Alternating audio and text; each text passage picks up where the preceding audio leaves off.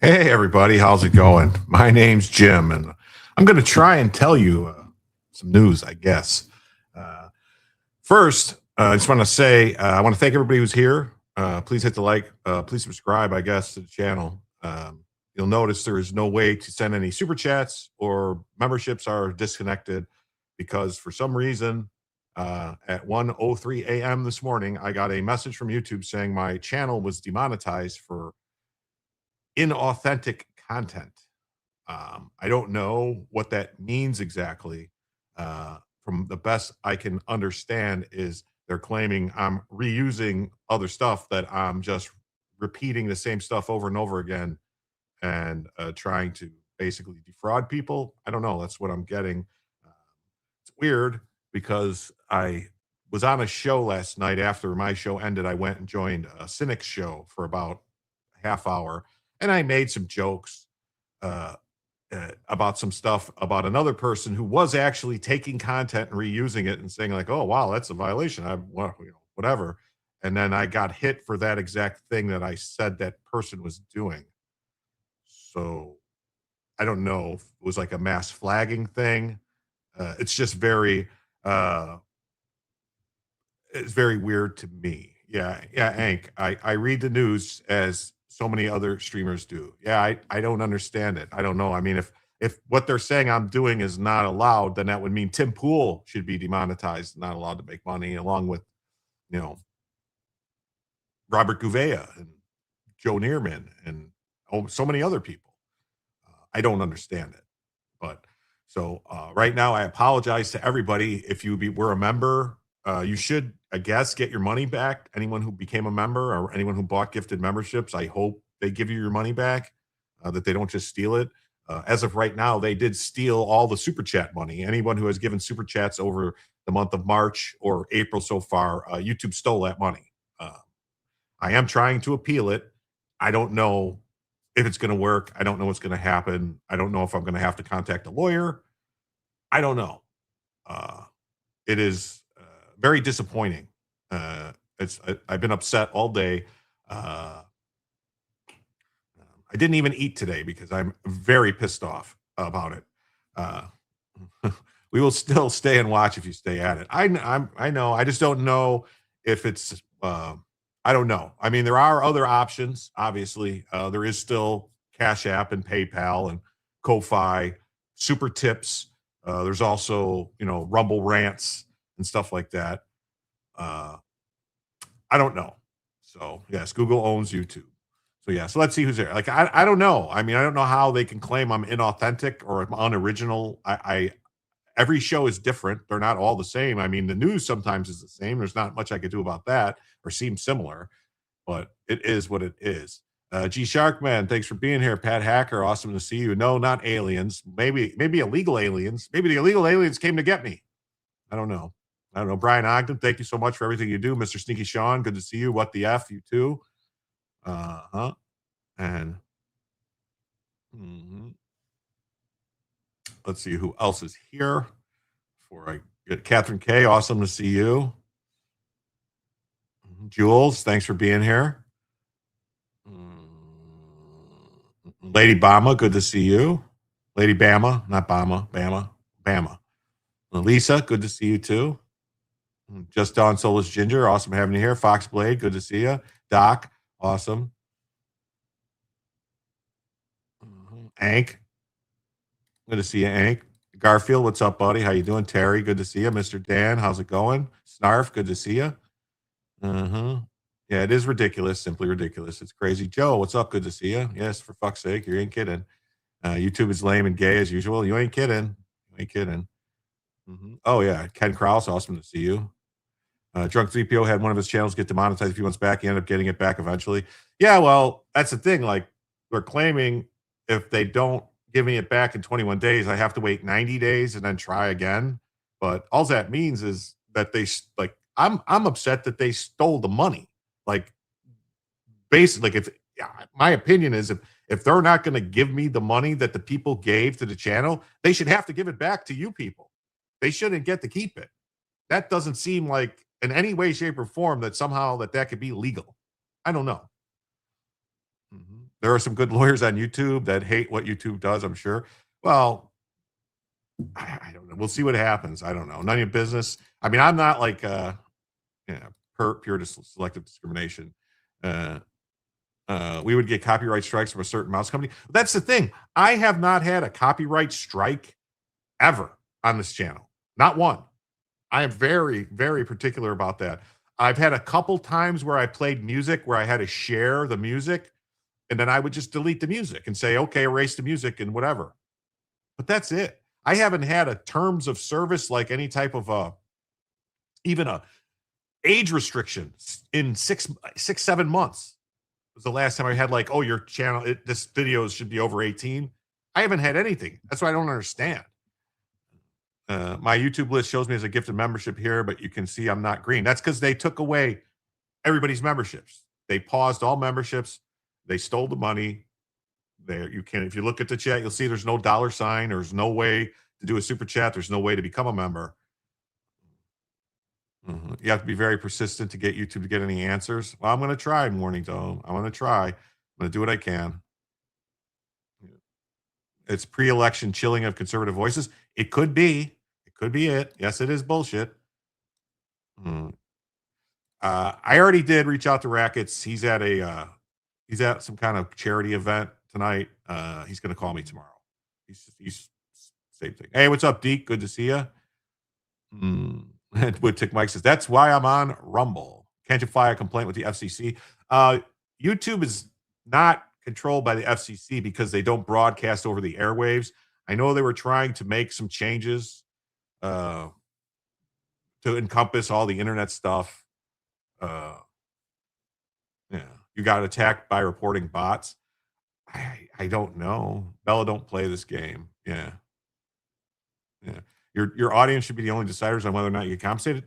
I agree. Do I still get Cash App? Yes, I still have Cash App. I still have PayPal. Those links are posted in the chat. I will put the banners up again. Let's see here. Yeah, see, there's PayPal and Cash App are there. There's also a thing if linked in the chat on the top. There's a pinned chat that has links to Cash App, PayPal, Coffee, Ko-Fi, and Super Tips. So I guess it is what it is. Yeah. What's the point of Section 230 if they're just going to delete? Try to contact the White House. I don't have any connections like that. YouTube takes 30%, support your mouse. Well, it does. It does take 30%, but if you use an Apple device, they actually take 60%. So there's that. Oh, what's up? This is the Off-Label Pod. We're live and told you're having problems. Yeah, I got demonetized at 1:03 in the morning for reusing content, it said. Inauthentic. Have I considered Rumble or Kick? I do stream on Rumble and Kick. Rumble is increasingly hard to grow on. I am struggling. Like on YouTube, I've been gaining 100 to 200 subs a month on YouTube for the past 10 months. On Rumble, I've grown maybe 20 subs a month, if that. And Kick, I don't know. Kick, it started out good, and I don't know. I don't know. So anyway, enough about my problems. All right. The show will be the same as it always is. It's going to go about 2.5 hours. We'll see if donations come in on Cash App and PayPal or Super Tips or Ko-Fi or Rumble Rants or Kick, Twitch, any of that stuff, Locals coins. I'll add it all up. If we hit 100, I'll add an extra hour to the show. If not, it is what it is. Same thing with the Bellavision. Everything's going to be the same. It's just we don't have YouTube. So super chats or memberships.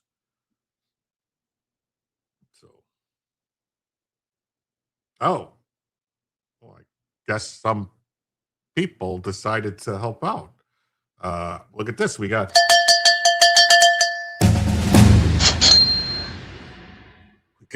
$100 from Lisa Day. Lisa, thank you so much. That also means right there, that 100 means tactical assessment. Red Chinese victory. Impossible. America will never fall to communist invasion. Communism is the very definition of failure.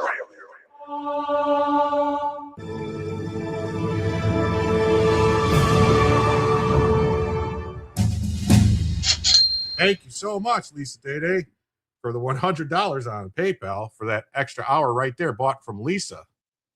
No, thanks to you, Lisa. Thank you, Lisa. Yes. I don't know what to say. We also got on Cash App, Nana gave 25 on Cash App. Oh, wait, I got to do this too. We have to add Bella to the screen with that. But Nana gave 25 on Cash App. Thank you. Wow. So that means right now we are 75 away from a second additional hour to the show.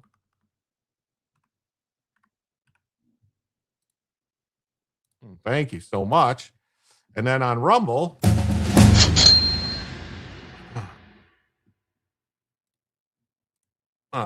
Doc gave $10 to screw YouTube. Thank you, Doc. That means we are now just 65 away from a second additional hour to the show. Thank you all so much. Another reason not to super chat through YouTube. Yeah, YouTube is losing money on this. Well,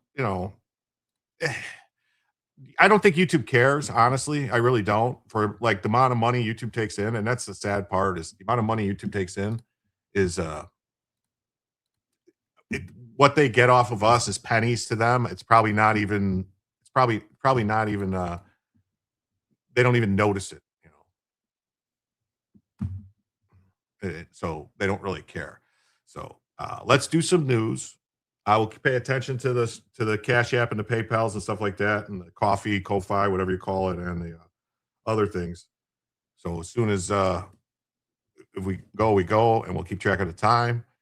And it is what it is. Garfield says, looks like the Strait is closed again. I think all those ship captains are losing their minds. Yeah, it looks like, I think what actually is going on with that, Garfield, is the Iranian government does not know what's even going on. Because they supposedly, the ships that they shot at were Indian vessels that had got approval through Iran to go. Like, they talked to Iran. Iran said, yeah, you can go. They were going in Iran's routes, and then some other person in the Iranian government decided to fire on the ship. So the U.S. military is, if you can find out who at YouTube did this, you can file litigation, subpoena the person. That way YouTube can't save them. Yeah, I don't, that's the thing. I don't know right now. I don't know for sure if it was like an automated thing. It might have been automated. Like it's a weird situation. Like I said, I was on a show last Cynic show. I made a comment about, we were watching this documentary, and this documentary was basically just other people's stuff that this guy was playing. And I'm like, well, this is just reusing people's stuff. You can't do that. And then like 20 minutes later, I got struck for using other people's stuff. Very weird. Mhm. Where's the cat? The cat's name is Frisky. She's not in here tonight. The cat's outside playing. The cat likes to go out at night. Thank you, Doc. 100%. You almost missed the show. No, you're not going to miss the show. So are they taking the donations for the last month? Or you're going to release it to? They are taking the donations. The money was supposed to be released on Monday, and they already said they're keeping it. I don't get it. So that's what it is.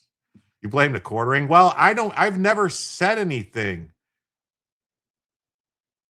Yeah, I've never said anything about the quartering. I haven't got involved in that at all. I don't talk about that stuff on this channel. I might go on other channels and talk about things, but on this channel, it's just news. I don't get involved in all that other stuff on this channel. I don't. I do have opinions, but I leave it out, you know.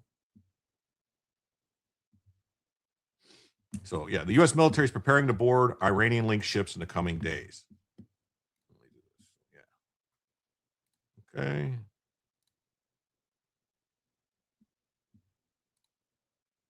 All right. Okay.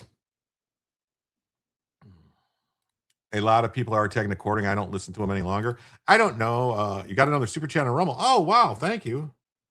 I got another Rumble rant. I did. From the Big Harry. Thank you, Big Harry. So the Doc and then the Big Harry. Thank you. $10. Wow, you guys are very generous tonight. Thank you so much. That means we are now just $55 away from adding a second additional hour to the show. Screw YouTube. They can go screw balls, YouTube. Luther Morgan just had his channel struck. He covered while quartering coffee situation. People are assuming the quartering's involved. I don't know. I don't know anything at quartering. I remember, and this is going to probably date me. I remember the quartering from when he used to do like claw machine stuff on YouTube 10 years ago, 8, 10, 12 years ago. And some of his other stuff. I mean, I don't know. I'm just here because I like talking to you people. That's it, and the news. That's it. That's all I'm here for, even if I was to never be able to get monetization back on YouTube, I would still do this because I enjoy it and I enjoy talking to you. It just kind of sucks because everything I make on YouTube now, everything, all the content, anything I put out, even if they don't monetize me, they're still going to make money on it. They will still put commercials on it and make money, even though I'm unable to be monetized. That's one of their little tricks that they pull, is that if you're monetized, you could decide not to monetize your stuff and say, no, I don't want commercials on it or nothing like that. And they can't put commercials on it. But if you're not monetized, they could put commercials on anything they want and charge people for whatever.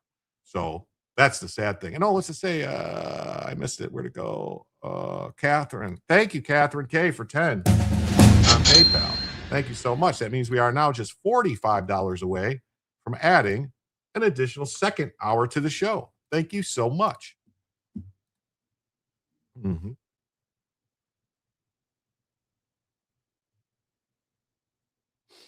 Mm-hmm. I see no ads on YouTube, and I don't pay for them for it. Okay, all right. Well, they might not do the live. They might not do the live streams unless you say you can do it. But on like the replayed videos, they will put commercials on the replayed videos. Ad free, the way to be. Reason I don't pay for cable TV, the ads. I don't ever, even when I never put ads. I always would go in and specifically take the ads off of YouTube and say, no. And sometimes I would forget. Golden Mare says Nate, the lawyer, might be able to help with the channel problem. Reach out to him. He's been very helpful. Well, I'm hoping that maybe tonight I could talk to Joe. And like I said, I talked to Ricada. He's going to call me tomorrow and see if he can talk to his person and see to work it out. And I don't know. But like I said, if they could do this to me for what I'm doing, they could do it to Gavea. They could do it to Ricada. They could do it to, Joe. They can do it to anybody. Nate, all these people who pull up stories and read the story and then talk about it. If somehow that's reusing content, I don't get it. Hey, Muffin Rando, great to see you. Getting word out to bigger channels is your best bet. Yeah, we'll see. So let's do this. Let's talk about this story Mhm. Let's see here. We'll do the New York Post, and then maybe Newsmax. We'll do these two. Okay. So yeah. The U.S. is planning. It's arbitrary. Yeah, I know. And it sucks because in all honesty, like if you're not monetized, I don't think they do anything to promote they won't put you into the algorithm. They won't do anything to help like get your word out. So then the only thing, uh, mhm. Then again, half the time they read stuff from their own pirates and princesses site. Uh, Clownfish. Did Clownfish TV get whacked? Or did I don't know. We'll see. But we're here. We're going to do the show, same as always. So the U.S. is reportedly weighing plans to board and seize Tehran-linked oil tankers worldwide. Oh, is this? Oh, hold on. I didn't know there was a day or two. As talks progress, President Trump today tells Axios he expects to reach a deal with Tehran in a day or two. And a senior Iranian official tells Reuters the two sides are getting close. Let's get to our senior foreign affairs correspondent, Greg Palcott. He's live in Tel Aviv for us right now. Hey, Greg. Hey, Sanjay. Yeah, we are following a bunch of developments all across the region, some looking positive. Iran's foreign minister announced and President Trump confirmed that critical Strait of Hormuz, restricted from most shipping by Iran, has now been reopened. The White House says it will work with Iran to clear any mines. President Trump posting, Iran has agreed to never close the Strait of Hormuz again. It will no longer be used as a weapon against the world. Still, there are two hitches. The U.S. naval blockade of ships entering or leaving Iranian ports through the strait remains in place. 19 vessels have now been turned away, and now Iran's Revolutionary Guard saying if the blockade stays, Iranian control of the strait stays. We will see. This is a ceasefire between Israel, Lebanon, and the Iran-backed Hezbollah in its first day. Seems to be holding. No major offense. Well, this is old. This is old news. This is old news. Let's see. What are oil prices today? Still $84. Still holding steady at 84. So oil prices are not really making a big bounce here. So that's interesting. So tension spiked in the Strait of Hormuz. Iranian forces fired on multiple vessels and declared that the shipping lane is under strict control of theirs. Saber rattling sent firms scrambling. And this was just a day after the Iranian foreign minister insisted that the strait was open for business. Yeah. So, and Other Yellow says, at a minimum, you're supporting the news that put it out to begin with. I know I always say who we're getting it from. I'm not trying to steal their stuff. YouTube and StreamYard doesn't return funds. Lots of monetized channel lost all money. Some people many times over. It says, I could show you. It says on there that they will refund the membership money because they paused all memberships. So that's what they claim. That actually, and I think it says after 120 days or something, they'll refund the membership money or something to people. I don't know. Yeah, the money donated wasn't a donation to YouTube. Period. Yeah, but see, that's the thing is, according to YouTube, it was. You were buying a super chat from YouTube. It's kind of, I don't know. It's very shitty. It's a very shitty situation. You think the whole war was a miscalculation? The Iranian regime are religious zealots that even other Muslims think are crazy. They want martyrdom. Well, that's kind of like we had to do something, though, Garfield. I don't want one American, one single American. I don't want one single American to die fighting for some other place on the other side of the world. But if they're a threat to us here in the U.S., like them getting a nuclear weapon would be a threat to us here. Let's be real. If the Iranians got a nuclear weapon, they would try to blow us up. They would give it to a terrorist or somebody to blow us up. They would. So we can't let that happen.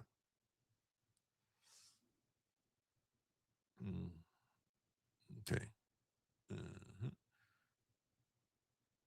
Iran is lying. They are buying time to dig out the missiles. Probably. Yeah, I know markets open back up on Monday, but these are futures. The futures markets are always open. So the futures markets are always open. You could, like, I could go right now and buy oil futures. That's open. That's not like the market's being open to buy futures. So. Oh, Ank, thank you so much, Ank. Hank just donated 10 on PayPal. Thank you so much. Wow. You guys are being awesome tonight. I really appreciate it. That means we are now just 35 away from adding a second additional hour to the show. Thank you so much. Just chat. Around $100 YouTube is taking that you donated. Yeah. Yeah. And I'm sorry, man.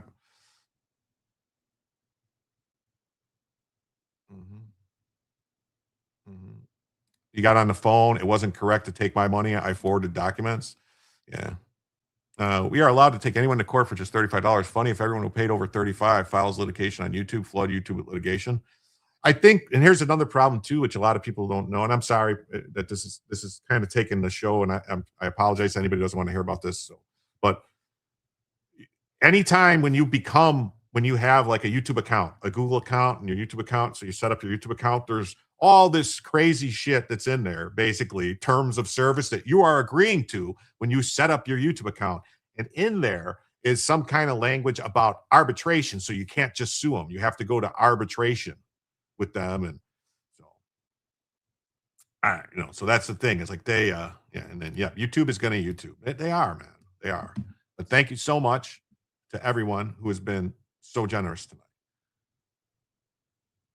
Behind the scenes, U.S. officials say the Pentagon is preparing to intercept and take control of commercial vessels tied to Iran. See, that would be a escalation, right? If we were to take control over Iranian vessels, and they're talking about doing it beyond the Middle East. So that means if they see one in the Indian Ocean, or if they see one in the Atlantic Ocean, they'll just take it. That could, I don't know. So the strategy's aimed at choking Iran's economy with the hope it forces the Iranian regime to reopen the strait and bend to its nuclear talks. We'll have to see. Trump said on Friday that Iran agreed to hand over its stockpile of uranium, and then the Iranians said, no, we didn't. Nuh-uh. That's what they said. Nuh-uh. YouTube is a monopoly. I think Google's a monopoly, and I really wish the government would take a look at it because it's definitely a monopoly. Definitely. I mean, there are other places like Rumble and Kick and Twitch and all these other places, but I've been streaming on all those places and it didn't really do anything. Yeah. Like Pat says, you're so small, this isn't a YouTube target. Jim pissed someone off on his travels. Yes, that's what I think happened. Honestly, I think someone got mad at something I said and went and had them and their friends pull what's known on the internet as gay ops, GHEY ops, gay ops, where they targeted me and did a mass flagging attack on my channel saying it was, stolen content, reused content, inauthentic, whatever. There's a bunch of different things you can make complaints. Like you can, I'm not don't anyone do this. Okay. I'm not telling people how to do it, but there's ways when you're watching a video, you could go and click on it and it's report. There's all these different things. And that's what happened. That's, in my opinion, what happened. Yeah, it is gay as fuck. It is. So, So some sticking points remain over how long Tehran would have to halt the enrichment, which why not forever? Why don't enrich uranium? Why isn't it just don't enrich uranium? The U.S. has already blocked 23 ships from leaving the ports as part of their growing naval blockade. And the U.S. Central Command on Saturday said that the U.S. will actively pursue any flagged vessel or any vessel attempting to provide material support to Iran. And that they're also going after the dark fleet ships and saying that those are also fair game. So this new campaign is being dubbed Economic Fury, and it could draw U.S. forces well beyond the Gulf. Yes, NASCAR mode people do suck. They do. But not you people here in the chat. You people here in the chat are awesome. So the fragile ceasefire is unfolding as in Wednesday's expiration. So it expires Wednesday anyway, the ceasefire. So talks in the Pakistanis failed to produce a breakthrough. That's the Joint Chiefs, Chairman of Joint Chiefs, Dan Raisin Kane. You didn't make fun of the quartering, did you? I don't think I've ever mentioned the quartering on the show at all. I don't think I've ever mentioned them. So it says Iran still believed to have thousands of short and medium range missiles and has begun pulling launchers out of underground storage, though heavy U.S. strikes have denied it the ability to quickly rebuild. Hexa said that we are maximally postured if fighting resumes, but officials remain wary of putting boots on the ground. Technically, like I said before, we've already had boots on the ground. We did have soldiers on Iranian ground to get our pilot back. Technically, that's boots on the ground. Now, I know when people say boots on the ground, they're talking about like a battalion or a regiment or something rolling in with tanks and everything. But, I'm pedantic. Iran exports roughly 1.6 million barrels of oil a day. Wow, do you know, didn't I just read a story yesterday about the U.S. exporting 5.2 million barrels a day or something like that? Huh, so the U.S. exports 5 times what Iran exports? That's weird. The Treasury Department's also rolled off fresh sanctions on ships and companies and figures tied to Iran's shadow oil trade, and says that they're going to go after anyone caught buying or selling sanctioned oil. They're going to go after him. But if you slammed him somewhere else, he knows where you live. I don't think I did. I don't think I weighed in at all on the quartering stuff. I really don't. Does the CIA have boots on the ground? Oh, you bet your sweet patootie they do. So the U.S. has shown that it has the capacity to carry out that playbook, tracking, seizing vessels tied to Venezuela in far-flung waters. And now it appears they're going to do the same thing to Iran. Yep, they're going to do the same thing to Iran. That's what they're going to do.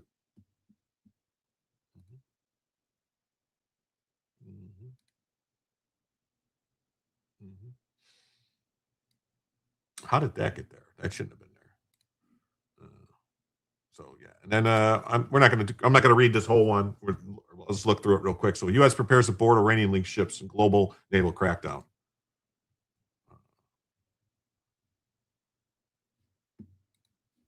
U.S. forces boarding Iranian ships marks a significant expansion.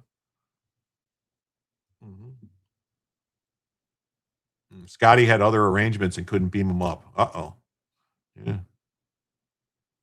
You want a window cleaning robot? They do sell those, don't they? Oh, maybe you upset the smellies and they flagged you. That's the thing. I did not get. I could show you what it says. All right. I can show you what it says. Why not?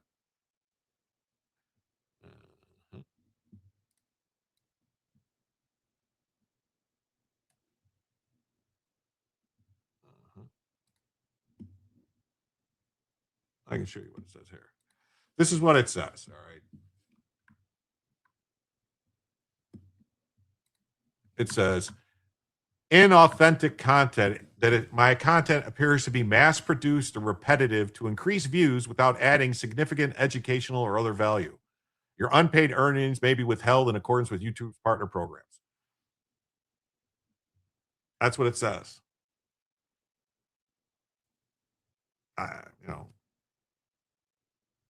I already appealed it. We'll see. We'll see what happens.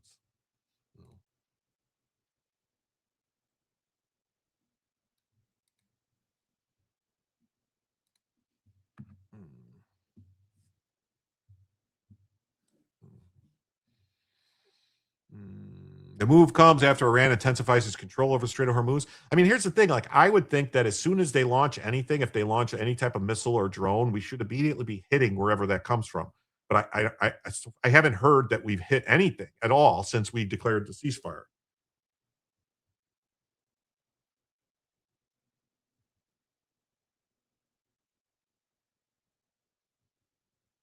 Oh, Gary. Is Gary here? I don't know if Gary's here. Says Gary just gave me another 10 on PayPal. Thank you so much, Gary. That means we are now just $25 away from adding a second additional hour to the show. Thank you so much. Does YouTube think your channel's AI slop? I heard YouTube was purging those. I don't know. See, that's the thing. Maybe it's my intro video, and because I use the same thumbnail, I don't know. But this seems more targeted, Garfield, to be honest with you. Like I said, I was on a show. I made some comments about this specific topic.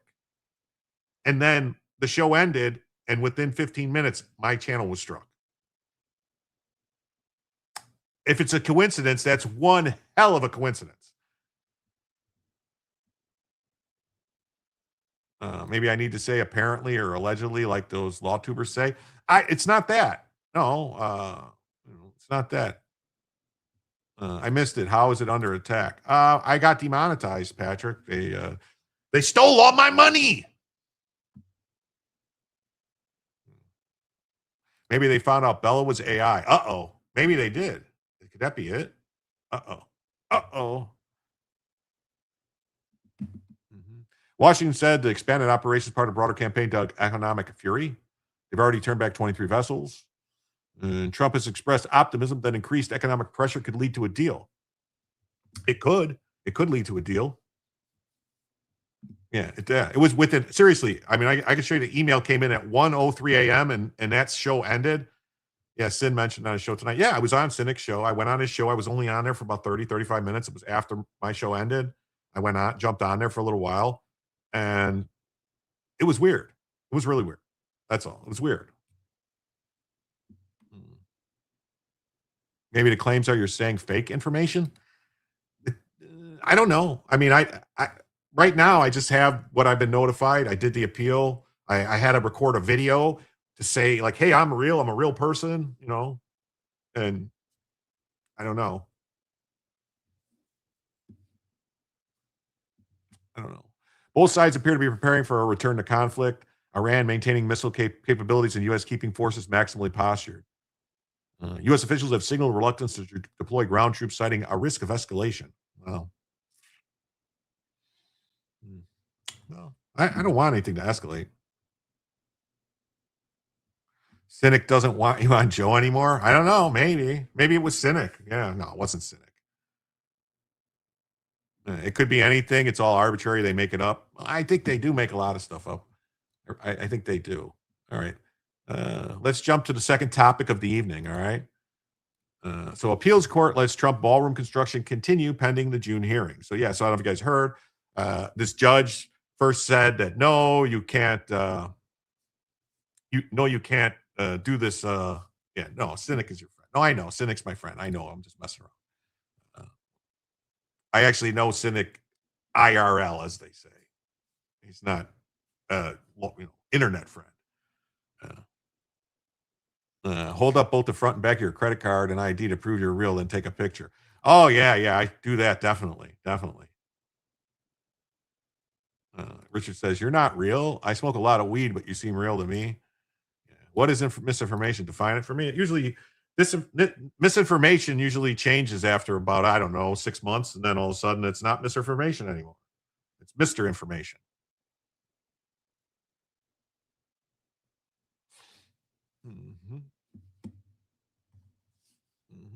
So let's see here. What do we want to? Which story? We got the Gateway Pundit, Just the News, Epoch Times. Let's do the Epoch Times.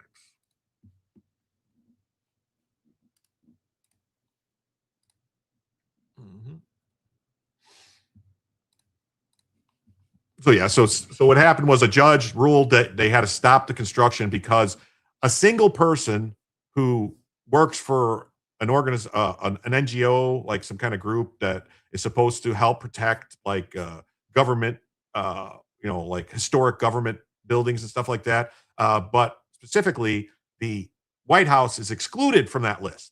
So the White House was taken. Congress says, no, not the White House, other stuff, but not the White House. Well, this one person says that like once a week or once a month, she might take a walk and she might see the White House, and it would upset her if she saw this big ballroom. So they filed a lawsuit, and this crazy judge with crazy eyebrows said that, yeah, she's got standing to sue, and stop the construction. Epoch is the best investigative journalist, genuine peeps. Yeah, I like them. I like the Epoch Times. So the judge ruled that you had to stop, and then gave like some stuff and said, well, if it has to be for security, and then it went to an appeals court. Appeals court said, well, we don't need to stay it because there's other reasons. They sent it back to the judge, basically telling him you can't put this injunction on, and there's other questions. And then the judge changed it and said you can only work underground or something like that. You can't work about anything above ground. And so now it went back to the appeals court, and the appeals court said no. The White House, the president has control of the White House. The president can build. Stop what you're doing. YouTube is not your friend. It's part of Big Brother Google. For after all, besides, it relies almost completely on AI. It does. Like I have noticed. I don't know if you guys have noticed like a massive increase on the amount of like AI, basically just voiceover AI with just pictures of stuff that doesn't make any sense, that doesn't correlate with any of the stuff they're talking about. Videos that are like 20 minutes long, 30 minutes long about topics. You see it goes, oh, this is about like Murder Incorporated, or, you know, like, which is, or this is about, you know, this historical thing about the World War II or World War One. And then you watch it and you go, wait a minute. What is this? This is not real. This is not somebody. This is just some AI crap. Sin was pissed by what happened to Jim. No, I know. Sin is a friend of mine.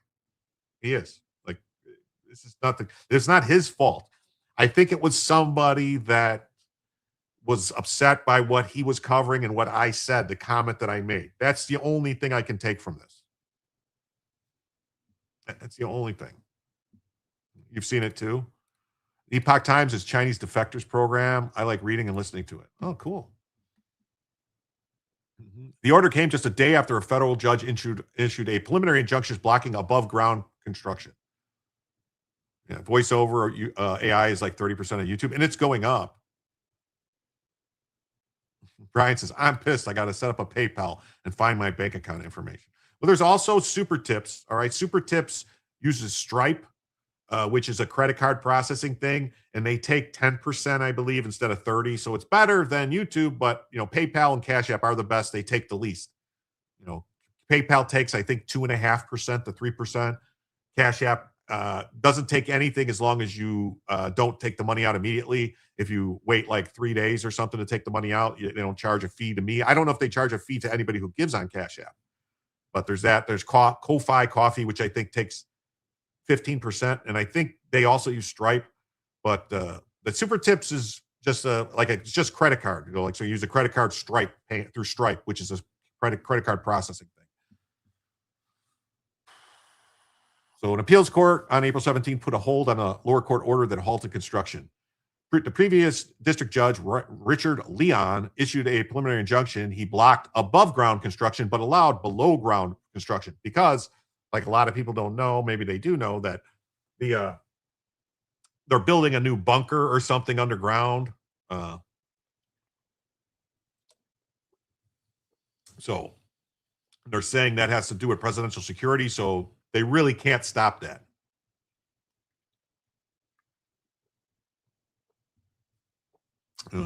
Yes, that is Chunk as Rambo. That is Chunk Rambo. Trambo, pick it up opponent, and he don't ride on Rambo. The huge ballroom will be beautiful. It's going to be the greatest ballroom ever. It's going to be great. It's going to be great. Yeah, PayPal is worse than YouTube at screwing people. They can be. Like, that's the thing. PayPal can be. If you get banned from PayPal, you're screwed. You really are. Like, PayPal is like powerful. That's why they call it the PayPal Mafia. They're powerful. You know, I don't know. Well, credit cards are Satan. Yeah, I mean, well, you can use a debit card for Super Tips, just like I think you can use a debit card for the tip on PayPal. Like, I have the PayPal thing set up as a tip jar, so it's not like a purchase; it's just a tip jar. I don't know. You don't think Trump's balls can fit in that room? Probably. People tell me, they say, sir.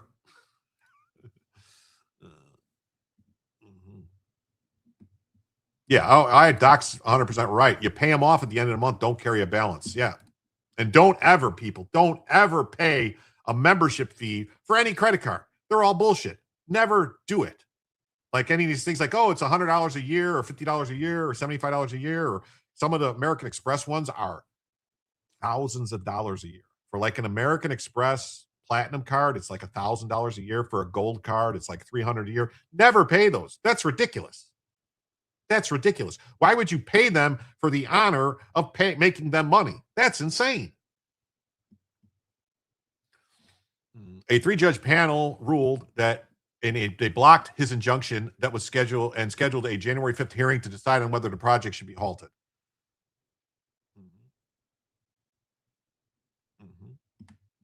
The Epoch Times reached out for the National Trust for Historic Preservation. Yeah, this is this trust which filed the lawsuit, which has no jurisdiction over the White House. The White House is completely not involved in their historic preservation stuff.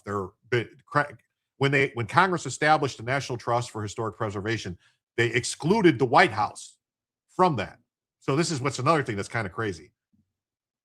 The White House first announced the project in July 2025, saying it would span 90,000 square feet.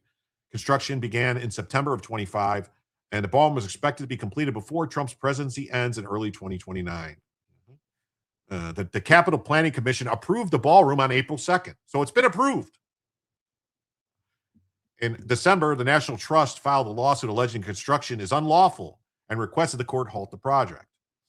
He ruled in favor of the trust on March 31st, ordering the ballroom construction must be halted until Congress authorizes its completion. Where does he get the authority to say that? It doesn't say anywhere that they need congressional authority to do anything in the White House. There has been numerous construction projects at the White House, all right, over the years. Truman, Obama, Kennedy, Eisenhower, Clinton, Ford, Lincoln probably too, but I'm saying like just in the last 75 years, every president has done construction at the White House, and they have complete authority to do it. The judge later clarified in April 16th ruling that the below ground construction, including construction of any top secret excavations, bunkers, bomb shelters, protective partitioning, military, hospital, whatever, as well as above ground construction, strictly necessary to cover, secure, and protect such facilities may proceed. Joe says, I pay Amex because when I want to go to Egypt, I charged it and they didn't get any calls or texts from a bank asking me if I really wanted to charge that much.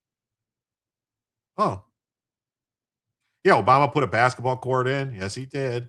So yeah, TDS is in full effect.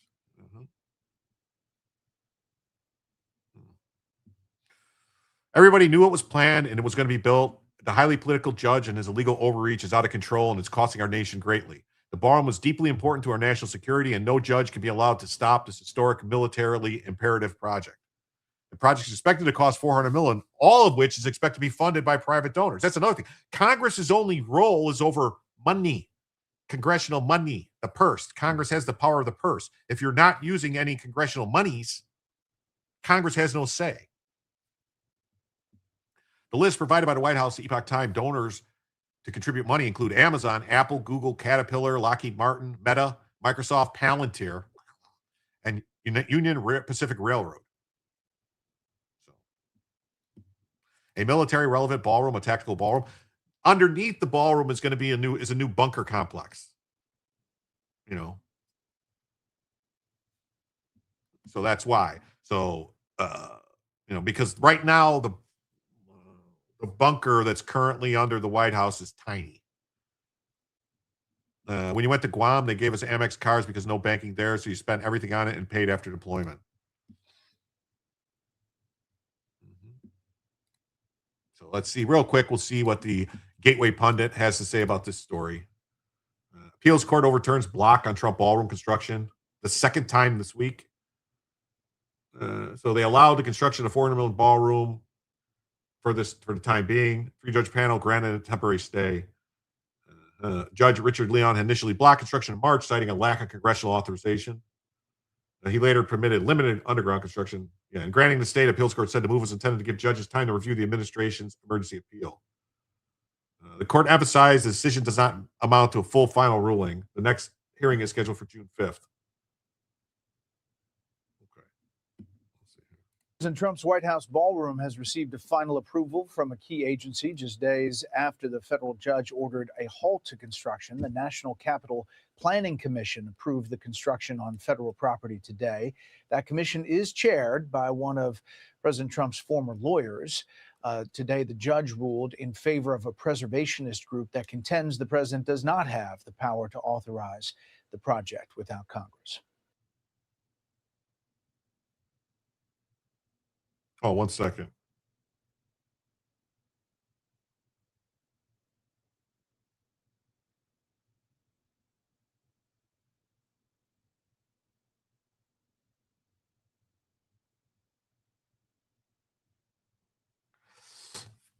Sorry, I was someone asking me what was going on. I just had to tell them I'll talk to them tomorrow that I'm busy.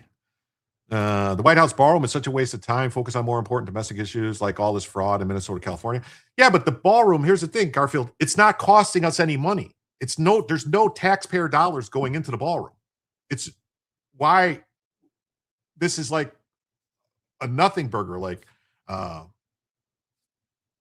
why doing this? It doesn't make sense.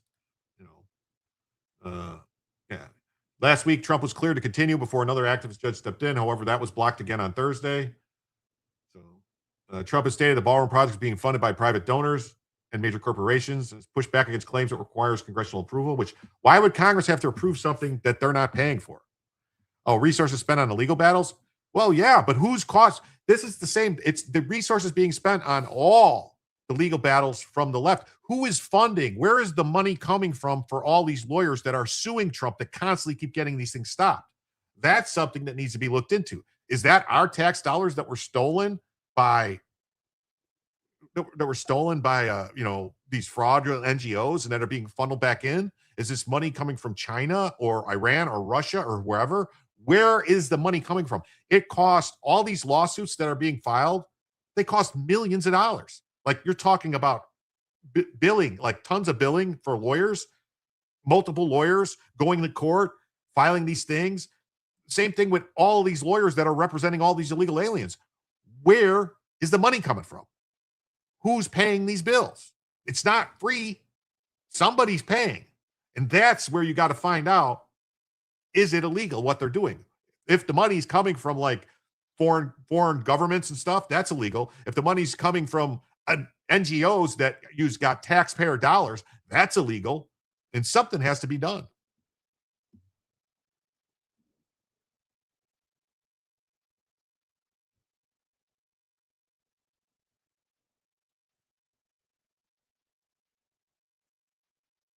Oh, thank you. I got another $5 on Cash App from Laura. Thank you, Laura. Thank you so much. That means we are now just $20 away from adding a second additional hour to the show. Oh.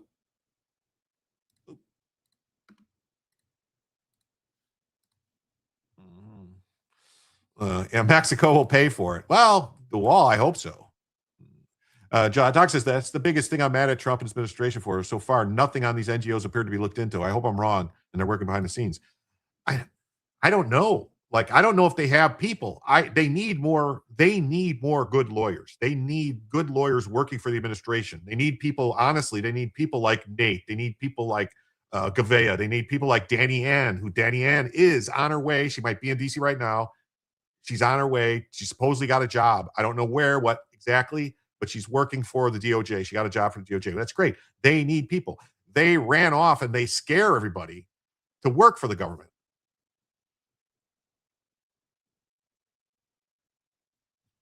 What's this? 34,000 hours. Holy shit. 2,200 hours a year is a hard working year. Well, no, I mean, if you work 40 hours a week, all right, for 50 weeks a year, that's 2,000 hours.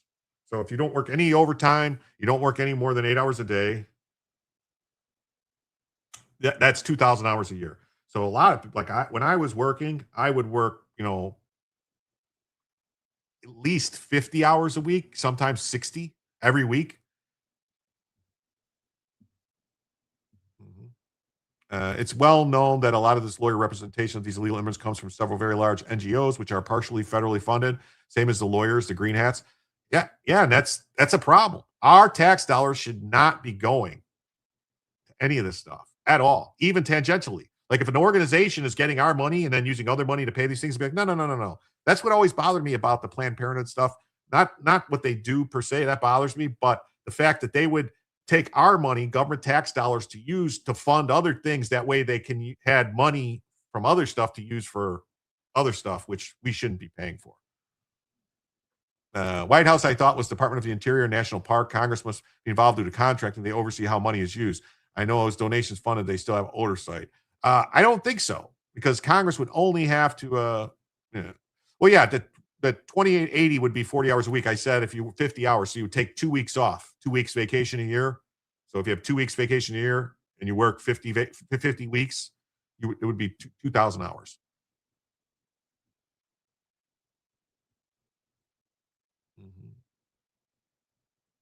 The law firm that fights Trump charged 34,000 hours. Oh my God. Wow. So the project's part of a broader effort by Trump to reshape Washington, D.C., including plans to build a large ceremonial arch and renovations. Now, the arch thing is very interesting. Like, the arch thing is actually something that was approved and planned out like years ago, a long time ago. They just never got the funding to do it, but it was already approved and everything. So we'll have to see how that goes. So we got this next topic to talk about. This is Ypsilanti Township says they're going to consider a 12-month moratorium on supplying data centers with water. So they're going to cut the water off to data centers because they don't like data centers. I don't know. I don't know how I feel about this. I really don't.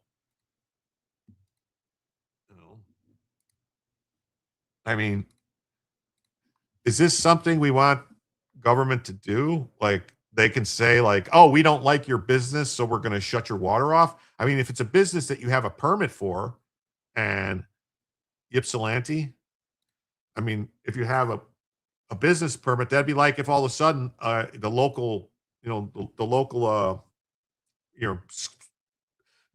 whatever, water board or city council says, yeah, I don't like, let's say, I don't like guns. So you have a gun shop, so we're going to shut your water and sewage off so you can't have toilets or anything. Or that seems kind of crazy to me. Depends on the contract with the data center. They're not data centers, they're AI centers. This is right down the road from you. They also have a non-binary sheriff that practices equitable policing. They're no longer charge people in the neighborhoods for minor issues. Ohio's going apeshit over the data centers or electric prices. Well, that's the thing. Like the electric prices thing, like I think they should have to establish where they're going to get the electricity from before they get permission to build these things. Like if they're just going to tap into the already strained electrical grid, that's an issue, because yes, that drives everybody's, because just like gasoline is, and we're seeing that with the oil prices, is speculative, but it also is supply and demand. It's also electricity is supply and demand. All right. And the more demand for electricity in high demand areas, that's why if you notice on your electric bill, you'll see different charges at different times. Peak hours, they charge more for peak hours. They stole all Salty Crackers money too. Yeah. They do that. That's how they do. Wow. I got another 5 from Lurch. Thank you, Lurch, on the Cash App. That means we are now just $15 away from adding a second additional hour to the show. Thank you so much, everybody. Super generous. Thank you. I hate to say this, but we are a third world country full of Somali-level IQ people that get the vote. We need to go back to only men that have property and actual pay taxes, no takers. AI needs water and power. This isn't a hard choice. Humans need water and power. Well, if we were having a serious issue, why, if they need, so you're saying they need water for what, cooling? It should just be like, shouldn't they have a cooling system that recycles the water? Why they shouldn't be taking like fresh water, and if it's polluted, putting it back into the system, like, right? I mean, I don't know how this, but it should be a sealed system, shouldn't it? You're no longer allowed to give a super chat. Yes, Patrick, that's what we're talking about. YouTube demonetized my channel at 1:03 a.m. this morning. Something happened. I went on a show and I made some jokes. Maybe I offended someone. And then 15 minutes after I got off the show, my channel got demonetized. It was very weird. It was very weird. No more super chats, no more memberships, no more YouTube money. And YouTube stole all the money too. So either by the ocean or huge cooling towers in a closed system. Obviously, evaporated water is consumed. No, I mean, couldn't they have? But if it's sealed, couldn't the water evaporate, and then can't they recapture it, and then it can condensate? They have condensation tanks or something to collect the water and reuse it again. They can't do that. They already do it. It's an issue with a brewery locally. The water bill is 10% charges for the same usage of regular rates. Wow. If they're wasting potable water for cooling, yeah, they should get banned from public network and provide their own. Okay. Hmm. Yes, thank you to all the PayPal people. Thank you. Yeah. That is what the cooling towers are. That's what I thought for condensation. That's what I thought. And they recollect it, right? Right? Am I wrong? I don't know.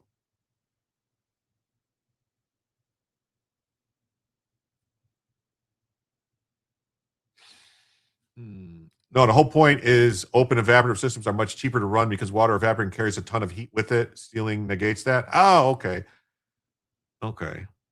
Uh, okay, yeah, you're right. Because it does. There's a temperature variation that happens as the water evaporates. That's why most women know this, or women used to know this. I'm not, and this is not a slight, in no way, shape, or form, slight or any type of dig on women at all. So please don't take it that way. But years ago, women used to always love to stand outside around their clotheslines because when you would hang clothes on clotheslines and as the water in your clothes would evaporate, it would actually cause the temperature around the clothes to drop like 5 or 10 degrees. Like seriously, where they would just stand around the clothesline with the event when it would the water evaporating would lower the temperature.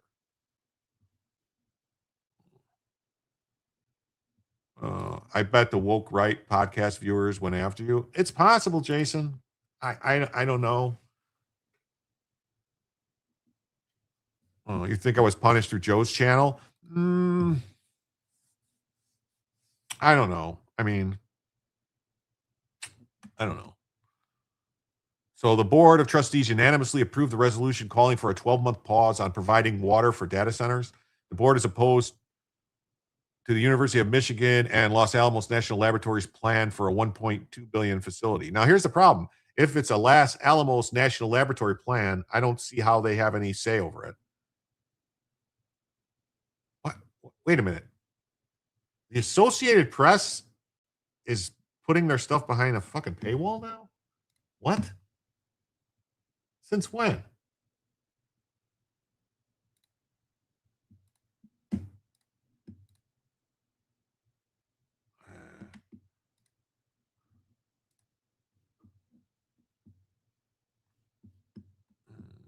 Hold on a second.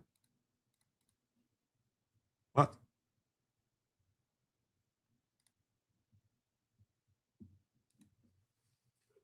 Damn it. I have to create an account now? What the hell?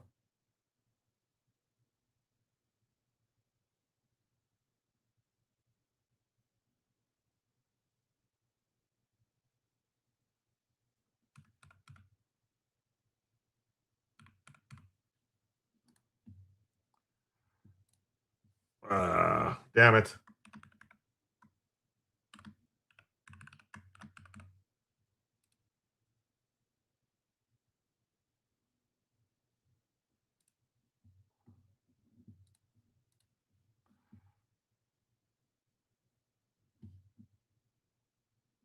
All right. Sorry about that. Ugh.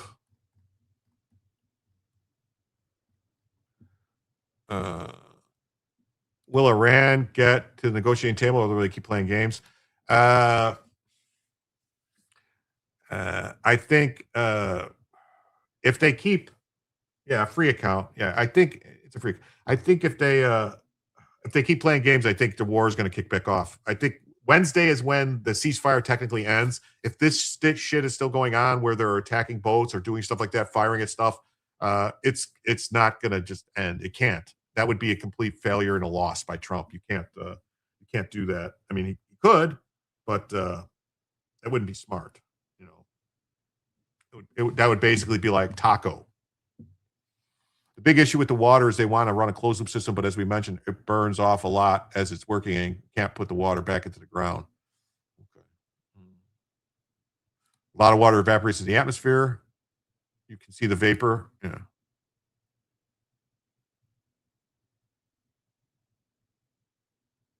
Evaporation, I used to haul bulk salt on a monthly basis to a plant that mixed it in the cooling system water. Okay.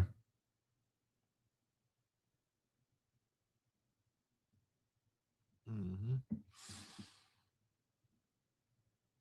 So yeah, so they have a 1 point. The University of Michigan previously told Planet Detroit a project could use up to 500,000 gallons of water a day. Now that's insane. 500,000 gallons of water a day. Here's a question: what if you were using 500,000 gallons of water a day and it was evaporating into the atmosphere?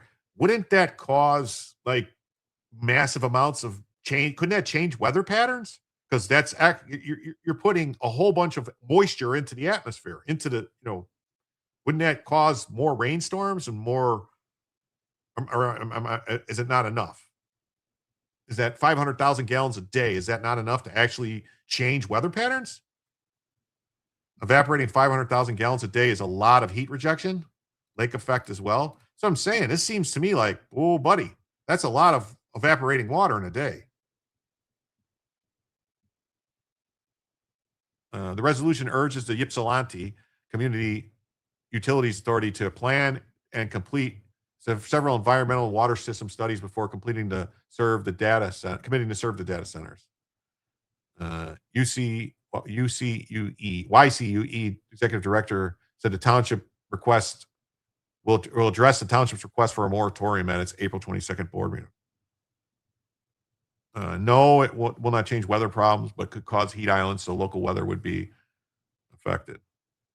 Earth is pretty big. I'm not talking about the Earth. I'm talking about like locally. Like it's the same thing you happen with like when you have like mountains and like right by the mountains, you'll have different weather patterns, like because you'll get the moisture, like the moisture doesn't make it over the mountain. So on one side of the mountain, you'll have the rain will fall and it'll come down this way, and the other side it'll be like not get the rain. So if you're adding this water, I'm just saying like where the Gulf Stream is moving, if that moisture would get added to the clouds and just cause more localized rainstorms, kind of like cloud seeding, right? Or it's on the wrong side of the state for lake effect. Depends on the wind. The utilities supply drinking water and sewer service to multiple communities in Washtenaw and Wayne counties. Thor Equities proposed a data center in Augusta Township is also within their service territory. And it's the subject of a ballot question in August. Could use 1 million gallons of water daily. What happened to geoengineering? I don't know.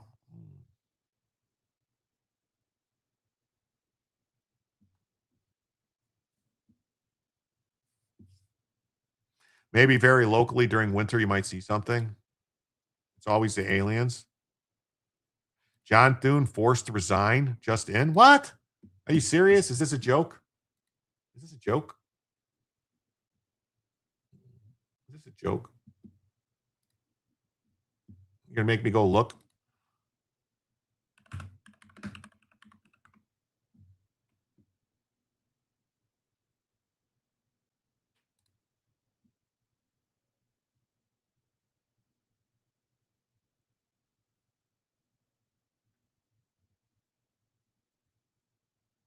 I don't see anything. I don't see anything from Thune. Sorry.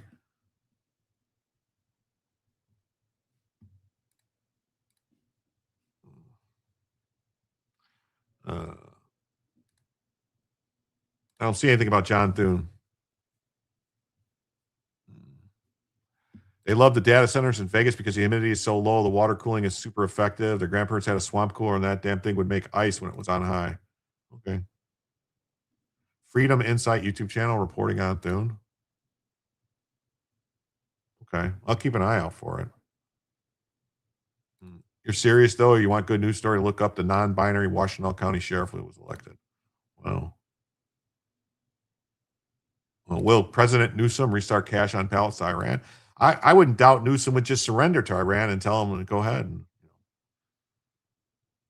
So, in a statement, the university said the project would create a high-performance computing facility, would create 200 jobs and support public projects in medicine, climate science, and energy.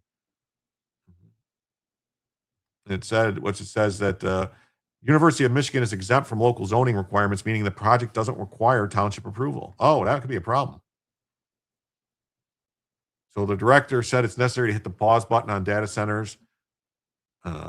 It says that their wastewater treatment plants has limited capacity, and you're borrowing this land, these resources from future generations.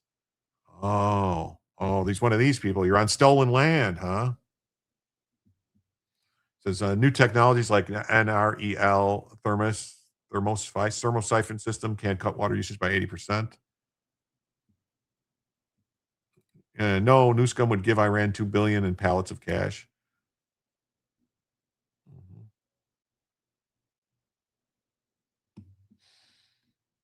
The township's resolution raises concern over the data center's potential use of massive amounts of wastewater, chemical pollution, or water that has been warmed by cooling systems.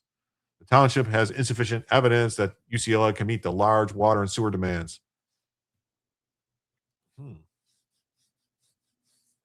I mean, why couldn't you have a sealed system that just takes water? Like, why couldn't you get water from like a Great Lake and just run it through the system and do like just a temperature variation? You know, like you run it through the system and pump it back into the lake and have it not like have it sealed and just have it pump through pipelines, have it heat up and then cool down, pump it out of the lake underground. Because if the stuff is all underground, doesn't it keep like geothermal? Doesn't it stay at like 55 degrees? So if it's 55 degrees and then it goes through and cools the stuff and then put it back underground, couldn't you just have it cycle through underground and keep it sealed in a pump?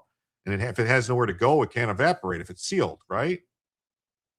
As long as it's airtight.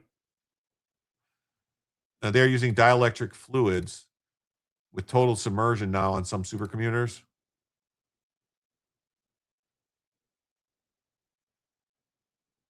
Nationwide, a lot of the data centers are being scaled back or on pause because we don't have electrical capacity. Well, that's why I thought the plan was to have mini nuclear plants to power them, like have mini nuclear power plants.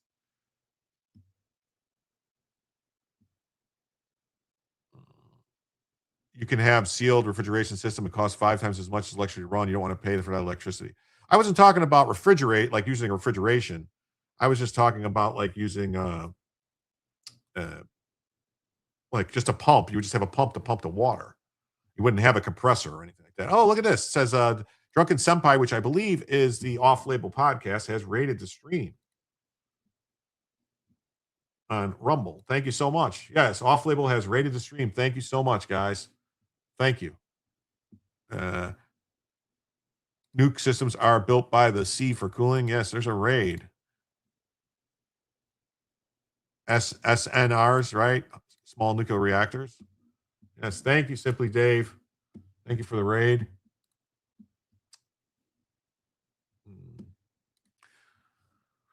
Blackbird said utility plans to perform the studies recommended by the AWWA and the WF in accordance with the townships. The Water Environment Federation. I was thinking they were talking about the World Economic Forum, which I was like, why would they have anything to say about it? Water resolution follows township push to block the project.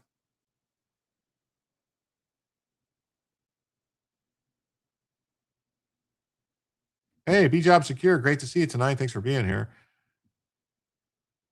Now you have that in your head. Get it out of your head. Get it out of your head. You are aware heat doesn't just go away. It's going to accumulate somewhere eventually. No, I know it. They got to move it, though. Got to move it somewhere else. To take out Iran's PT boats, will Trump send Navy destroyers or armored jets? The PT boats, they'll just use like drones, you know, like with like the same thing they use to take out the boats in the Pacific and the Atlantic, the drug boats. You use like a Reaper drone with a Hellfire missile or something like that, or you could use a ship with, you know, a 5-inch gun, or you don't want to waste something super expensive. So the best thing to use on them would just be like to take them out with a destroyer. Really would be.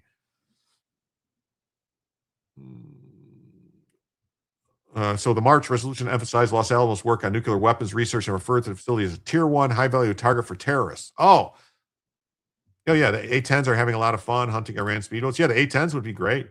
Very cheap to knock them out with those. So they're worried about terrorists. Michigan is worried about terrorists. It's kind of on the nose, isn't it? A little bit on the nose.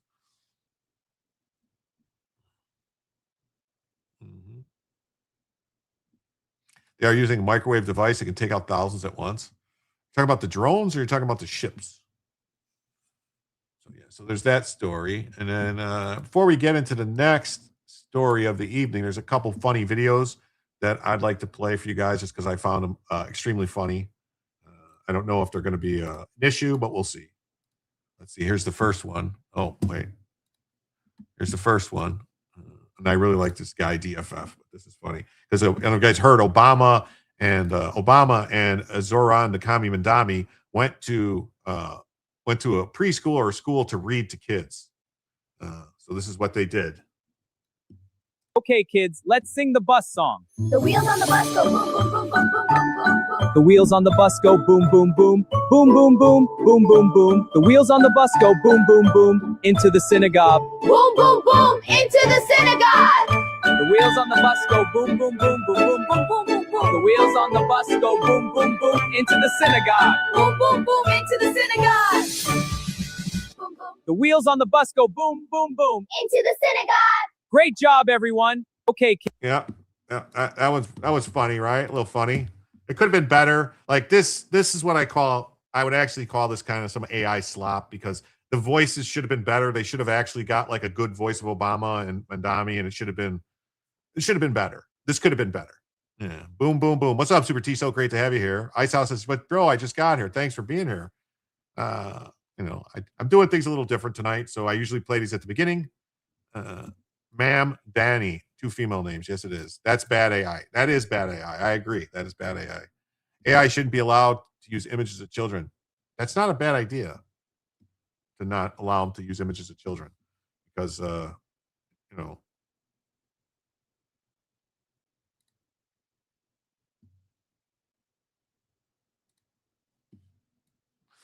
should it be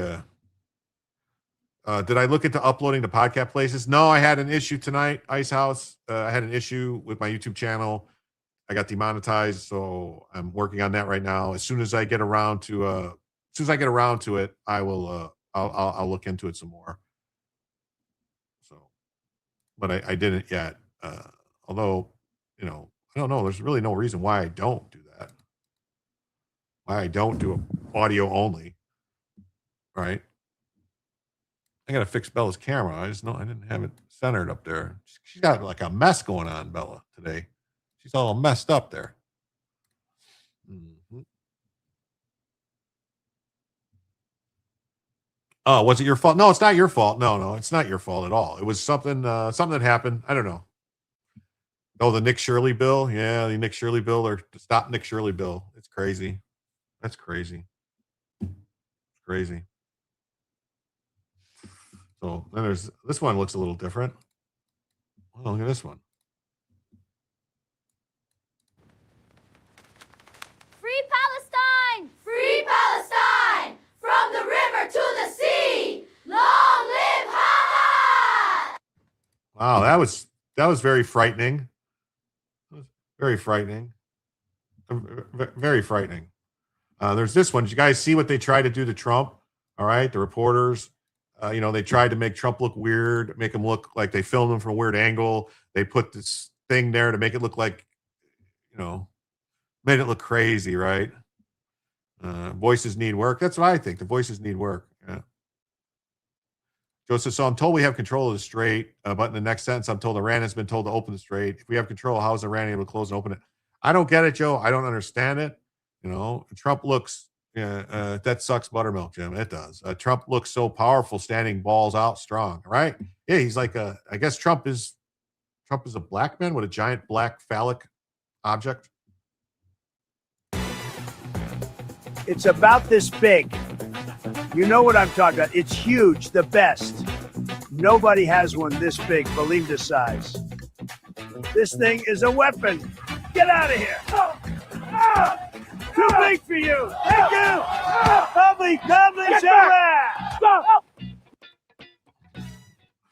It's called the boom mic. It is. It's called the boom mic. All right. There was one other one. Oh, did you guys see they found a picture of Marjorie Taylor Greene? I don't know. Since Marjorie Taylor Greene left the Congress, look at her. She's kind of got stacked. Like, what the hell, man? That's nuts. Oh, here, Trump playing Battleship. H7.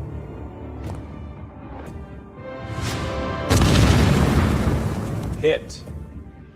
B6. Hit. Boom! That's what I'm talking about. Tremendous explosion. My turn. Let's see how you like this.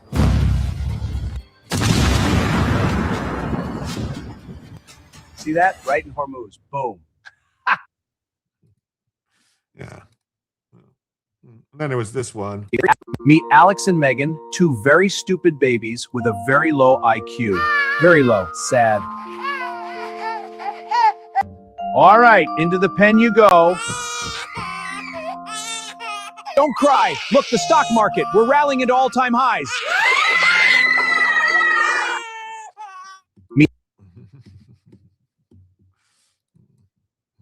Oh, here's another one. Let's see.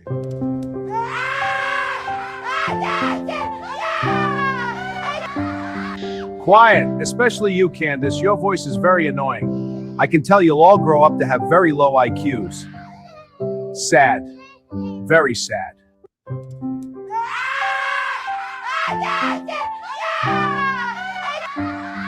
Quiet, especially you, Candace. Your voice is very annoying. I can tell you'll all grow up to have very low IQs. Sad. Very sad. Oh, damn it. Man, that got replayed. Anyway, so yeah, so those were some videos I thought were funny. And then I don't know if you guys saw this. Letitia James is refusing to release her tax returns. She demanded Trump release her tax returns, and yet she won't release her tax returns. I mean, talk about ballsy, right? Isn't that crazy? Baby news is hilarious. Yeah. Shirley went to Sacramento to ask the bill's co-sponsors why, and most play dumb. Video released. Yeah, I saw a lot of it. It's crazy. Yeah, if others chant for their freedom, that sounds frightening for you. But when you keep attacking countries with zero right under bullshit reasons, that's legit for you. Quite convenient. What? The Iranians were chanting for their freedom, and we were trying to help them get their freedom. I don't understand. What do you mean? Trump is messing with the UK through shipping channels. Lords of London, powerful investors, when they dropped insurance on the ships, Trump has pushed back to break their power. Okay. The stock market is not a measure of people's situation. No, it's not. The stock market, like, people like to talk about the stock market, but the vast majority of Americans really don't have any money in the stock market. They don't. The vast majority, I think like over 50%, like 50, 60% have no money in the stock market. Yeah, America, if necessary, can be crazier than our enemies ever thought of. Yeah, can be.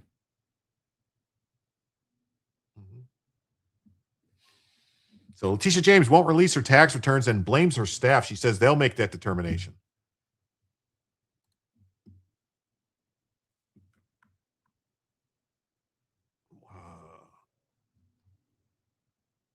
Why?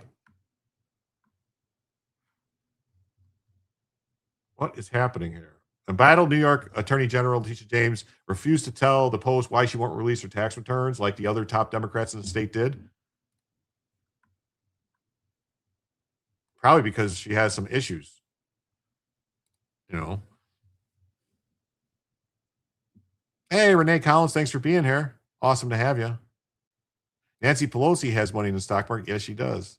Probably close to 80% that don't have money in stocks. Well, a lot of people don't, by saying stock market, not stocks, because you can have money in like 401ks that don't actually have money in stocks, but they have it tied up in like mutual funds, which do other things.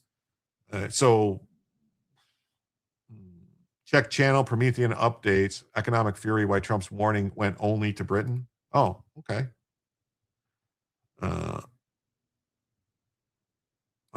Many that do will make money off the volatility those complainers help propagate. Yeah. So Zoran Nakami Mandami and Kathy Hochul have made their tax returns available for review by reporters, but James is refusing to do so, even as she fights back allegations that she is a corrupt piece of garbage who committed mortgage fraud on several applications.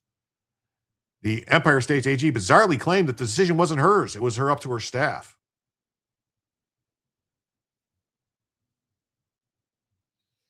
You know, that her staff will make the determination. And she partied with other big Dems wigs at the Somos conference. What's the Somos conference? Is that supposed to be Soros, not Somos? We know the practice. We speak to the comms director, Jane, argue before turning away to work the rope line with other glad-handing attendees.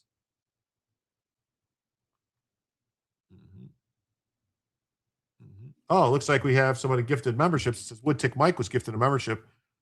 Thank you so much, Woodtick Mike. I mean, that was actually Spuds. I believe that was Spuds. Spuds give $5. So take that, YouTube.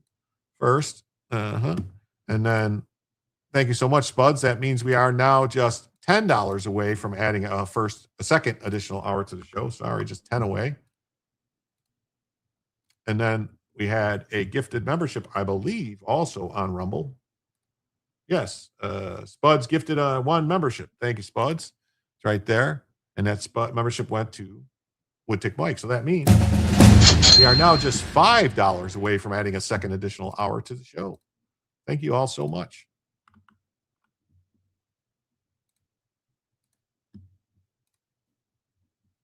Alex Soros is worse than his father. I believe so. I believe so. I totally do. Yes. Thank you, Spuds. Yes. Several minutes after the exchange, a spokesperson confirmed to the Post that James's staff had, in fact, decided not to release her taxes. Yes. We're not releasing her tax returns. No. All are welcome to review her financial disclosures, which I wonder, did she lie on those financial disclosures? Could those financial disclosures actually be like not good?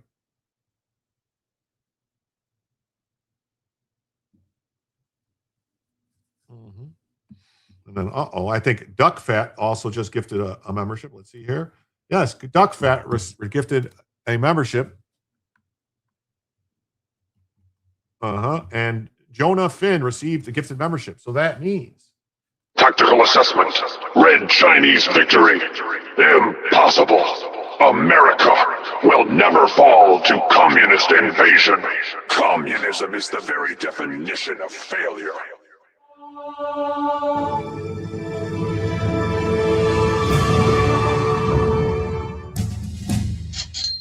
Thank you so much, Duck Fat and Spuds and everybody else for that. That means we are now $100 away from adding a third additional hour to the show.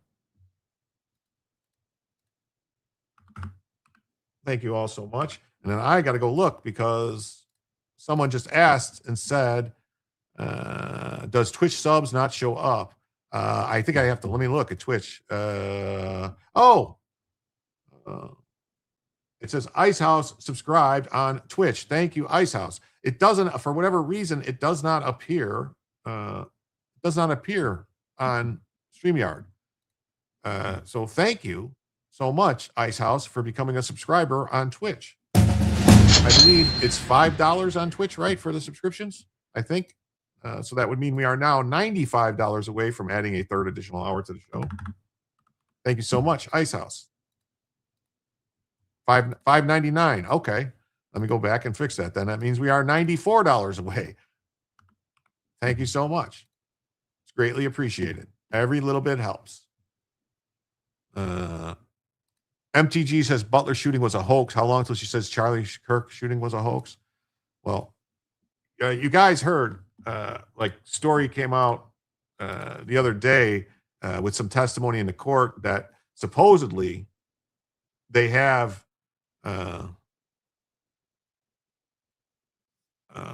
I would love you to share the YouTube link I shared when you get time. Okay. Let me where is it? I don't see it. Did you share it on YouTube? Where did you share the link? Because I don't see it. Oh, okay.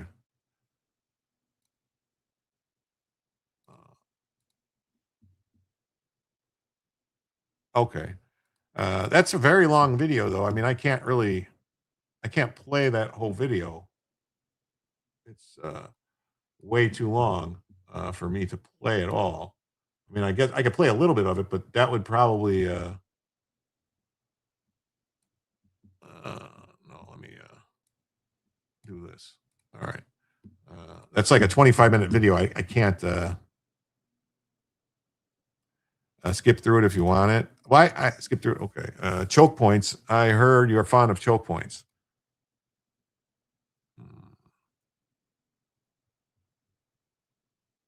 Okay. We'll take a look at it. We'll take a look at it.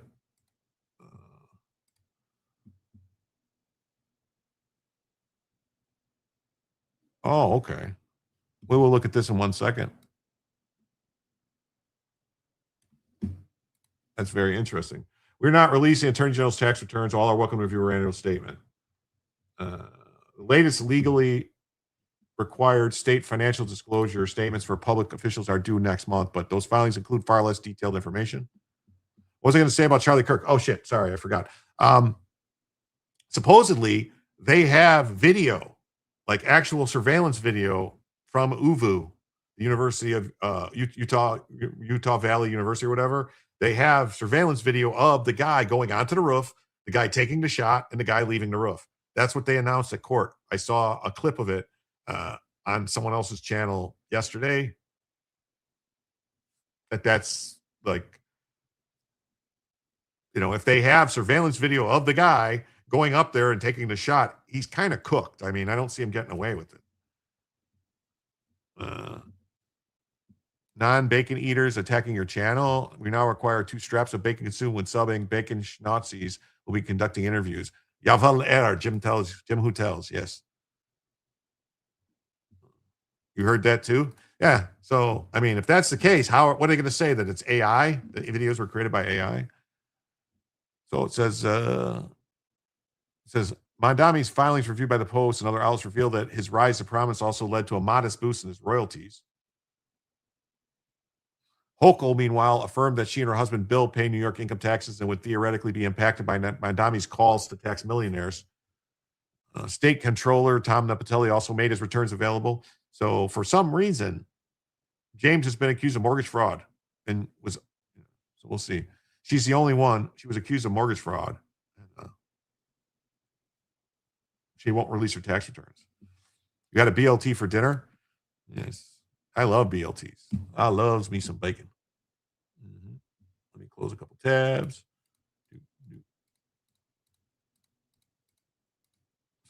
So this is interesting. This clip that I think who shared this? Doc shared this on on Rumble. Oh wait, I got a new tip on Ko-Fi. It says new tip from Ko-Fi. New tip. Thank you so much. Isaac, $5. Thank you.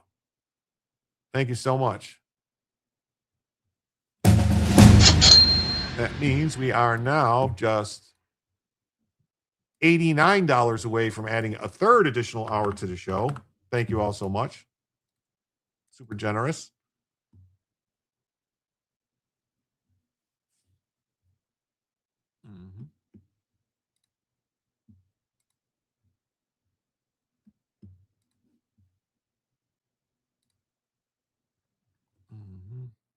How do you properly prepare chorizo? I think aren't you supposed to either grill it or fry chorizo, like in a frying pan? So this says the United States signed a defense agreement with Morocco yesterday, which concerns the Strait of Gibraltar, the gateway between the Med and the Atlantic. Thus, in just over a year, the United States has fully controlled the world's 4 major maritime choke points: Gibraltar, Malacca, Hormuz, and Panama. I don't need to spell it out. Everyone can see this. It's carefully orchestrated strategy, and it feels a bit more reliable than the Belt and Road Initiative. A man died, another was seriously injured. What is fake news on that that horse it rode in on? What are you talking about?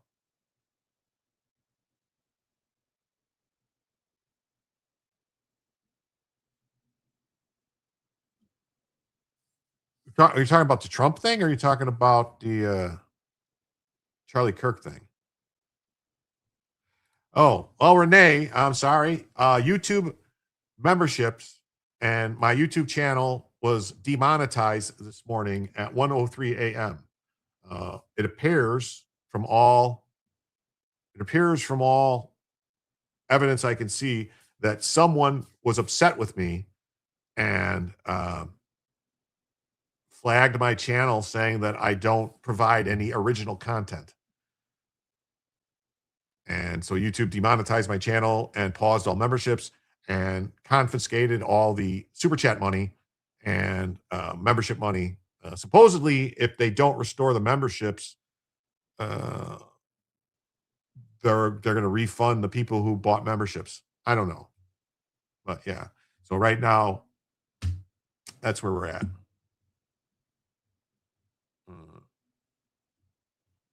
Trump talks in code. Stupid as Biden, low IQ cannot understand that. Yeah.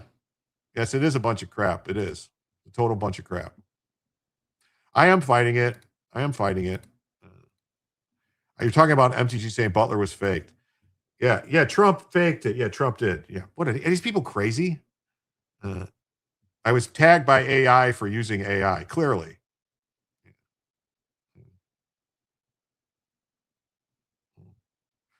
Wow, what? Should you sign up on Rumble then? You can if you want. I mean, you could, I mean, there's still Cash App, PayPal, Ko-fi, Ko-fi, Super Tips. There's also Rumble Rants. We'll see what happens. I'm going to try. I filed an appeal. I submitted the video that they asked me to submit to prove that I was a real boy and I'm not a fake boy.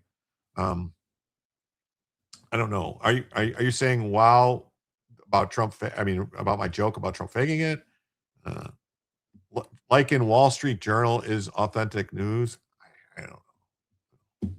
I don't know. But here's this video of Nick Shirley. We'll play a little bit. We'll bounce around it a little bit. I don't want to just take his stuff. What do you think about the Stop Nick Shirley Act? I think you're a psycho scam artist. They don't want to end their fraud racket. A lot of the politicians, they benefit from the political organizations, and so they want this racket to continue. They don't want the truth to get out. Stop. Yeah, I will agree with WR332. The pay structure is a little convoluted on Rumble, easier to Cash App and tip. Yes, it is. I mean, as far as if I had my druthers, it would be best to either use Cash App or to use PayPal or if Super Tips. As far as I know, Super Tips only takes 10%. Make sure you keep a good count of your money when they monetize you again with their shitty apology. I already took pictures of everything. I can still see what the money was supposed to be coming in because it's weird that they did this the day before they're supposed to send me my payment for March. They did this. It's weird too. Like, yeah. So, and I mean, it's not like life-changing amounts of money or anything. It just kind of sucks. You're looking on Rumble. What's your handle? Breaker19. I am. Jim tells you on Rumble. Same thing. Cash App and PayPal stole from you. Oh, well, I'm sorry to hear that, Joe. I'm here. I will post the link to this channel, this video in the chat on YouTube for everyone to see. So that's the Rumble. If you want the Rumble, if you want the Rumble link, that's the link to the Rumble video. You can go there.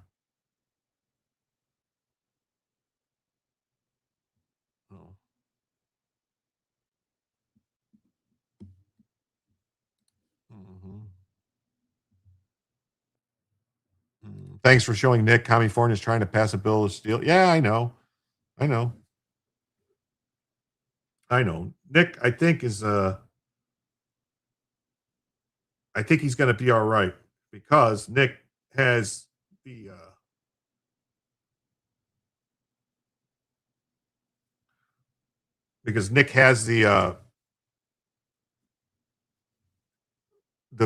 eyes of the president, the vice president, and all the people in power. So if they try to do this bill to come after him, I believe that's actually a violation of the U.S. Constitution.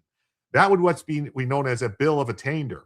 Now, if the Congress can't do a bill of attainder, then definitely a state government can't do a bill of attainder, right? I mean, that would be a violation of the U.S. Constitution, wouldn't it?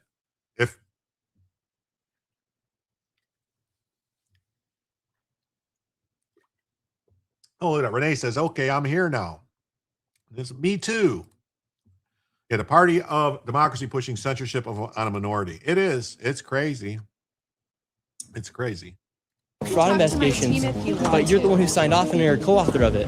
Here in California, they are trying to pass the Stop Nick Shirley Act. The official title of this bill is AB 2624, and today we're going to be confronting the legislators that are trying to pass this bill. And if this bill were to get passed, instead of going after the fraudsters, they're trying to make it criminal to go after the people that are committing this fraud. For instance, it would become criminal to film and reveal info on taxpayer-funded immigration services like healthcare, which would include daycare, hospices. It also covers counseling services, translation services, and immigration legal services. I want you guys to remember, too, that it was California who went after James O'Keefe for the Acorn stuff and tried to put him in jail for that. I think, I'm pretty sure they went after him for that. They also went after someone else. I'm not sure. I think it was Project Veritas that did the stuff over the Planned Parenthood, the selling of the baby parts. You know, California went after them, targeted them. Kamala Harris specifically, when she was the Attorney General of California. KPT says, I'm in the middle of nowhere and next to nothing. Can't PayPal from here. Lucky to get the stream. Thank you, KPT. I thought you did pay. I thought I got a PayPal from KPT. Maybe I'm wrong. Did I not? I thought one came from you earlier. Oh no, it was a different Catherine. Okay. Thank you anyway. Who else has Bellavision? That would be original content. And also the bell with the communist saying. I don't know.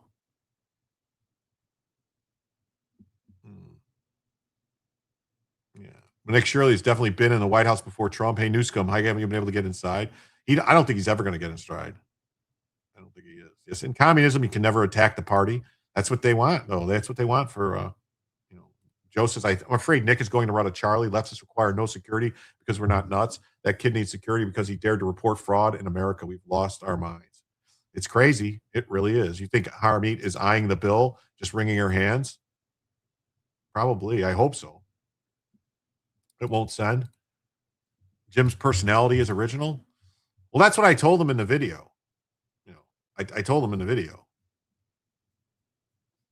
I had to send him a video, which I don't know. It's an unlisted video right now because that's what they said. It has to be unlisted on the channel. If I don't know if I can play it for you guys. I don't know if that would be violating something if I play it for them. I don't know.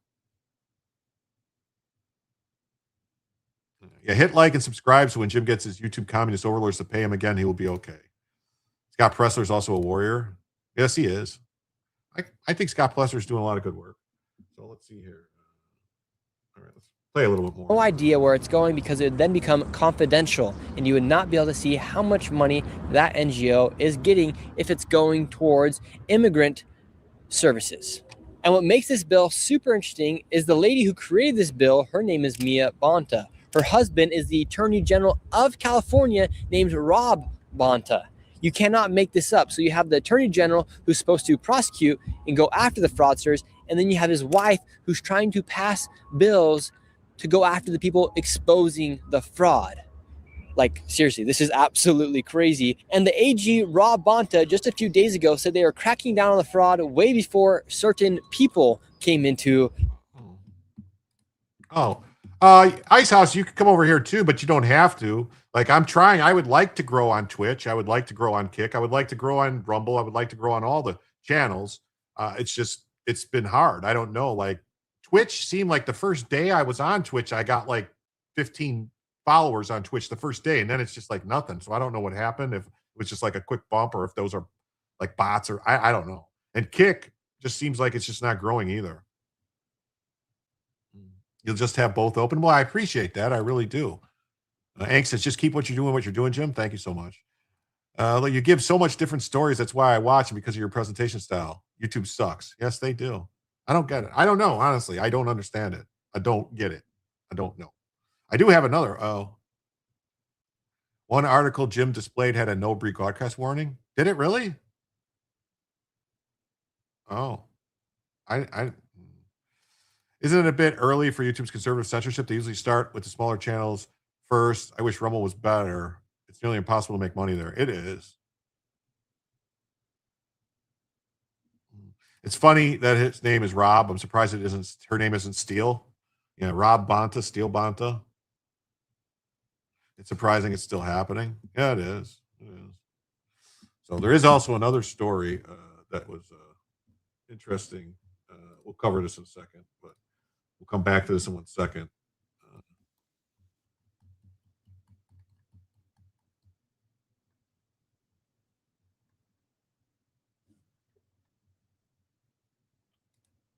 We'll come to that back and listen 1 second here, because it's kind of this. So with all this stuff going on with Nick Shirley, we're going to go back to the Nick Shirley thing, but with all this stuff going on with Nick Shirley, the governor of Maine, Janet Mills, just filed to give back any taxpayer dollars to fraudsters if the Trump administration defunded them during the crackdown. Yes, you heard that right.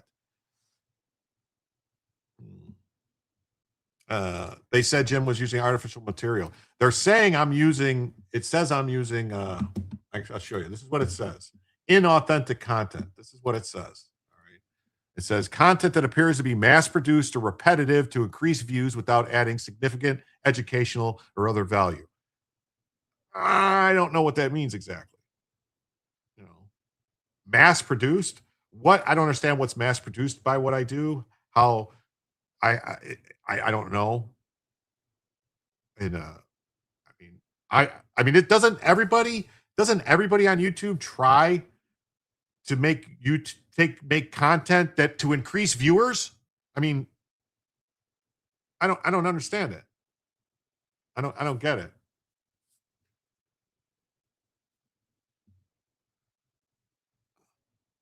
I don't get it. You have no video. What? Oh, I went to something else. So yeah, that's what my channel isn't earning. It does that. I don't follow YouTube's monetization policies. That's what they said. That's what they say. So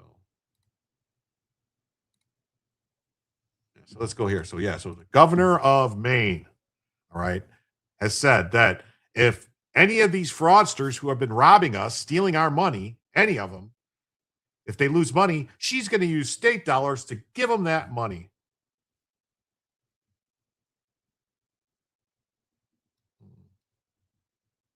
Automated AI systems to put out material. I don't use any automated AI systems to put out material at all. I don't know what they're talking about. That's what I'm saying. I don't know. Change social media status to publishers and subject them to lawsuits. They'll stop their BS. I wish Republicans had the majority and president to make that happen. Oh, wait. Just because you're offended doesn't automatically mean you're right. Well, let's see what that is, man. So you guys have been great tonight with the stuff.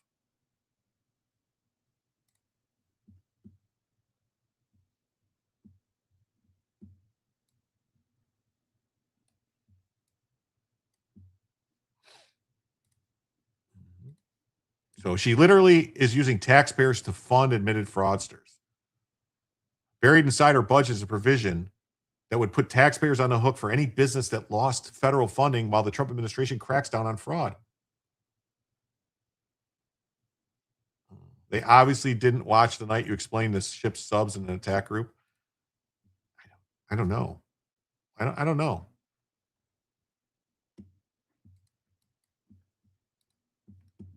We are seeing this trend happening in blue states, Trump derangement syndrome, TDS, causing some Democratic officials to protect fraudsters. So in Maine, Janet Mills signing her final budget as governor last week, and buried inside of it, she snuck a provision in that would put taxpayers on the hook for any business that lost federal funding while the Trump administration cracks down on fraud. Meanwhile, in Minnesota, a bipartisan 60-7 vote created an independent office of the Inspector General to investigate and prosecute fraud in the state. That's a good thing. But Republicans say Democrats are attempting to sabotage the bill. And then check out what California is up to. You might have heard about this. Last week, Attorney General Rob Bonta admitted fraud existed in his state and touted his efforts to crack down on it, leading a massive hospice fraud bust, charging 21 people accused of stealing $267 million. But this week, his wife, the Attorney General's wife, who works in the State House, led a different charge. She's pushing the Stop Nick Shirley Act, which would restrict the release of investigative videos while imposing penalties on those exposing fraud, and state Democrats are signing on, advancing the bill on Thursday. Independent journalist Nick Shirley was seen confronting some of those Democrats, trying to figure out what they are trying to hide from. A lot of people are worried about that it's going to stop fraud investigations, but you're the one who signed off and you're a co-author of it. They could potentially risk receiving a $10,000 fine with this bill you guys are trying to pass. Well, I need to read the bill. But you signed off on the bill. What would make you guys want to pass this? Do you think it makes it harder for fraud to get discovered here in the United States? Could you give us your opinion really quick on AB 2624? I think you're a psycho scam artist. So.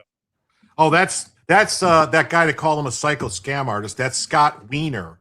He's the flamboyantly gay House member of the California who's running to replace Pelosi. So if he wins the primary, he will be the next congressperson from San Francisco. So we will have to look at this flamboyantly gay guy who man, I don't even know what to say without getting myself in trouble here. Yeah. Who if I was able to make a wager, okay, in like say Polymarket or one of these things, if they had a wager, like they should have a place to bet like which person will have shit they're not supposed to have on their hard drives. I would put everything I own on that guy, Scott Wiener, having shit he's not supposed to have on his hard drive. That's what I would wager. That's what I would wager. That's what San Francisco wants. Yeah. Doesn't that target a U.S. citizen? Yes, it does. Yeah, millions to make up for the SNAP benefit cuts. Yeah, my tax dollars, bastard. Yeah. At some level, you have to credit Trump for being the first man to go to war with the Pope and the Ayatollah at the same time. Yeah, you'd bet with me? I'm just saying. Like, I think that's an easy bet, right? Yeah, it's crazy they demonetize you. They just demonetized 3 other people that I know of today. Yeah, it is crazy. I would really like to know, Corn Pop, if who those people were, because you bet your salary that he has a compromised hard drive. Yeah, because it's just weird, Corn Pop. I was on a show. You wonder if it has something to do with Trump influencing something. It might have something to do with that, but it's weird because, like, here's the thing. I was on a show. All right. I know I've said this already, but I was on a show last night. I went on someone else's show and I made a couple jokes about a channel. We were watching like a documentary this guy made, and it was just basically just other people's content that he took and was just playing it. And then I'm like, oh, he's just playing other people's content. He's not even commenting on it. That's like using other people's stuff. You can't do that. And then like 15 minutes after that is when this happened to me, and basically saying the same thing, that I'm using other stuff, that I'm not inauthentic. You just want to know how much the main politicians get donated to them from groups defunded. Yeah. I was on FFS. Yes, I was on FFS. And then got me in trouble, I think. Maybe. I don't know. We'll see. We'll see what happens. Otherwise, it's a huge coincidence. It's just a big coincidence. Big coincidence.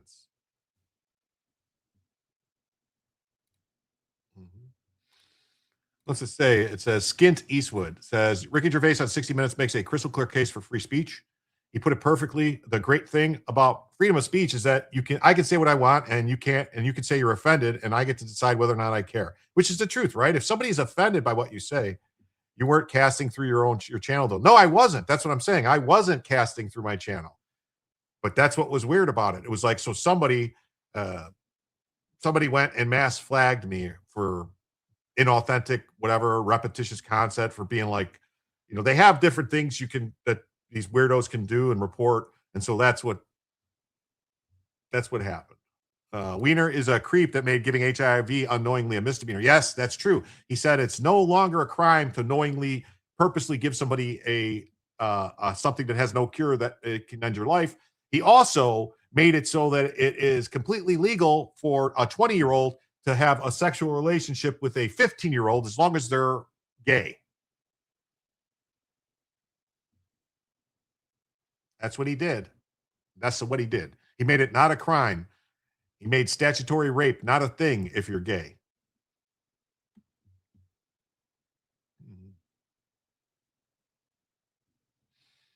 Hey, what's up, Choosy? So great to see you back. Don't sweat the small stuff. Just have people make donations via other methods and super chat. Well, that's the thing. It's just YouTube is the easiest way to do it, though. In all things, YouTube is the easiest way. The vast majority of everything came through YouTube. Like YouTube was like 5-6 times greater than the next highest place. So that's the issue, and it's more the fact, honestly, Choosy. The thing that has me upset is that they're keeping the money that the people gave. YouTube just pocketed it, which to YouTube it's not even, it's a rounding error. It's not even a rounding error. But for the people who gave money, the people that bought memberships, the people that gifted memberships, it's kind of shitty that they could just do that. And he says that's why blasphemy laws are so absurd. They're basically trying to protect an all-powerful deity from having his feelings hurt. It's spot on. So let's see here. We'll listen to a little bit of this, but I know 60 Minutes is very copyrighty. I know people are allowed to be offended by things I've said. That's up to them. That's the good thing about freedom of speech. I can say what I want. You can say you're offended. I can care or not. I can care or not. Well, that's ridiculous. Blasphemy is a ridiculous law anyway. It's ludicrous. It's a law that stops an all-powerful deity from having its feelings hurt. It's ludicrous. So allergic, it could be fatal. And I say, you're up the front of the plane. Yeah. And I say, I thought, I've never wanted peanuts more. And I made a joke. So to make sure that doesn't happen again, now before I get on a flight, I rub myself down in peanuts. I rub myself down in peanuts. Oh, so yeah. So all right, let's get back to this Dick Shirley thing. Let's see what else he's got to say. Yep, they took your green away. They took everybody's green away, KPT. They took everybody's green away. Yep, that's the reason for the plus after LGBTQ. They don't want you to know the depravity to come. Yeah, that's why they keep trying to change it to maps.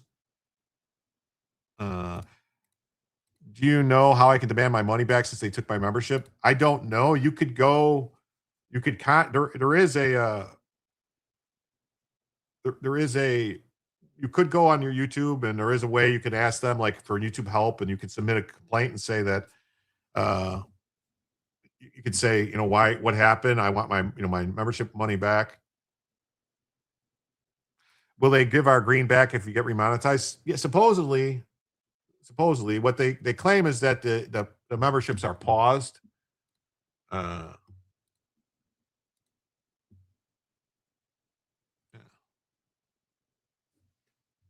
says, while paused, your members cannot access perks. The recurring payments are paused and your membership isn't visible.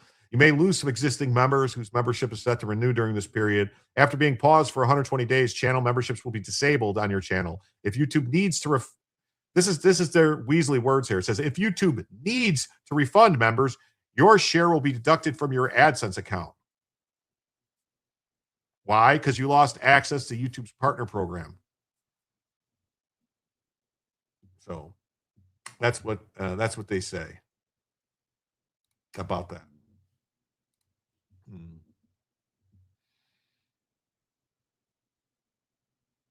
Jason Goodman got his YouTube channel reinstalled of some kind of wrong wrangle. Yeah, I mean, it's going to be what it's going to be.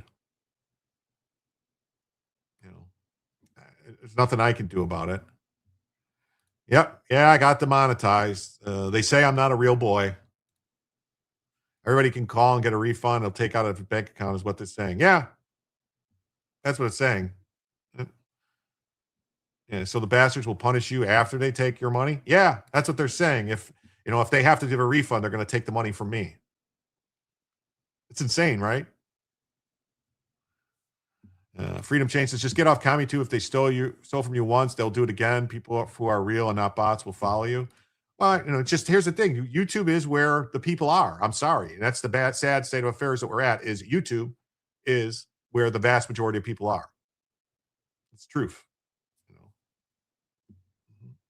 The reason is they say I don't provide.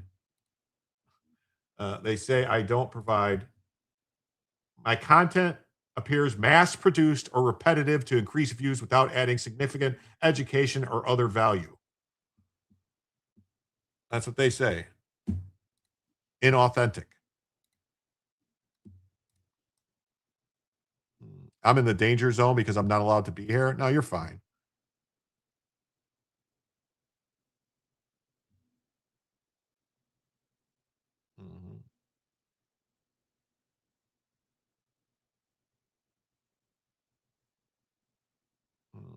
Someone had Kate Van Skiles' YouTube farm channel with over 1 million followers taken down for alleged inappropriate content 2 days ago. It's back.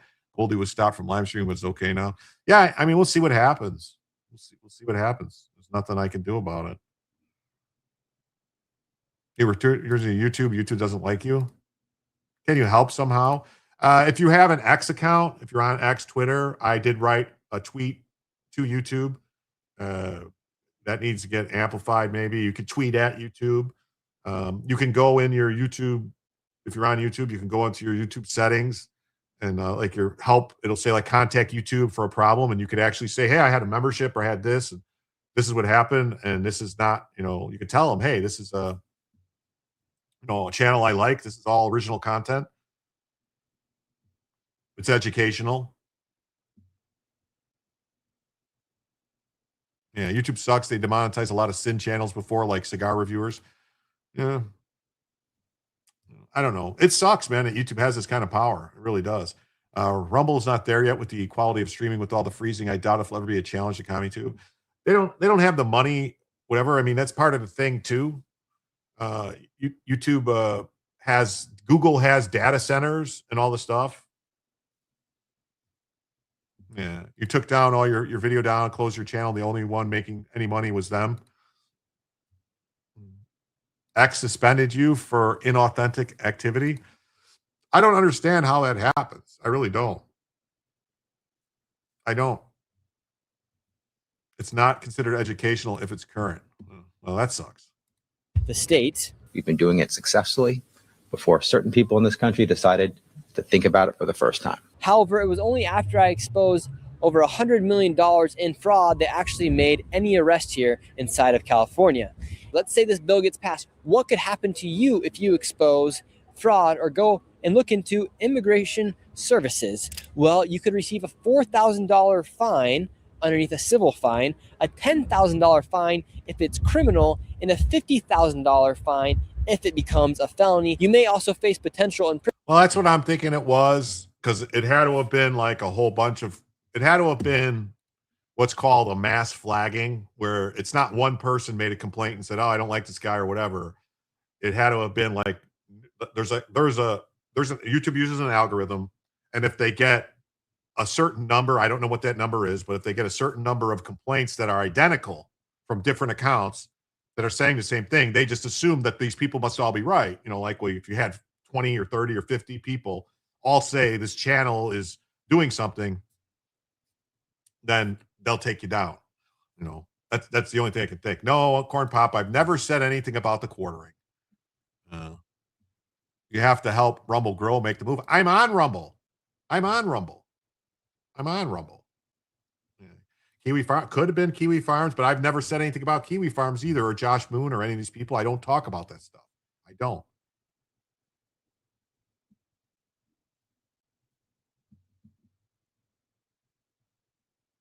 Imprisonment and your content be forced to be taken down. This is a complete violation of the First Amendment, as they are trying to take down and suppress your own speech, make it so you can't film in public, which is taking away your freedom of press. There's a whole lot of issues with this bill, and today we're going to be confronting those that co-authored, signed, and passed this bill. And so truly every single day here. All right. What is the Stop Nick Shirley Act?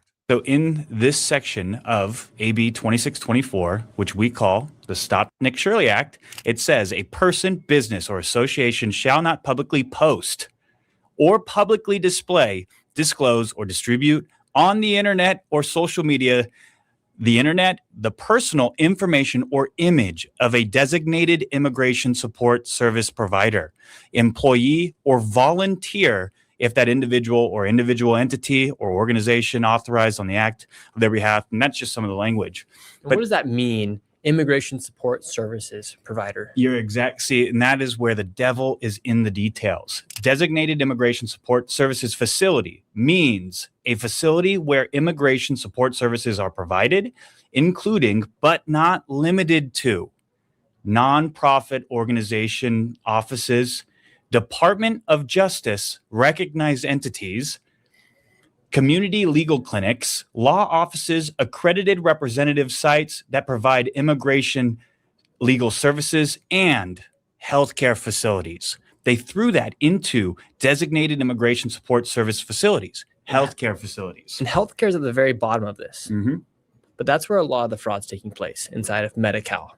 For instance, the hospices, the daycares are with CalWorks, but they're with anything to have to do with immigrants, essentially could not and is actually punishable. You're 100% right. And that's where, again, the devil is in the details. Their definition of harassment is repeated, unreasonable, and unwelcome conduct. What is unwelcome conduct? Simply you asking questions today, can that be considered unwelcome? What do they mean by things that you could generally fear? So if they say the words, I was harassed by Nick Shirley, if you were out videotaping a hospice, you would fall under this because healthcare facilities is a designated immigration support service facility. That is part of the definition. It is written here that if you post this online and they give you a demand made under that paragraph, shall be effective for 4 years, where you could be punished. So what people really need to know is that the state of California is deciding to punish the journalists out there that are doing the work and exposing the fraud instead of punishing the fraudsters. In a government that diminishes transparency has something to hide. And what are some more crazy things about this bill? There's a section in this bill that says any records or documents pertaining to a program participant shall be held confidential. So there are workarounds in this bill. So they're basically writing a bill to say that anything that has to do with immigrants is confidential and you can't even look into the fraud. I mean, how is this not, this is insane. How is this not a reason for the federal government to start charging these, like, can the politicians pass a law that's that violates the law? Like to say like, oh, we're going to make this law and say that, you know, like to intimidate witnesses or something, or like, this is like conspiracy to commit fraud. They're conspiring. The government of California, these politicians are conspiring with all these illegal alien fraudsters to commit more fraud. This is nuts. This is fucking nuts. This is crazy. This is nuts. I did, Choosy, I did make a video. Yeah, but threatening to sue them right now is not the path. I mean, you know, hit Google in their pocketbook. It doesn't, I can't, it's $1 trillion corporation. You know, they don't care about a small lawsuit. They don't care. You know, tell them I'm never going to super chat again. That's, you know, great for me, but they don't care.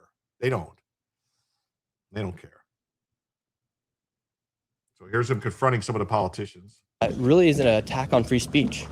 I am not even sure what you're talking about. Really? You said an author. I don't think. Yes. I'm an Did you author. Did you sign to pass this bill? The AB 26? No, I don't 24? know what you're talking about. Do you know what I'm talking about? No. You do not. No, look at these. No, Are you you guys are serious? just talking about. We're talking about something random. Okay. Sasha, how are you doing? We just want to ask you about the bill AB 2624. Why would you sign off on that? It's a direct violation of the First Amendment, and it makes it harder for people to expose fraud here. We have Ledge Council. They check the constitutionality of all our bills as we're writing them.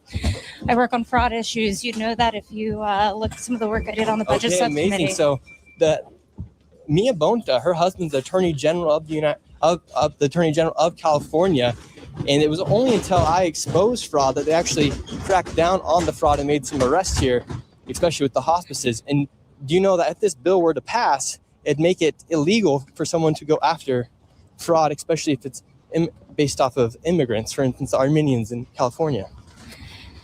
No, I think that that's a misinterpretation of the bill, but I'm happy to talk with you more about it. And fraud and investigations into fraud are something that's been happening for a very long time. The Attorney General handles those cases. This is an ongoing weird issue. That the wife of the Attorney General, Mia Bonta, is now pushing this bill that literally goes against the First Amendment. No, I actually don't. I don't think that this bill violates the First Amendment. I mean, Really? that's the whole purpose. We have. I don't think this bill, she says, I don't think this bill violates the First Amendment. How? What? Yeah. Most laws aren't checked against the Constitution. That happens in courts, not for fool's basketball. They don't care if it violates. They don't give a shit if it violates the Constitution. They don't care about the Constitution. They don't think the Constitution should matter. That's who these people are. We're dealing with legitimate communists. These are communists. Communists. Judge counsel and ledge attorneys that talk with us about this. Constitutionality is really important to the work. So your bill criminalizes publication of images recorded in public. Do you believe the government has the right to punish journalists for filming in public space? No, I think that is a complete misinterpretation of actually the piece of legislation. That is not. That's literally what happened. Speaker Rivas, how are you doing? What do you think about the Stop Nick Shirley Act, AB 2624? I don't know anything about it. And do you think there's any conflict of interest there with Mia Bonta and her husband being the AG? That just shows you everything you need to know. These people won't even answer the questions. So you signed off, you're a co-author of the AB 2624 bill. What made you want to sign off on this bill that would literally make it so NGOs don't have to disclose their money? Yeah, we'd have to go back and look at the materials from that committee hearing. Okay, and what? For instance, just answer the question. Why does your bill apply to organizations receiving taxpayer money? Shouldn't publicly funded entities have more transparency, not less? Restate the question? Yeah, so entities that receive money from the government, shouldn't there be more transparency and not less? I think we want to make sure that we are being accountable to public funds. Yes, and so you signed off on a bill that would make that harder to have transparency. Well, I don't think I see it that way. I think that we're making sure that, all of our systems are able to get the money out to community and that there's transparency and accountability incorporated. But see, he said it right there. That's the thing. We want to make sure that we get all the money out to the communities. They just want to push the money out as fast as possible. They don't care about the fraud. They don't care about the fraud. So that's what's going on with the Nick Shirley Act. All right.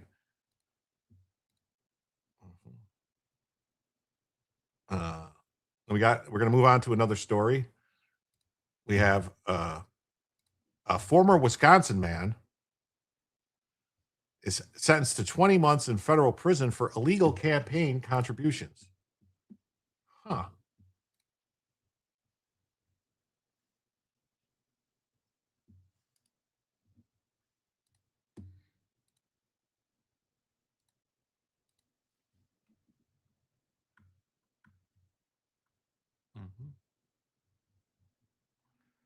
Says a federal judge sentenced a former Wisconsin man to 20 months in prison for funneling hundreds of thousands of dollars into a domestic political campaign after moving to another country and renouncing his U.S. citizenship. Yes. Yeah, they don't care about the fraud because they get kickbacks. That's right. That's right. They vote on stuff and then claim to not know what it's about. I bet they pass it and use videos against Nick. Probably. Yeah, I'm surprised they're not going to go after Nick and somehow claim that what he's doing is endangering them. I wouldn't be surprised if they try to say that somehow Nick Shirley reporting on the stuff is somehow endangering them.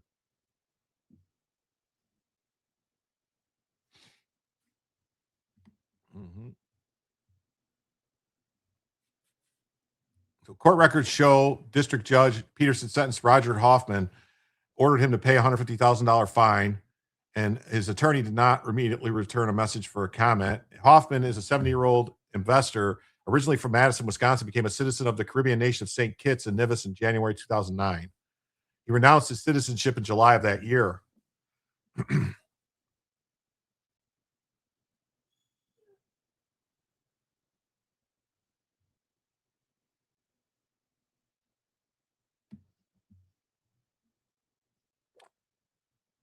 He moved more than $400,000 to state and federal elections in the U.S. over more than a decade, using it to an assistant identified only as MW as a conduit to circumvent laws prohibiting foreign nationals from making donations.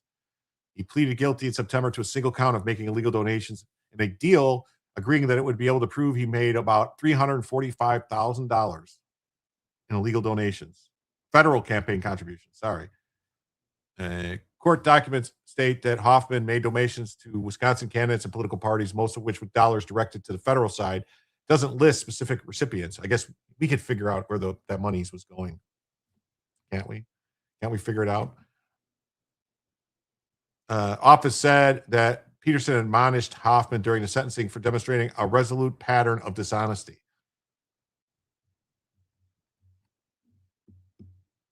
So, that's going on. They like to say that we don't have fraud in our elections. I mean, if people are making illegal donations, that's kind of some fraudy type fraud stuff, right?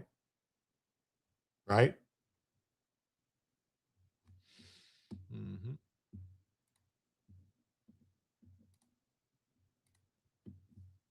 Oh, I can't believe this stuff keeps happening. Why I keep getting signed out of things when I got to look at them doesn't make a lot of sense.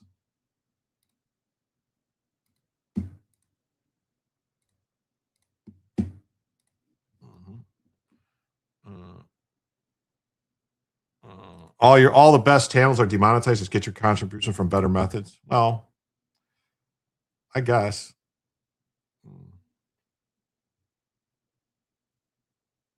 Yeah, no, I need to fight the exile. Yeah, I'm fighting it. Yeah, Google can hire 1,000. Google can hire 1,000 lawyers, not 100. They can hire 1,000 lawyers for everyone. Anyone else? They can hire every lawyer in the country. That's what they can do. Mm-hmm.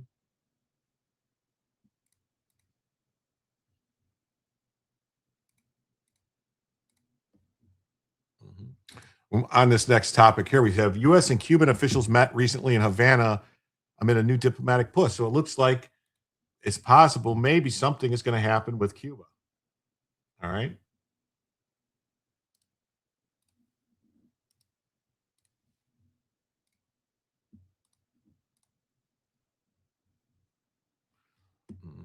U.S. officials traveled to Cuba for first time in a decade and laid out demands to the collapsing regime.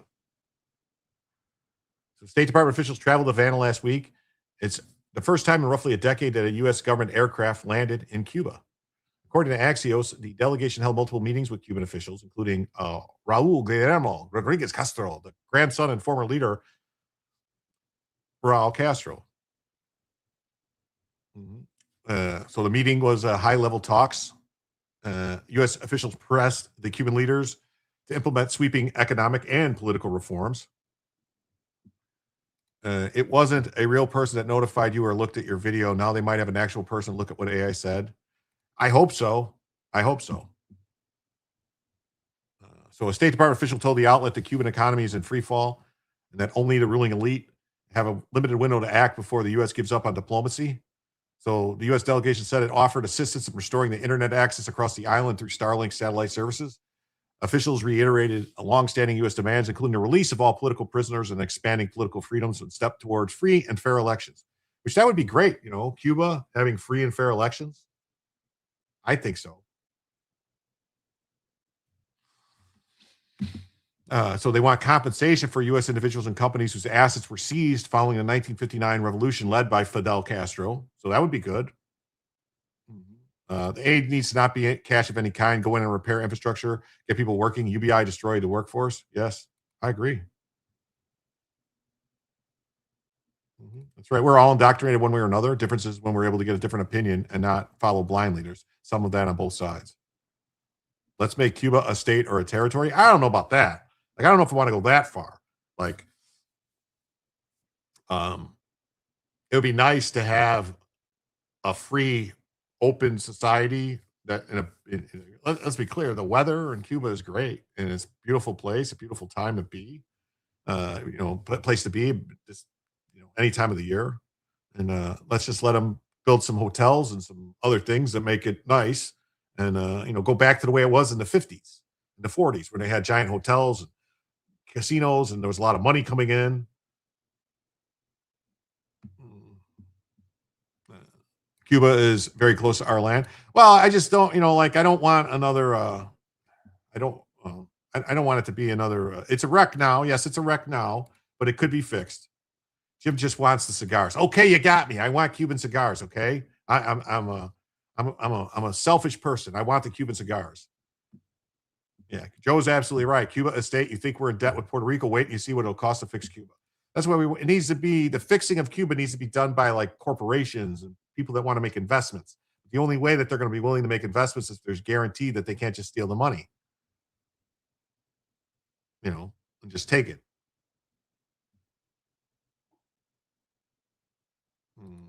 Matt says, I'll bet that their AI heard you talking about illegitimate content, got confused, thinking we're talking about yourself.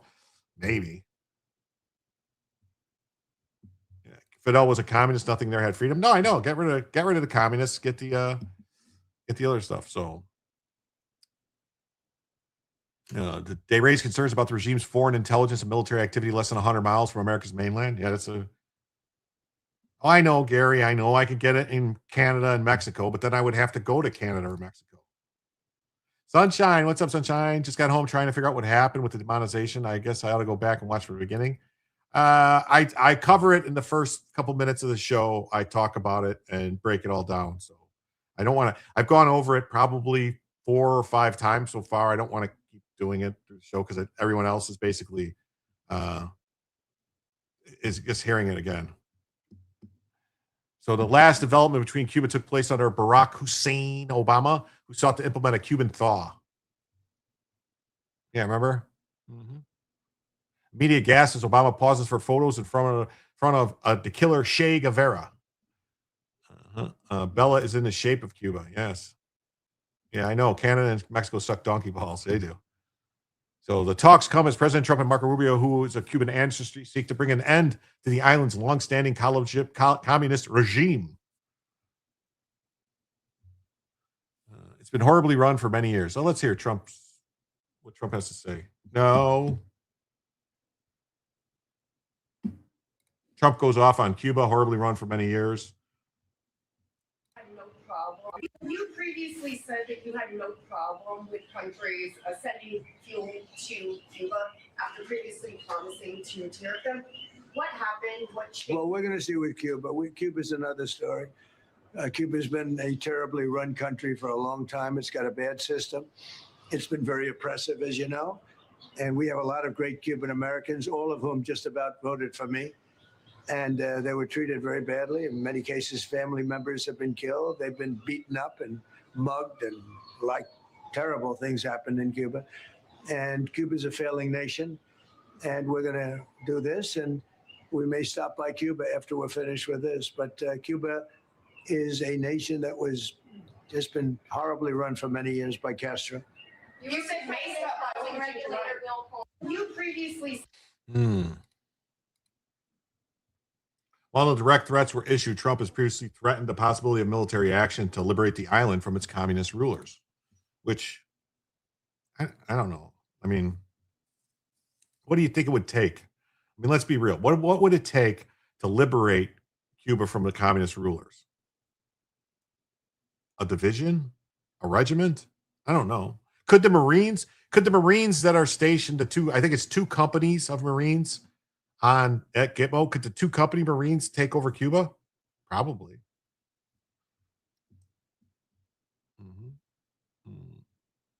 If there's too many people on Cuba, won't it flip over? Well, I believe it was a Congressman Johnson, Hank Johnson, right? Who said that he was worried if we sent any more soldiers to Guam, it would flip over. And Guam is a lot smaller than Cuba, so I think it would take a lot more people to cause Cuba to flip over. There have been YouTube of Cuba, but some are gone now that showed the truth of Cuba, rich and poor, electric to the money people, and commercial under government control. Yeah. Yeah. Everybody slow their roll on Cuba. Look at the quality individuals we got from Haiti. He's not wrong. He ain't lying. Gas is down 20 cents in your neighborhood. It should continue. Gas should continue to go down. Cuba will go with whoever gives them money. Hey, Great Eagle, great to see you. You doubt there'll be much resistance. The infrastructure is mostly non-functional. Yeah, but then here's the thing. You think one night and 12 helicopters? Probably. It's the thing is, if we send the military in to take out the regime, then it basically is our problem to rebuild everything. Can't we just pay 2 million people in Cuba to buy Cuba? Maybe. I don't know. You're hoping Trump making a deal with Cuba leaders will leave and we redirect redevelopment there? Maybe. I mean, if they could offer them, the non-elite want Cuba to be a different Cuba. 10 billion will buy Cuba. Cuba's not Haiti. Hillary is a Haiti issue. Would take at least a battalion of Marines.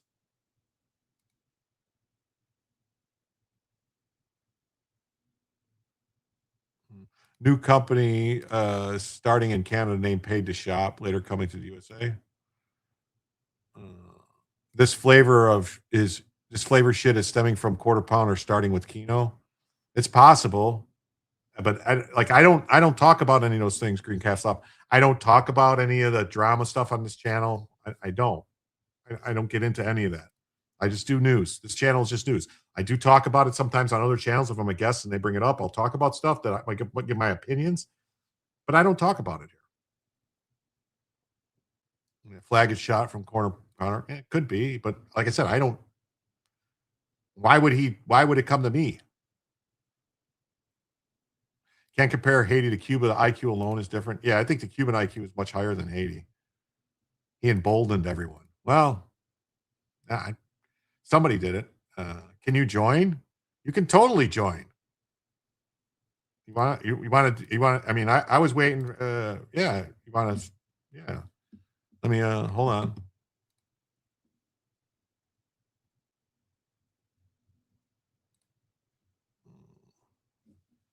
Hold on.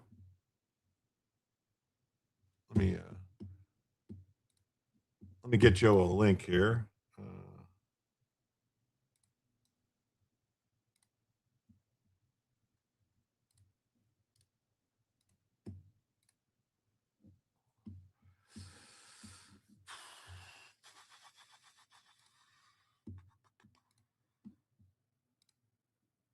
Yeah, I sent you a link on Twitter if you want to jump on. I don't know if you want to do your own show.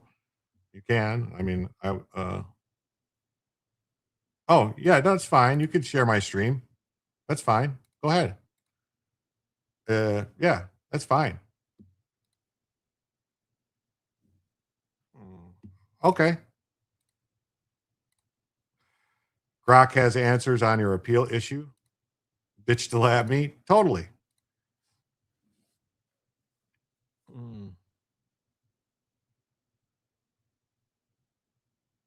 Oh, I don't think so. It could have come from Rob G's readers. I don't think so. I like I said, I was on a show last night on Cynic's channel, and I made some jokes, and it might have it might have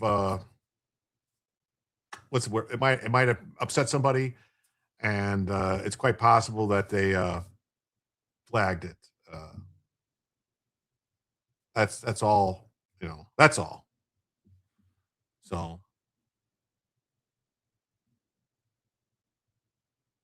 I don't think Manning at Gitmo could take over all of Cuba, but we do have Pensacola. Yeah. I was just saying, offended. Yeah, I offended somebody maybe.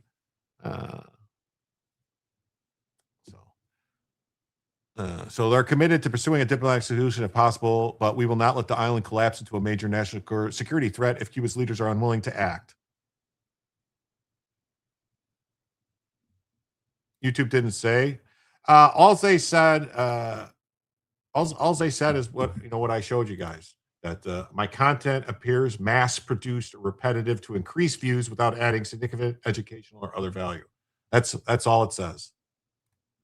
That's all it says.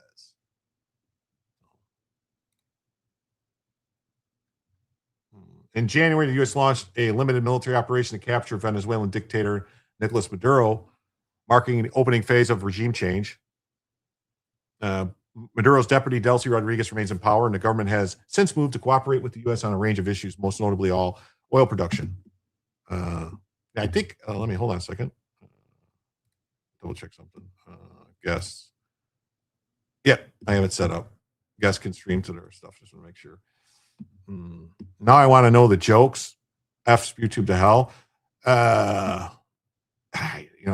Oh, Bella's off the screen. Let me fix Bella here. Bella, twisted. What did you do, Bella?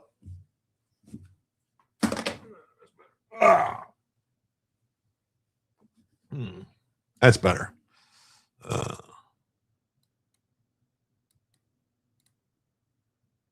Much better. So yeah. Robert's subscribers wouldn't lower themselves to flag me. Yeah, even our trolls don't flag. I don't see that with Joe coming on. Do we lose Bella? No, we don't lose Bella. No. I don't.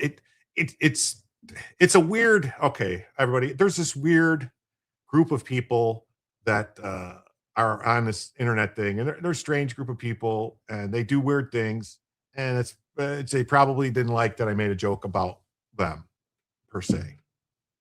Something like that. That's it. That's about the best I can come up with. So that's it. So Maduro's removal of Delta major blow to Havana, who had long relied on its socialist ally for subsidized oil shipments in exchange for security and military support. Do you mess around with the wrong car? Jim tells you, man. I wasn't. Yeah, YouTube should hit the AI channels before they hit humans. I don't get it. So I don't get it. Let's see what CBS has to say. U.S. delegation visited Cuba last week as Trump headed to the island. As Trump heaped pressure on the island.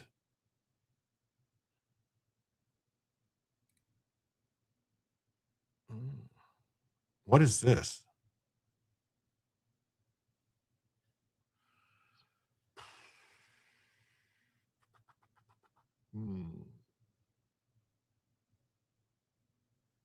So Cuba's in the throes of a months-long energy crisis followed by Trump's threats. Oh, there's Joe.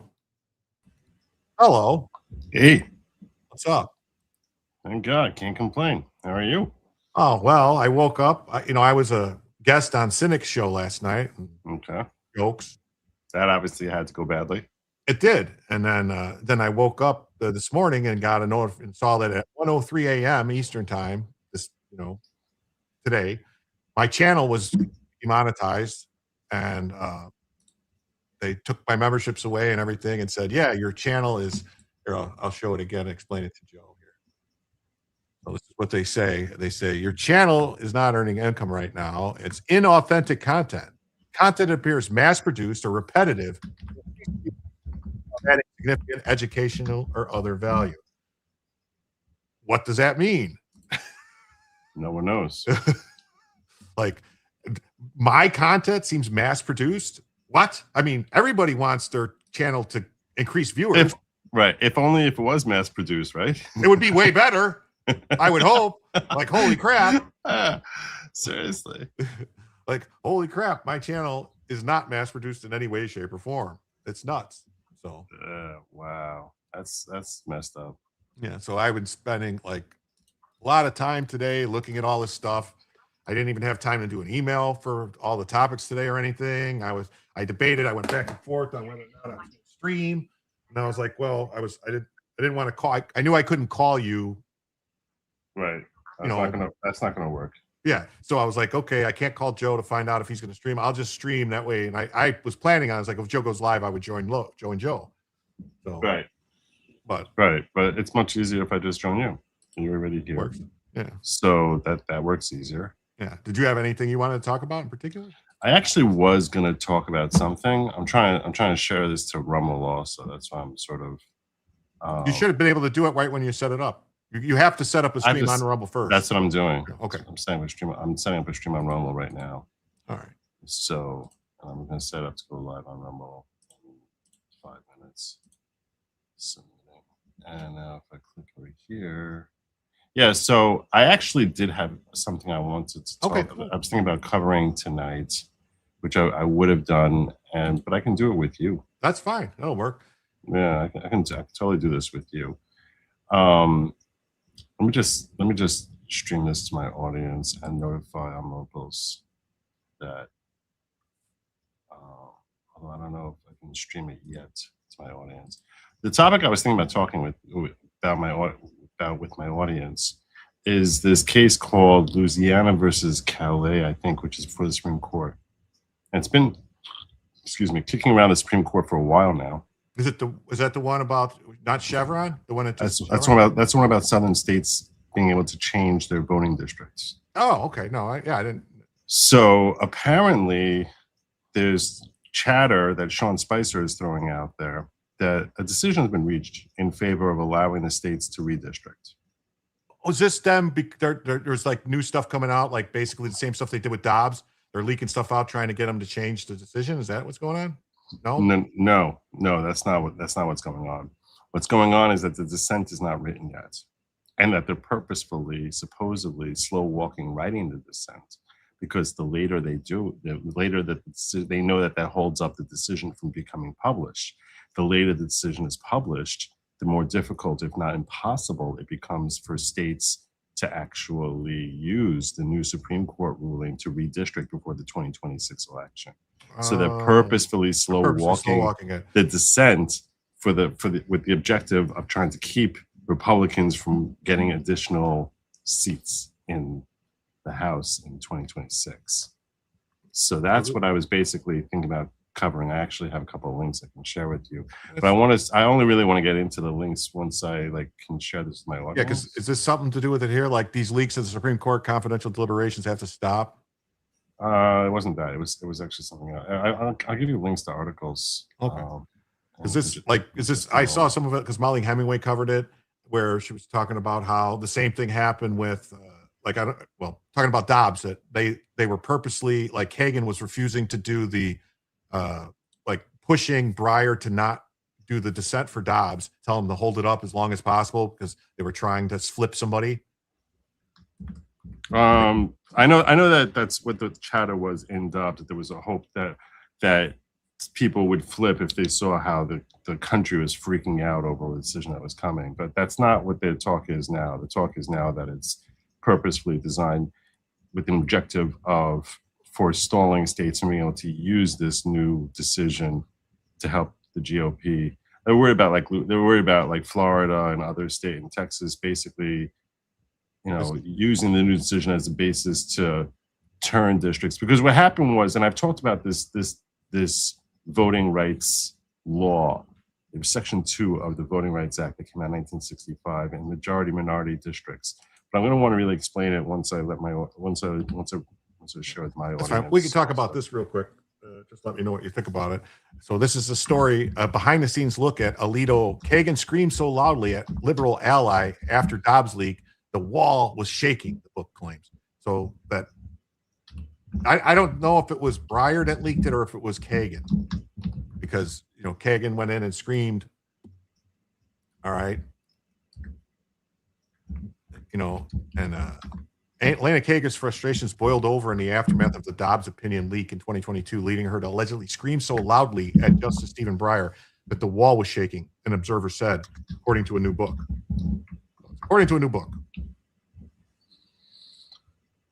That's interesting. Conservative author Molly Hemingway's forthcoming book, Alito. So she's writing some kind of a bio on Alito. Details this incident, heated moments surrounding the leak, which spurred waves of protests and death threats. So Hemingway wrote that Kagan, Obama appointee, angrily confronted Stephen Breyer. Right, that was his name, right? Stephen Breyer. Yeah, Clinton appointee in May behind closed doors, after Alito had asked his colleagues to speed up writing their dissent because of security threats. And so Breyer agreed to speed it up, and then Kagan went and yelled at him, "No, fuck that, slow it down." Naturally. And so, though he had not said he would accommodate the justices whose lives were at risk by getting it out of dissent, Breyer was a member of a liberal bloc most willing to do so, facing a liberal in his jurisprudence and strong disagreement with the majority decision. He nonetheless was a gentleman and a friend to all in the court. Kagan remonstrated with remonstrated with Breyer not to accommodate the majority, screaming so loud that the wall was shaking. All right. Let me just share this out on locals that people know. People know I'm live. Okay.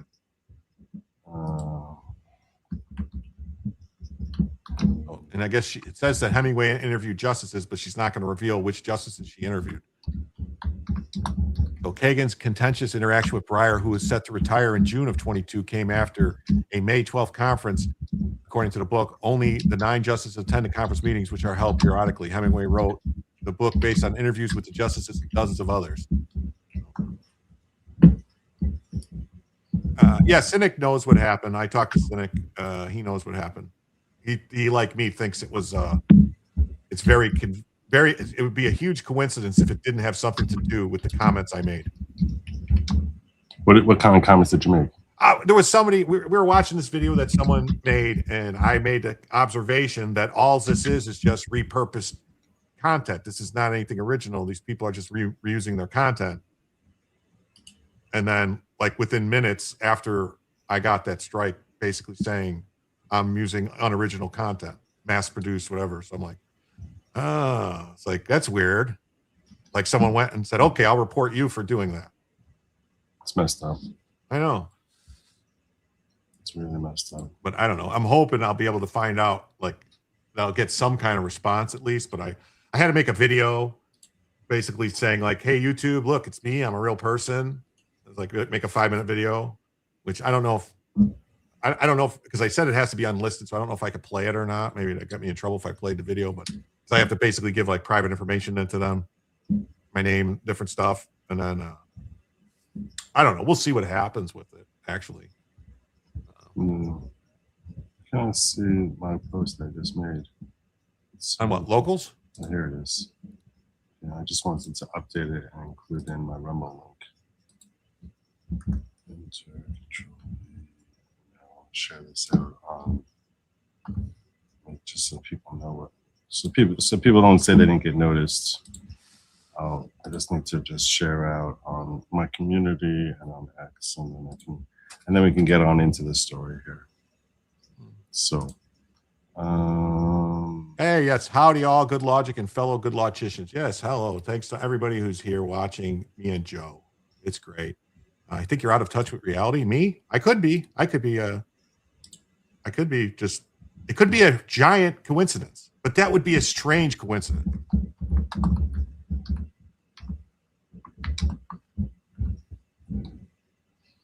No, Cynic is not fully monetized, so it wouldn't really. It wouldn't affect them as much. Yeah, it wouldn't affect them. They wouldn't really do anything. But it's weird, you know. Like, who's Doggy? That's my dog. That's Bella. God, why is it doing that? It gave the wrong. Oh my gosh. She is a real dog. That's not the right video. Yeah. And this is crazy because Alito asked the dissenters to make completion of their dissent a priority because the delay of the decision was a security threat. He said that abortion supporters had an incentive to kill one or more of the justices in the majority to change the outcome. The dissenters demurred, and then Gorsuch spoke up asking for a date. We want a date when you're going to be done. And they refused to give a date. And they did try to kill, remember, they went and tried to kill Kavanaugh. Yes. They had a list. So this is real. You know, like, and they did this. This is nuts. Yeah, so it says here that an investigative report by the New York Times detailed an internal effort spearheaded by Justice Roberts, the lone conservative to object to dismantling Roe, and Breyer to flip one conservative in the month leading up to the decision. I thought it was a 6-3 decision. Dobbs was only. They're saying Justice Roberts didn't side with Dobbs. I'm not sure. I'm not sure what you're reading. Well, they're saying Justice Roberts was the lone conservative to object to dismantling Roe, and Breyer to flip one conservative. But Breyer had been eyeing Brett Kavanaugh. Like, what is the Dobbs? Hold on. What was the Dobbs decision? Was it? I thought it was 6-3. Dobbs decision. I thought it was 6-3 also. Why are they saying that? maybe they're saying that. All right, that's not what I was talking about, though. Okay. You want me to share? I'll share with you. Yeah, go ahead. Go ahead. I'll pull this down. Yeah, I was actually talking about a completely different case that's pending before the court right now. I have 2 links for you. Okay. Well, actually, I want to see one here. I don't know why I got one. All right. Private chat. Is there a private chat? I don't even see a private chat. Oh. There you go. I don't even see a private chat. A studio chat. It's in a studio chat. That's what I'm saying. Oh wait. Oh, here it is. Never mind. That's weird. Okay. It's in a completely different place.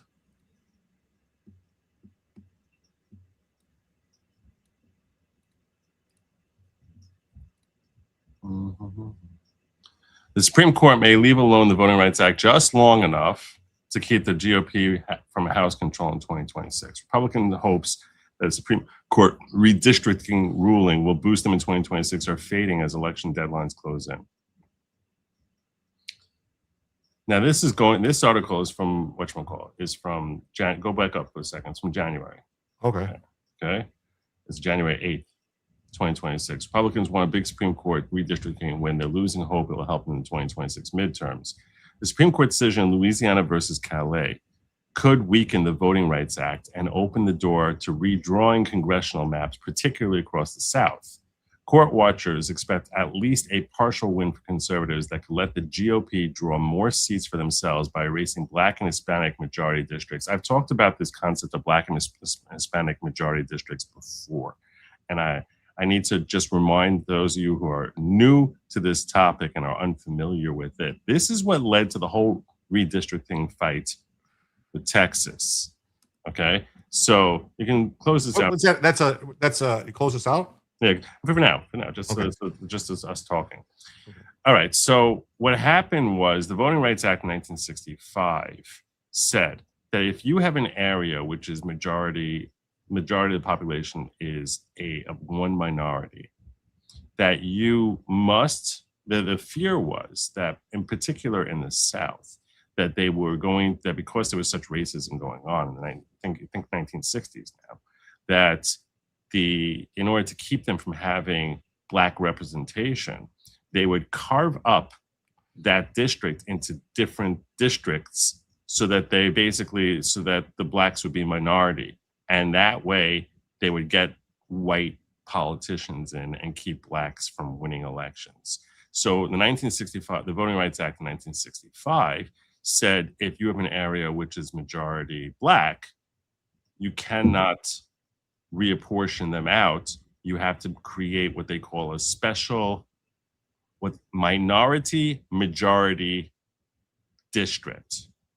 So why they call minority majority district? It's because there's a majority of people in this area who are of a minority. You see what I'm saying? There are minority Blacks, Hispanics, whatever. So if you have an area which is a minority is the majority of the people here, you cannot carve that out. You have to create a special district for those people.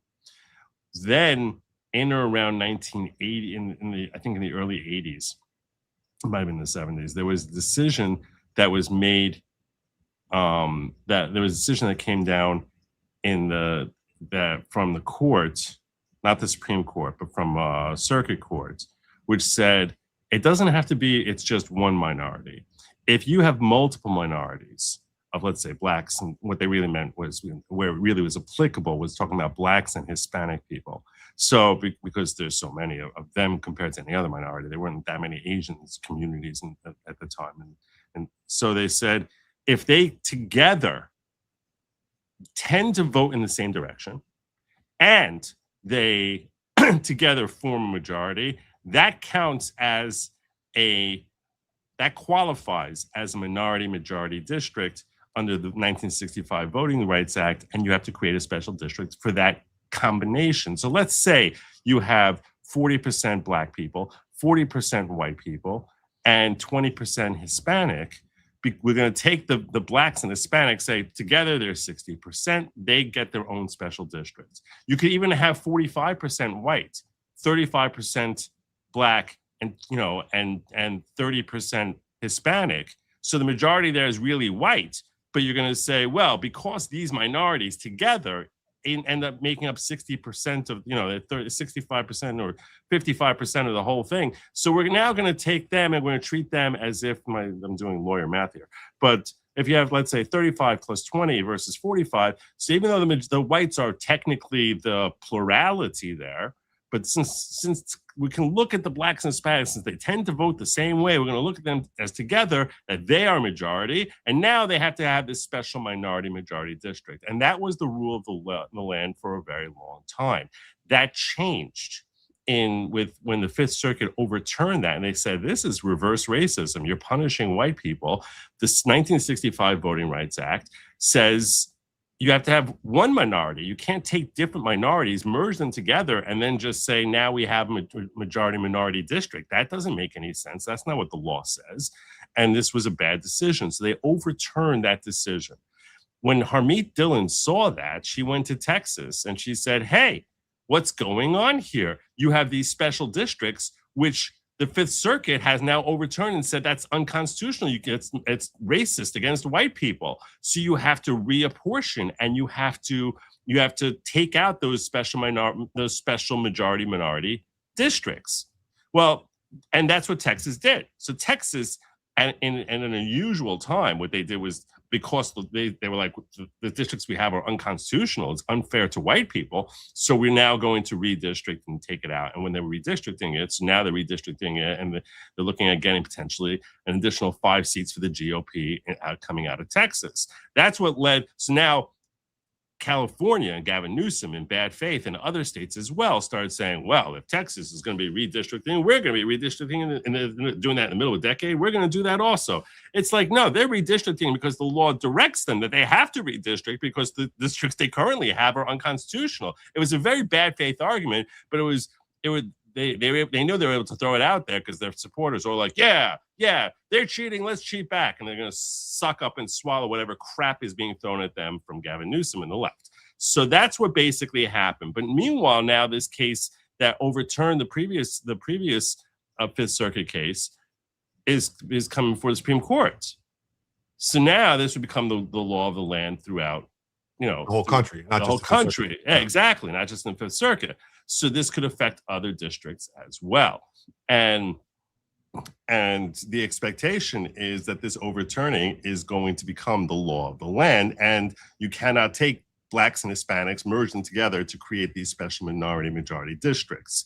But what the interesting thing is, so that's what this article, now that you have the background as far as what's happening here, now we can pull this up and understand a little bit more about this. Is this case strictly about that, what's it called, like compromise districts, right? Or something like that? Is that what they call them? Or is it I don't know. I'm not familiar the one with the different races that they mix together, and they just basically say like, oh, if there's this much Asian, if there's this much this, we're just gonna, because what they're districting them for, like, Democrat majority, not. It's always for a Democrat majority. No. It's always to try and bake in more Democrat seats. That's what it's always, every single time. But this is the only case that hasn't been released out of the last thing, right? This is the last case that they're waiting on. Well, technically, what they did, they kept like saying you need to send it back, and it was a whole procedural thing back and forth. They've done a masterful job of trying to delay this as much as possible. This case was coming out a year ago, and then it got pushed back, and they said we need to have more. We need to have more briefing, and then there was more briefing that came in October, and then there's arguments coming in March, which happened. So, but this thing has been sitting around waiting to get a decision signed on it forever.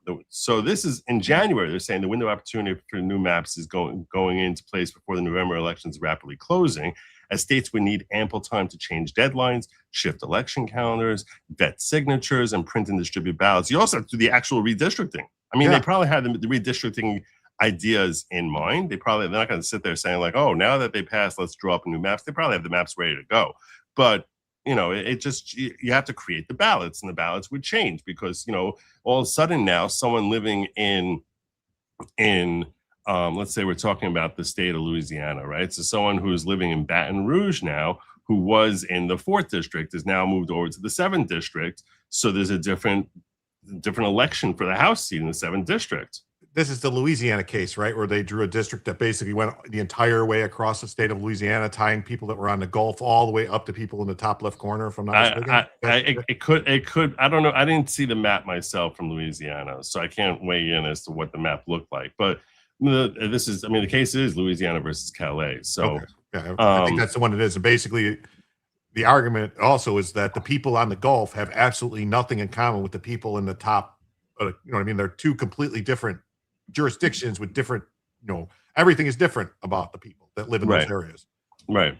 So that's essentially and the longer it takes the Supreme Court to issue a ruling, the harder it'll be for state level Republicans to throw their maps out and draw new ones before this fall's elections. Quote, "It can get very complicated and very sticky, and that's not fast work," said Tammy Patrick, the chief programs officer for the Election Center, a nonpartisan consulting firm that works with state and local election officials. Quote, "That is time consuming, very methodical and detail oriented work that needs to have sufficient time.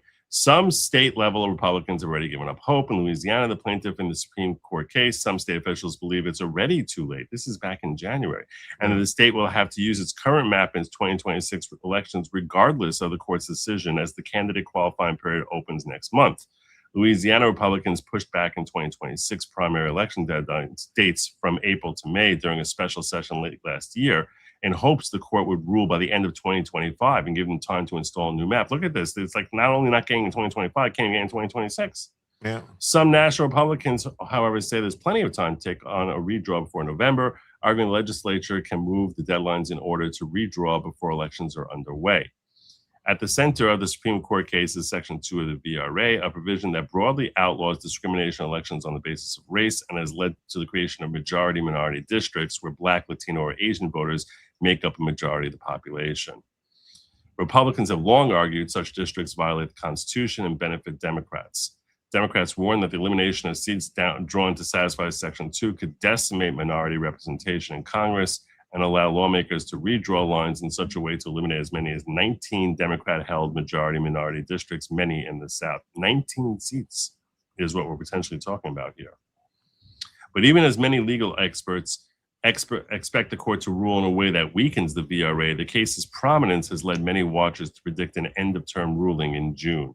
At that point, many states across the country will have already held primary contests, and there will be no room to undertake redistricting. How are you going to, once you have a primary, and that makes sense, once you have a primary, so this is the winner of District 4, you can't now say District 4 is a whole different place, right?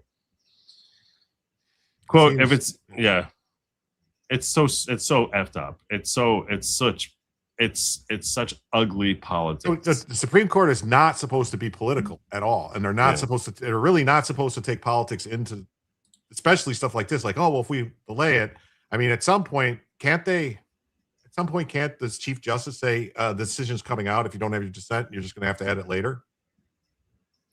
In theory. Because dissent doesn't mean anything anyway. It's just their dissent. It's just them crying about it. Yeah. I pulled this up. Hold on. So let me see if I can find the article I found. You can share stuff and I can pull it up. I mean, I don't. Yeah, no, I want to just, let me just see if I can find what I was looking for before. That was Politico. Yeah. It was about this. This is, all right, this is from April 17th. So that's 2 days ago. Let me share mine.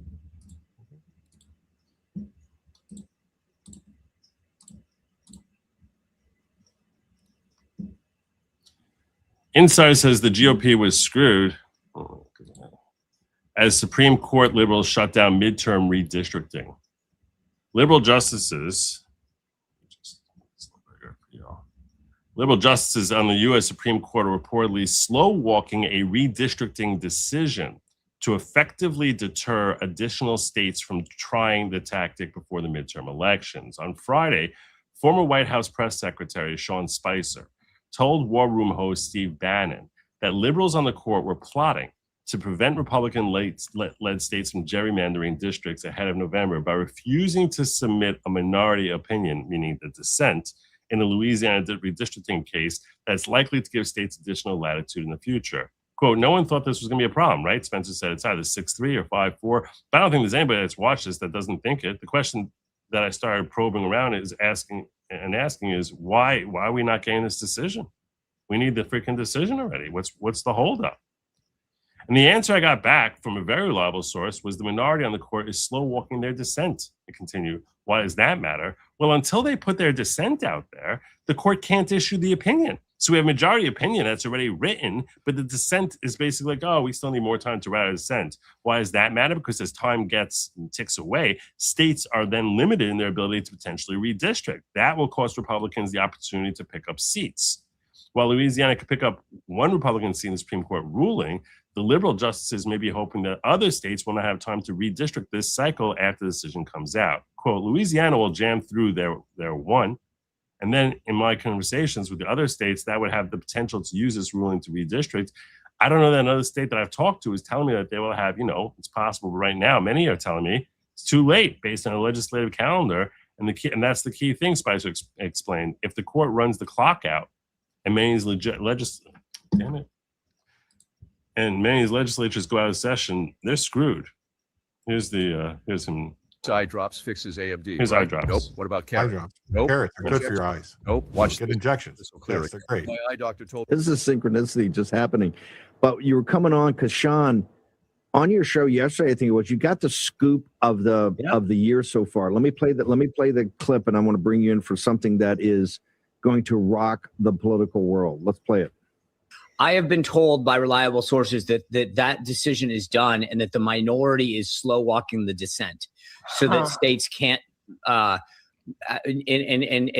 states do not have time to redistrict ahead of it. But I have been told very reliably that the minority is slow walking that dissent. All right, wait, hold on a second, because I don't think I've read that anywhere. That is news. That is real news. Let's put that map up. Sean, what are you talking about the Supreme Court and this thing that's going to rock the political world, hopefully today?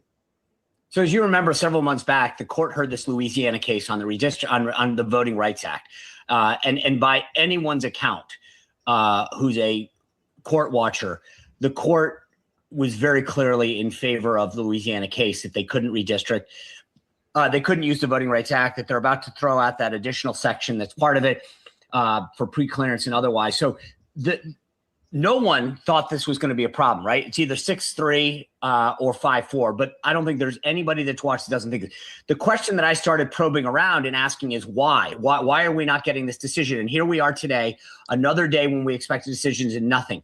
And the answer I got back from a very reliable source was the minority on the court is slow walking their dissent. Why does that matter? Well, until they put the dissent out there, the court can't issue the opinion. Why does that matter? Because as time ticks away, states are then limited in their ability to potentially redistrict. That will cost Republicans the opportunity to pick up seats. So right now, sure, maybe Louisiana picks up one seat, but states like Alabama and others, when I've confirmed this with several folks in the key states, especially southern states that abide by the Voting Rights Act, they're basically telling me, I'm sorry, the clock has run out. We don't have the time to do it for this cycle. Yes, we'll get it done for 2030 or 2028, but not in time for this midterm.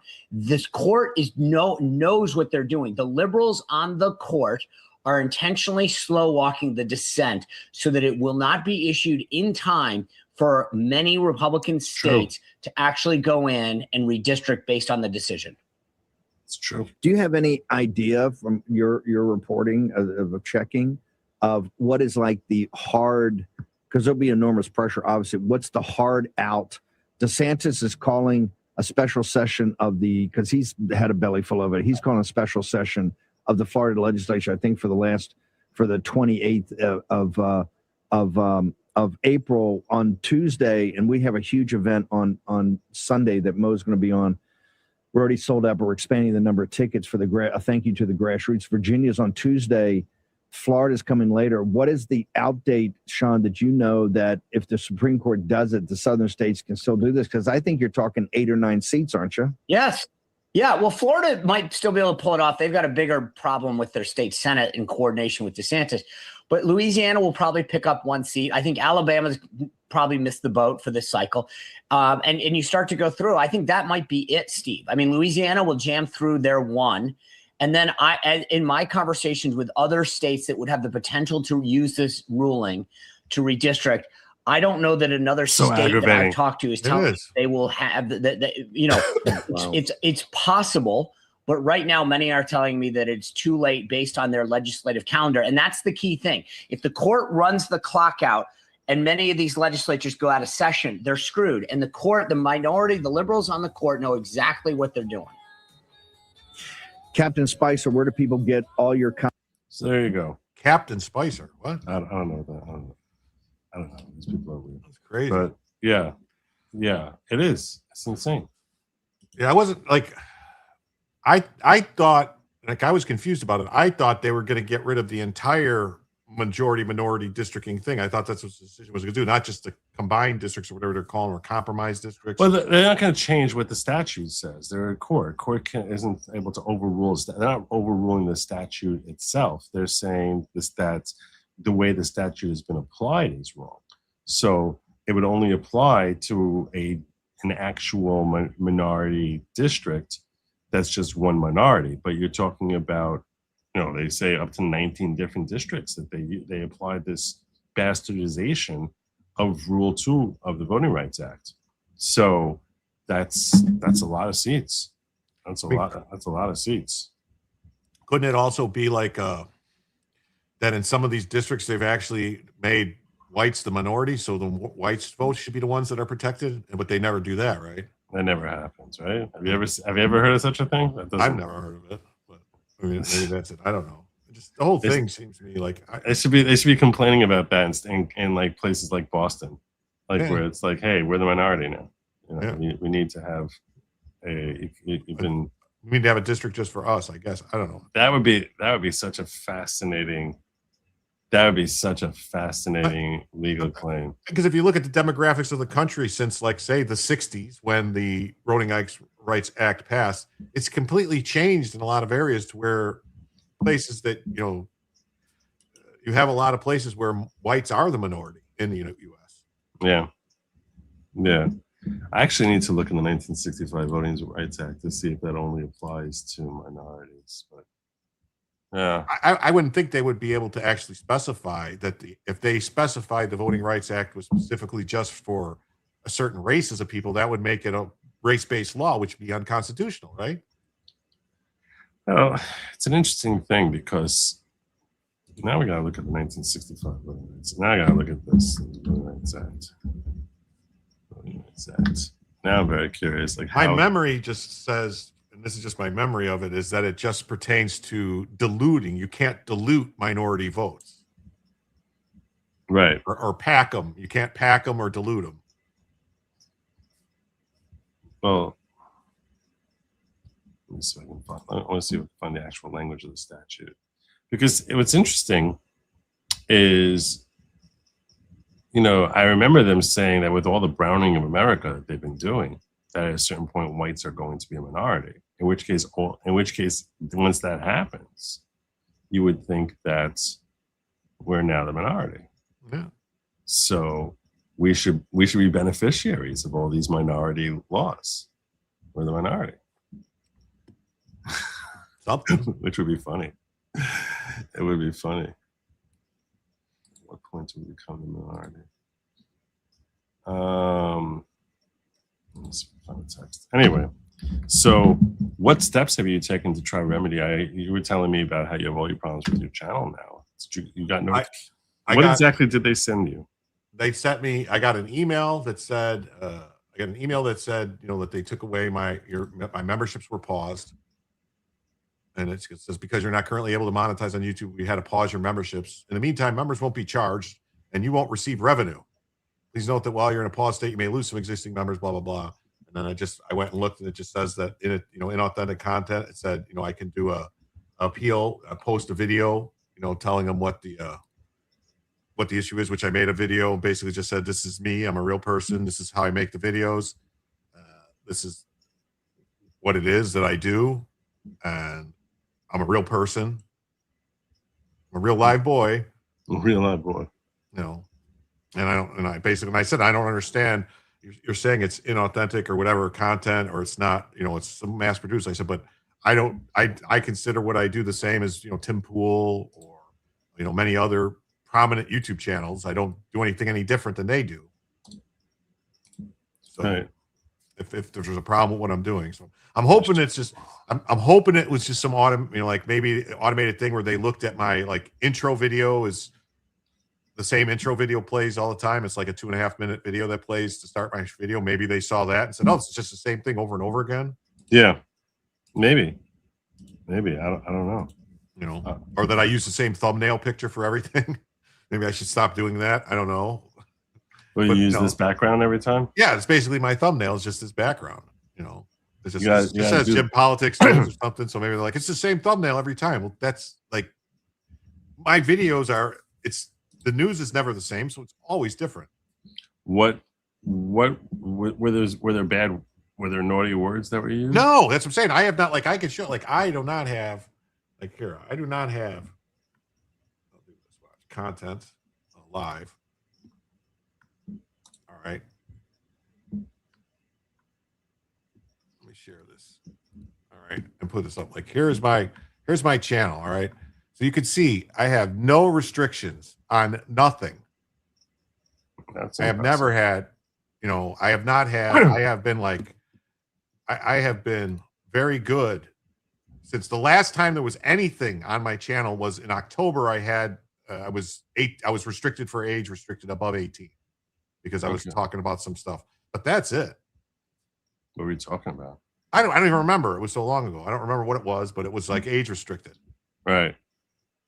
And that's it. I haven't had any copyright strikes. I've had like occasionally I'll get the thing where it says, "Oh, you got to share because you used a song on something like." I get that a lot. And all I do is I just go, okay, erase the song. Yeah. And I'm like, is that it? Can't be it. That can't be it because Yeah, no, that's not it. That's not it. That's just like something that they're telling you to share. Every once in a while, they'll tell me that they're once in a while, if it's like one of these really annoying blocking companies whose content I use 30 seconds of, they'll block the entire video and I have to like sort of delete it. But, yeah, I haven't. I had something that said my channel, the video was blocked in Russia one time, and I laughed and I was like, okay, I guess I'll edit that part out then. Yeah, but yeah. So what else is going on in the world? Did we end the war in Iran yet?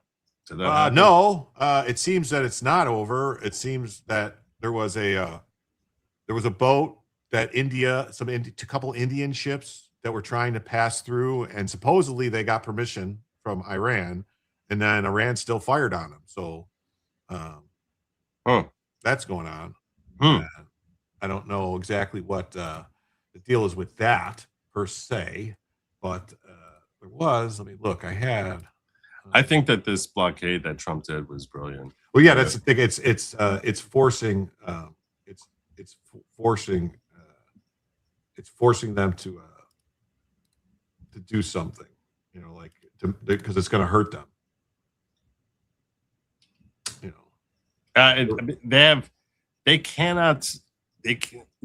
This could actually destroy Iran, the blockade, because they can. I mean, at a certain point, they're going to have to start dumping the oil somewhere, because if they shut off I've heard, and I want to look into this more.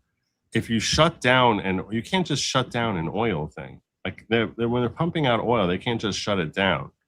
And apparently, it's like it like keeps coming, and you basically can damage the oil well if you try shutting it down. Yeah. So, and oil is their entire economy. They got nothing. I just want to answer Jacob Castro. No, I do not use the shock dollar. I am not a crazy Islamist named Hassan Piker. All right. Well, that's. Did you see this news, Joe? That the first deportees from the U.S. to arrive in the Congo capital.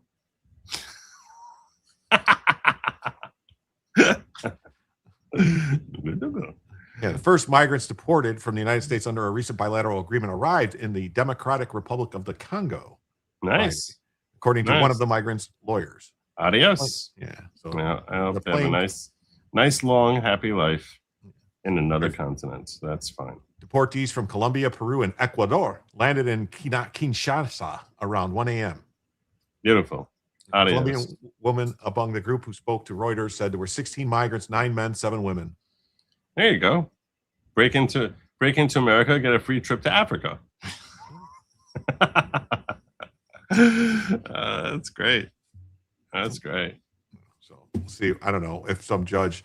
So this saying they said the lower number of arrivals could be due to last-minute interventions by U.S. federal judges. Oh, of course, U.S. federal judges said you can't do it. Yeah, there's always some federal judge out there. There's always one. There's always one. And then we have this Am I in stuff. your way? No, you're fine. I was talking to Lady Logic.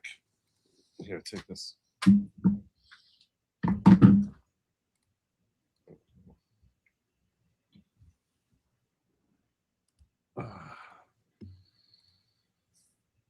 So, you heard about the what's it called, the Charlie Kirk assassin guy that they're trying to fight to get cameras taken out of the courtrooms. Yeah, I heard they don't want cameras in the courtrooms. I don't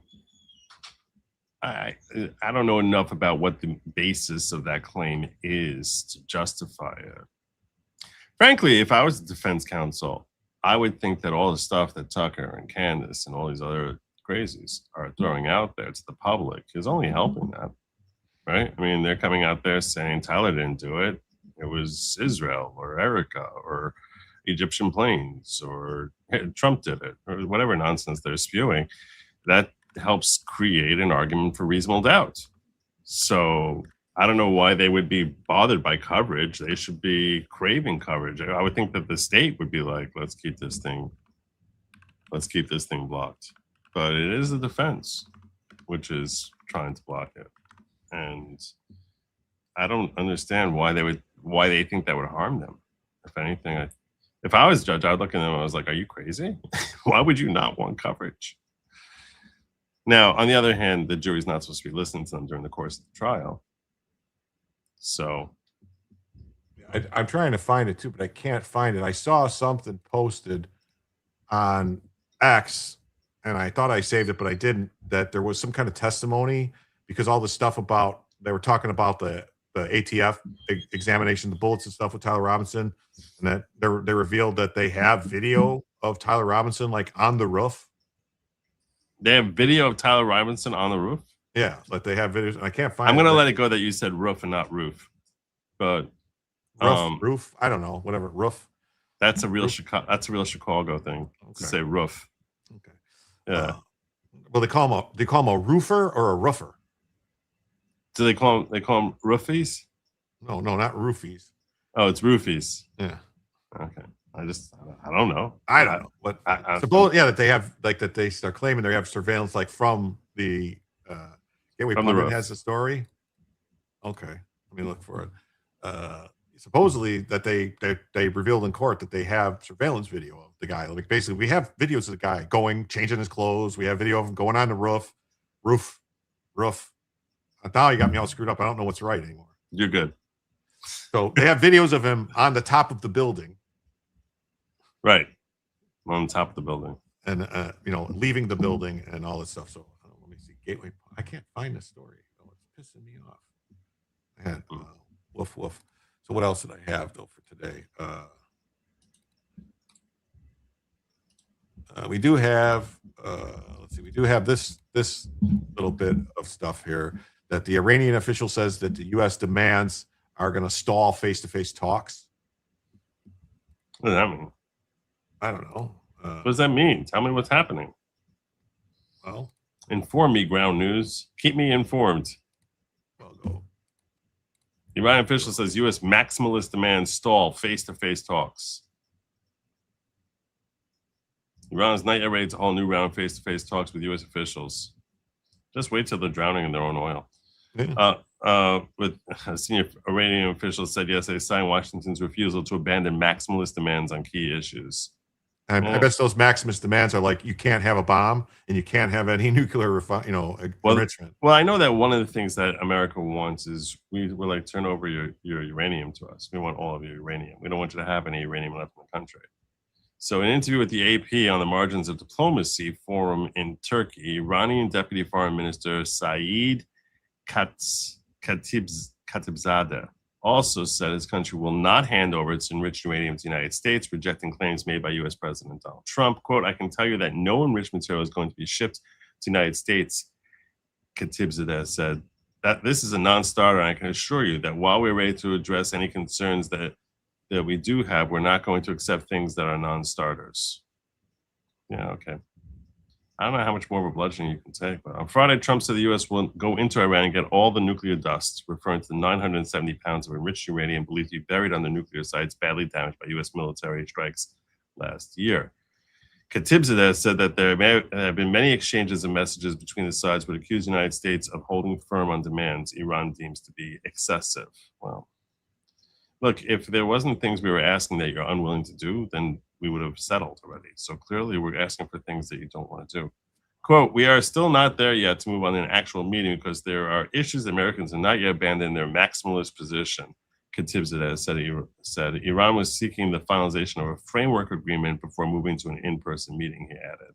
Yes, to me, this means the Iranians are just stalling for time, Yep. That's exactly what that is. The Iranian official would not go on specifics in negotiations with the U.S. or say which issues remain unresolved, but called on Washington to address Iran's concerns, including sanctions imposed on Iran. Quote, the other sides also should understand and address our main concerns. There are, scroll me here, which are illegal unilateral sanctions that Americans have imposed on Iranians and this economic terrorism, which has targeted Iranian people to suffocate them, make them to revolt against the political structure inside Iran, Khatibzadeh said. Asked whether Iran would respond to renewed attacks by Israel on Lebanon, despite the ceasefire, Khatibzadeh said Iran has no option just to stop aggressors once and forever.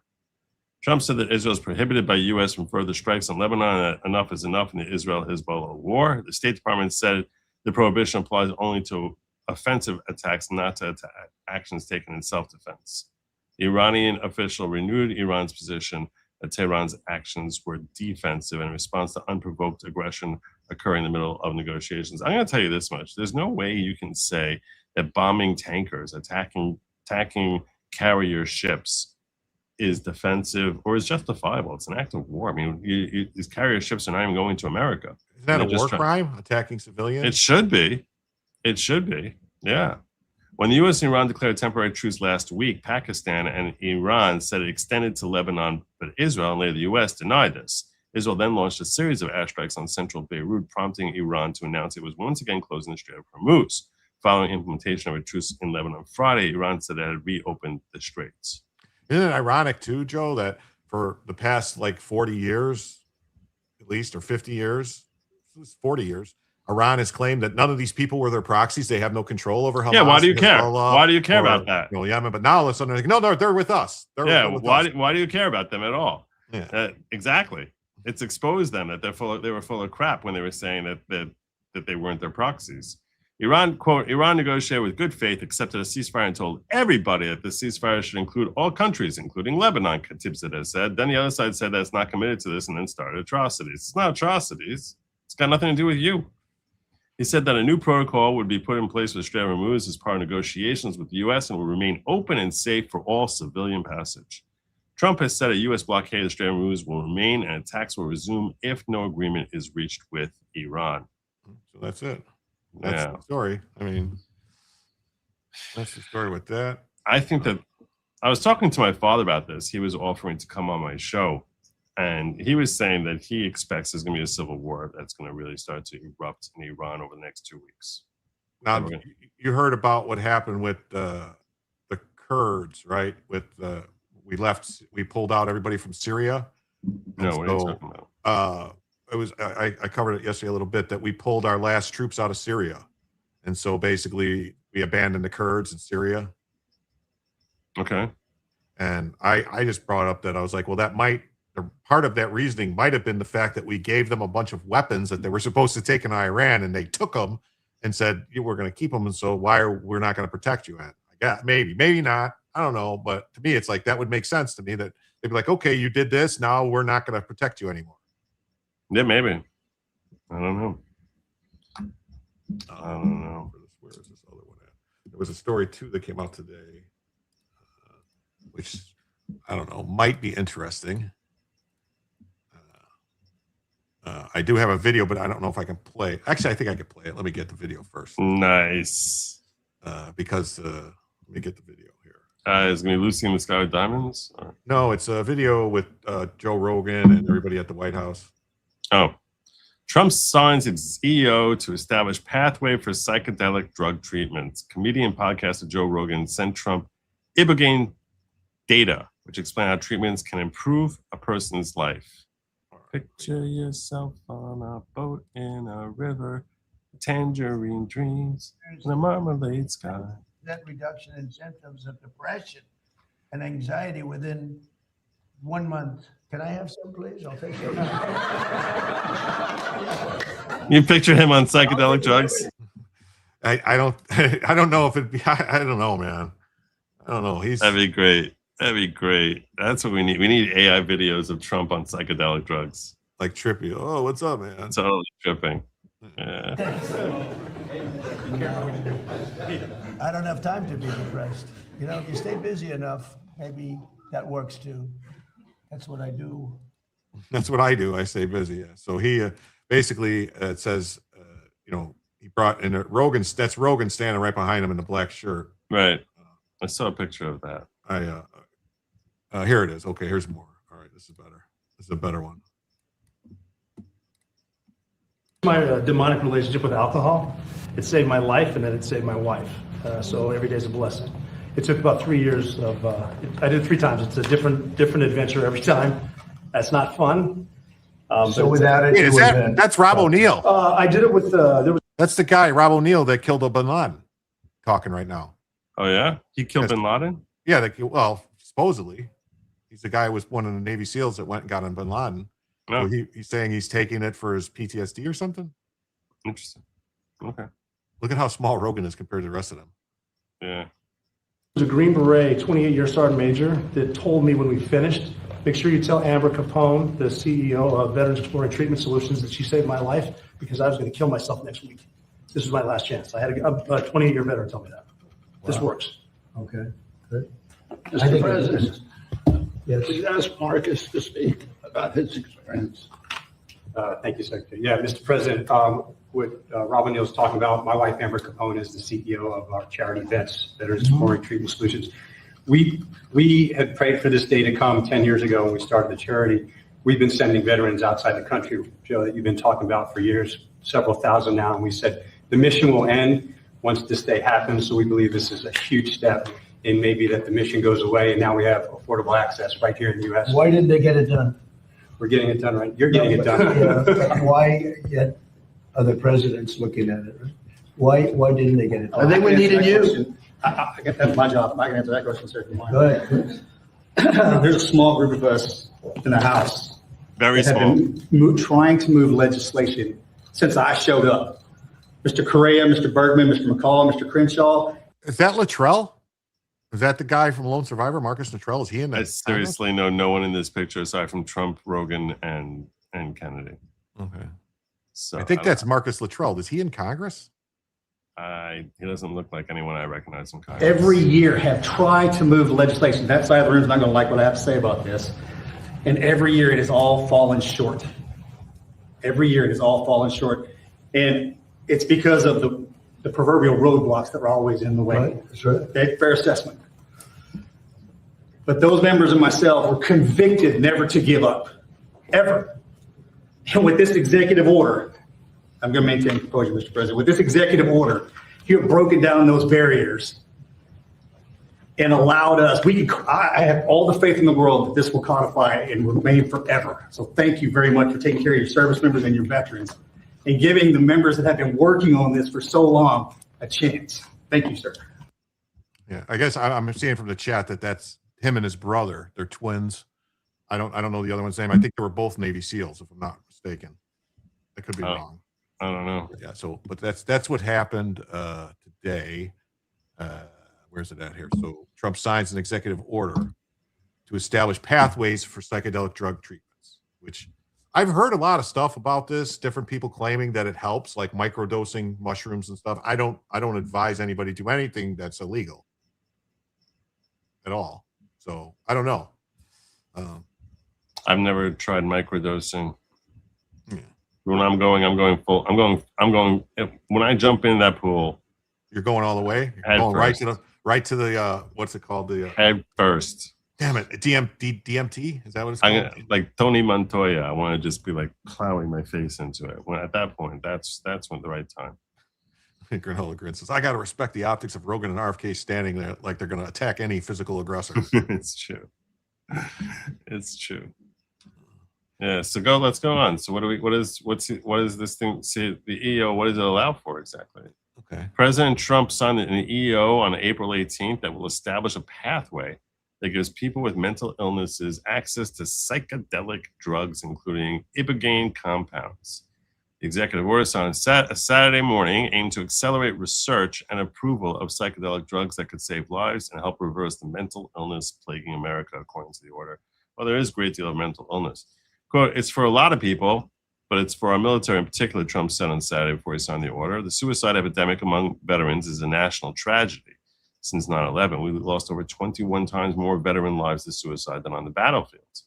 The order suggested that innovative methods were needed to find long-term solutions for Americans who suffer from mental illnesses, depression, and substance abuse disorders who either relapse or don't fully respond to standard medical and psychiatric therapies. Quote, psychedelic drugs, including ibogaine compounds, show potential in clinical studies to address serious mental illnesses for patients whose conditions persist after completing standard therapy, the executive order stated. Ibogaine, a plant-based psychoactive compound, safely led to improvements in depression, anxiety, and functioning among veterans with traumatic brain injuries, according to a 2024 study by Stanford medicine researchers. Quote, thousands of veterans are having to travel to Mexico or other countries to experiment with interventions that hold great promise, but for which our knowledge is still insufficient, Health Secretary Robert F. Kennedy Jr. said at the White House. This executive order will remove the legal impediments that blocked American researchers, scientists, physicians, and clinicians from properly studying these medicines. Comedian and podcaster Joe Rogan sent Trump ibogaine data, which explained how treatments can improve a person's life. Quote, I sent him that information. Text message came back, sounds great. Do you want FDA approval? Let's do it. Rogan said while at the signing of the executive order on Saturday. It was literally that quick. These drugs are illegal not because they're harmful. They're illegal because the 1970 Controlled Substances Act. According to research published in the National Library of Medicine, 80% of people who went to Mexico between 2012 and 2015 for ibogaine treatment said eliminated or drastically reduced withdrawal symptoms from opioids. The data noted that very few studies have reported the effectiveness of ibogaine as a treatment for chronic opioid use. The Department of Health and Human Services will allocate at least $50 million from existing funds to work with states that have developed or are developing programs to advance psychedelic drugs for serious mental illnesses. Eric Lionheart, a retired Air Force combat controller and founder of a nonprofit that offers a range of holistic healing options to veterans, applauded the president's EO that, quote, steps outside conventional boundaries. Quote, I take the president at his word when he says he cares about the military, and this action reflects a willingness to challenge a system that has failed too many veterans. Look, there's definitely a failure that's going on here, right? I mean, when you're talking about the suicide, we lose 21 times as many vets to suicide as we do on the field. It's telling you we got a serious problem here, right? And it's not being... And whatever the VA is doing is not working. Whatever the medical community has been doing has been a fail. So Lionheart founded his nonprofit organization, the First There Foundation, after some of his veteran friends committed suicide. He believes Trump's EO will help give people a chance of becoming whole by using the Right to Try Act for mental health treatments after they return from service. Quote, it gives them a chance at joy and not dependent on antidepressant medicine, a chance to reclaim their mental health, to find relief, experience life differently than they have been. For many veterans and their families, that means hope, something that has been in short supply. Yeah, I think that this is a really good thing. I do too. I think like a lot of the medications that they prescribe for depression and stuff like that actually have the side effect of it can make you more depressed. It makes you actually, like they say, all the stuff like these SSRIs and these other things. I mean, I'm not a doctor. I don't pretend to be a doctor, but I think if like I thought medicine was supposed to be particularized for the patient. Each patient is different. And so if something works for one patient, it works for that patient. If something doesn't work, you should try something else until you find what works for that particular patient. It shouldn't just be like, nope, this is what we give people for this. Doesn't matter if it makes you worse. We're going to give it anyway. Yeah, that's true. And that's what we do in any other branch of medicine, right? You would think. I had this ongoing issue with my cornea, right? So I have get hit in the eye or something, or is it a pressure issue, or? Well, it actually might have been worsened because I did get hit in the eye like 15 years ago or so. I hit myself in the eye. I was sitting and studying with my kid, and he was reading something, and I had rolled up some sort of, I was just sort of playing with like like the cardboard insert from a paper towel, and I sort of was using it as like, I sort of like had unwound it and then turned it into like a little telescope type of thing, and I put it up to my eye and touched and poked myself in the eye, and I had a scratched cornea, and they said they might have made it worse. So I actually have a condition called erosion of the cornea in both eyes, which is very unusual. And most people who get it, they say it's a genetic thing, and most people get it only in one eye. I have it worse in my right eye than in my left eye. But what comes out of it is that when I wake up in the morning, it feels as if my eyelid is stuck to my eye. It's very painful to open my eye. Like, it's really, really painful. It's not actually stuck to my eye. It's just that what happens is most people, their cornea, it comes from both sides of the eyeball and meshes like this. During the course of the night, there's fluid that comes into it and it sort of spreads like that. Mine is laying one on top of the other, not blended in. And when it fills with fluid, so apparently it comes apart, and I basically have an area that there's no cornea. So, and it's like aggravating pain. It's as if someone's like sticking like needles in my eyes for like 20 minutes, and then it feels better. Like it just starts. Wow. It's very, very painful. And I have it. There's nothing they can do. They can't do a surgery or anything. No, just the opposite. Just the opposite. So my eye doctor told me, he's like, okay, so what we can do is, he said, first try this treatment called Muro and try that for 6 weeks. And I did, and Muro worked for a little while, and then it stopped working. So he's like, okay, so now we moved on to a amniotic treatment, where they take an actual section from the amnion fluid, like babies in the fetus has amnion fluid, and they put that on your eye, cover it with a contact lens, and you wear the contact lens for 6 weeks straight, and that helps it basically attach to the cornea and grow into being part of the cornea. And I was blown away by this. It's just like an amazing thing that God created, that the different uses that we have for various things that he put in this world. So, and apparently he said that works 90% of the time. Well, they tried it in my right eye, and now there's actually one in my left eye. I actually have a contact lens with the amniotic thing, and it's working a little better, it seems like, with my left eye. My right eye, he says when he looks at it, he can see that it looks much better than it did in the past, but I still am dealing with the same pain. So then he tried something new. My newest step is he said that it's possible, because he's having me put on like eye drops like 10 times a day. Like every time I'm not on the air, every time I remember, I basically am grabbing eye drops, tilting my head back, and just like and like flooding my eye. So what he basically said he wants to try doing is, he says that your tear ducts act like sinuses, like sort of draining out your eyes, that if the fluid is helping, in that case, maybe they can put a plug in my tear ducts, which I don't know if that means I'm never gonna be able to cry anymore, but that would essentially help keep fluid there, and I wouldn't have as much of a problem in my right eye.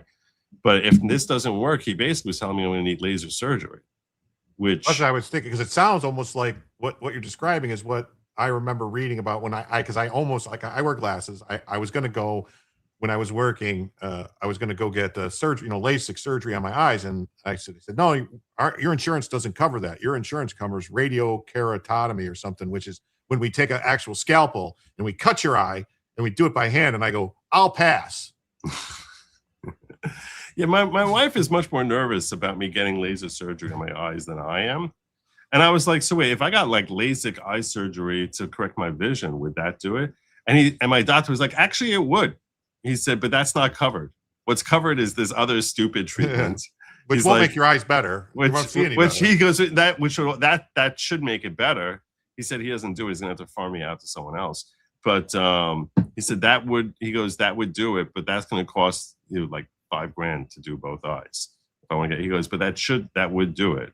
Or you can just get this other treatment, which would be medically covered. So I'm trying to decide whether that's worth it or not to get the laser surgery and just you could make a video, all right, about your journey of your eye journey, surgery, your eye surgery journey. And I think then, because it's a video about your eye journey, the cost of the LASIKs would be considered a business expense. Well, I think I could write it up. I actually asked him whether it's a business expense. I was like, because this way I wouldn't need glasses anymore. So, and my face is part of like the whole social media thing. Like, I was like, maybe that would be something that could be. He's like, probably. He's like, yeah, why not? Why wouldn't that be like a business expense?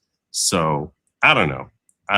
Like I said, my wife is very nervous about it. She's really, really nervous about it. But who knows? You got a comment here, Joe, for $5. You're too old. Laser vision on correction, lens replacement for our age group.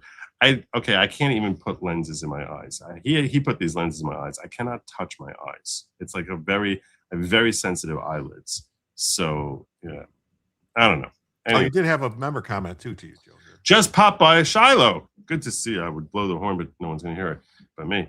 Watching on TV these days, but you're still the goat, Joe. Oh, that's very kind of you. Thank you. She was one of the players who joined me when we were doing when I was doing readings from Trump's criminal trial. So she was she took a featured role, and she was great in that role. Great. So yeah. Anyhow, so I do have a couple other stories if you want to talk about, unless you have something else you want to talk about. I'm gonna give it like another 5 minutes or so. I'm actually feeling my eyes like tearing up right now. Okay. So.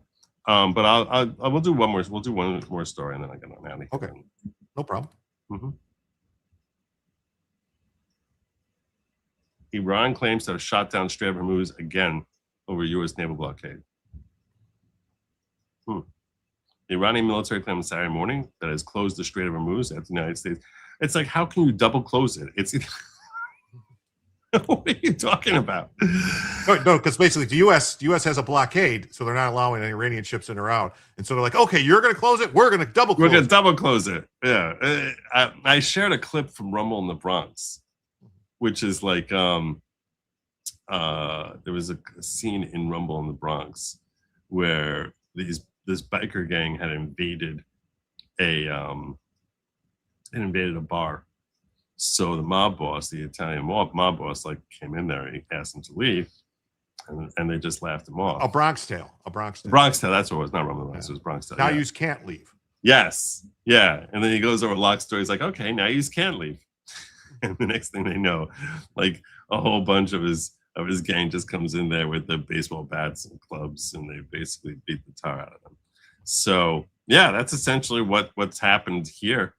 The Iranian military claimed on Saturday morning it had closed Strait of Hormuz after the United States refused to lift its naval blockade, preventing Iran's ships from passing through the waterway. Briefing the state-tied Tasnim news agency, a spokesman of the Hazrat Khatam al-Anbiya central headquarters of the remnants of the Iranian military said that once again seek to block traffic in the Strait of Hormuz just hours after coming to a deal with the United States to open the passage.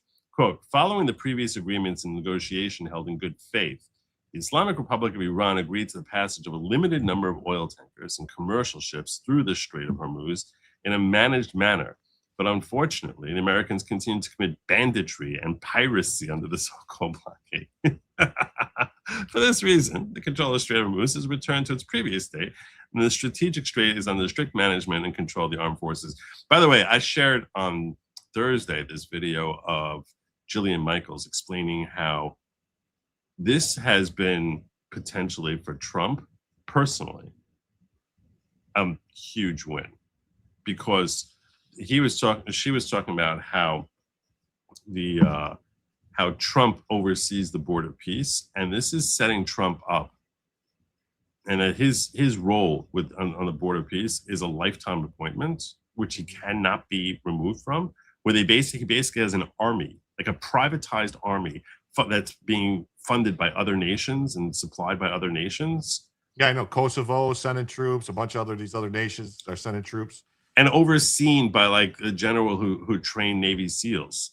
Mm-hmm. And that basically is a retired general, and that's the private army of the Board of Peace, and that this is setting up for the creation of and the legitimacy for a new trade route called IMEC, which is the Indian Middle East corridor, commercial corridor, and that basically they use ship and rail across the Saudi desert and it going out across Lebanon into Haifa, and then basically shipping out energy reserves to Europe by basically floating out from Haifa into Greece, and that's called IMEC. It was a concept that India came up with because it basically can get, and that this is potentially a multi-trillion-dollar thing. It's also very interesting too that like the U.S. for the first time since World War II is now a net exporter of oil. We are exporting more oil from the U.S. than we're actually using in the U.S. Yeah, ultimately that this can actually be a massive financial windfall for both America and for Trump personally. So, I think we set a record or close to a record because the amount. It's like 5.2 million barrels per day we're exporting. Because the world is basically recognizing that you can't deal with, you can't play around with oil. Like, you need your oil. And it's like, if it's not there, it's not reliably there, or if it's under threat every time some lunatic gets pissed off and says, we're going to start shooting missiles at carrier ships. So carrier ships can't go through there. So like instead, they'll just switch to something that they don't have to have those concerns about. So that means let's just figure out a way to bypass Strait of Hormuz and cut Iran out of this entire conversation. It's like, all right, you have your oil. No one wants your stinking oil. There's another story too. Sorry, I didn't mean to interrupt you. No, go ahead. There was another story I covered earlier. I'd have to look for it again, but that we signed a deal with Morocco to now we have control over the Straits of Gibraltar. We just signed a treaty with Morocco. Really? Yeah. Today. So that's so they're basically saying like Trump now controls, basically the U.S. now controls all four major choke points in the world: the Strait of Hormuz, the Straits of Malacca, the Straits of Gibraltar, and the Panama Canal. Yeah, wow. I'll tell you, Jacob is saying it's a massive windfall for the oil companies. It's not even so much the oil companies. It's actually a windfall for Saudi Arabia, because they apparently have massive solar farms, and that that part of IMEC is that it's able to transfer the solar energy and get that out and market that. So they have, because they have freaking desert for, they have deserts everywhere, and that they basically use turning those deserts into solar farms. And so that actually would hurt the oil industry. And that it's a sort of thing which is very appealing to Europe because it's cleaner energy. So, yeah. You had a couple more super chats on your channel here, Joe. You had. Okay. What we got? What we got here? Lens replacement isn't touching your eye. The doctor replaces your existing ones, which corrects eyesight. No, it's the same person then again says. Lens replacement surgery is same as cataract surgery. Internal lenses are replaced. That sounds much scarier. What he described. That sounds way scarier. Oh, what amount of oil is our max out?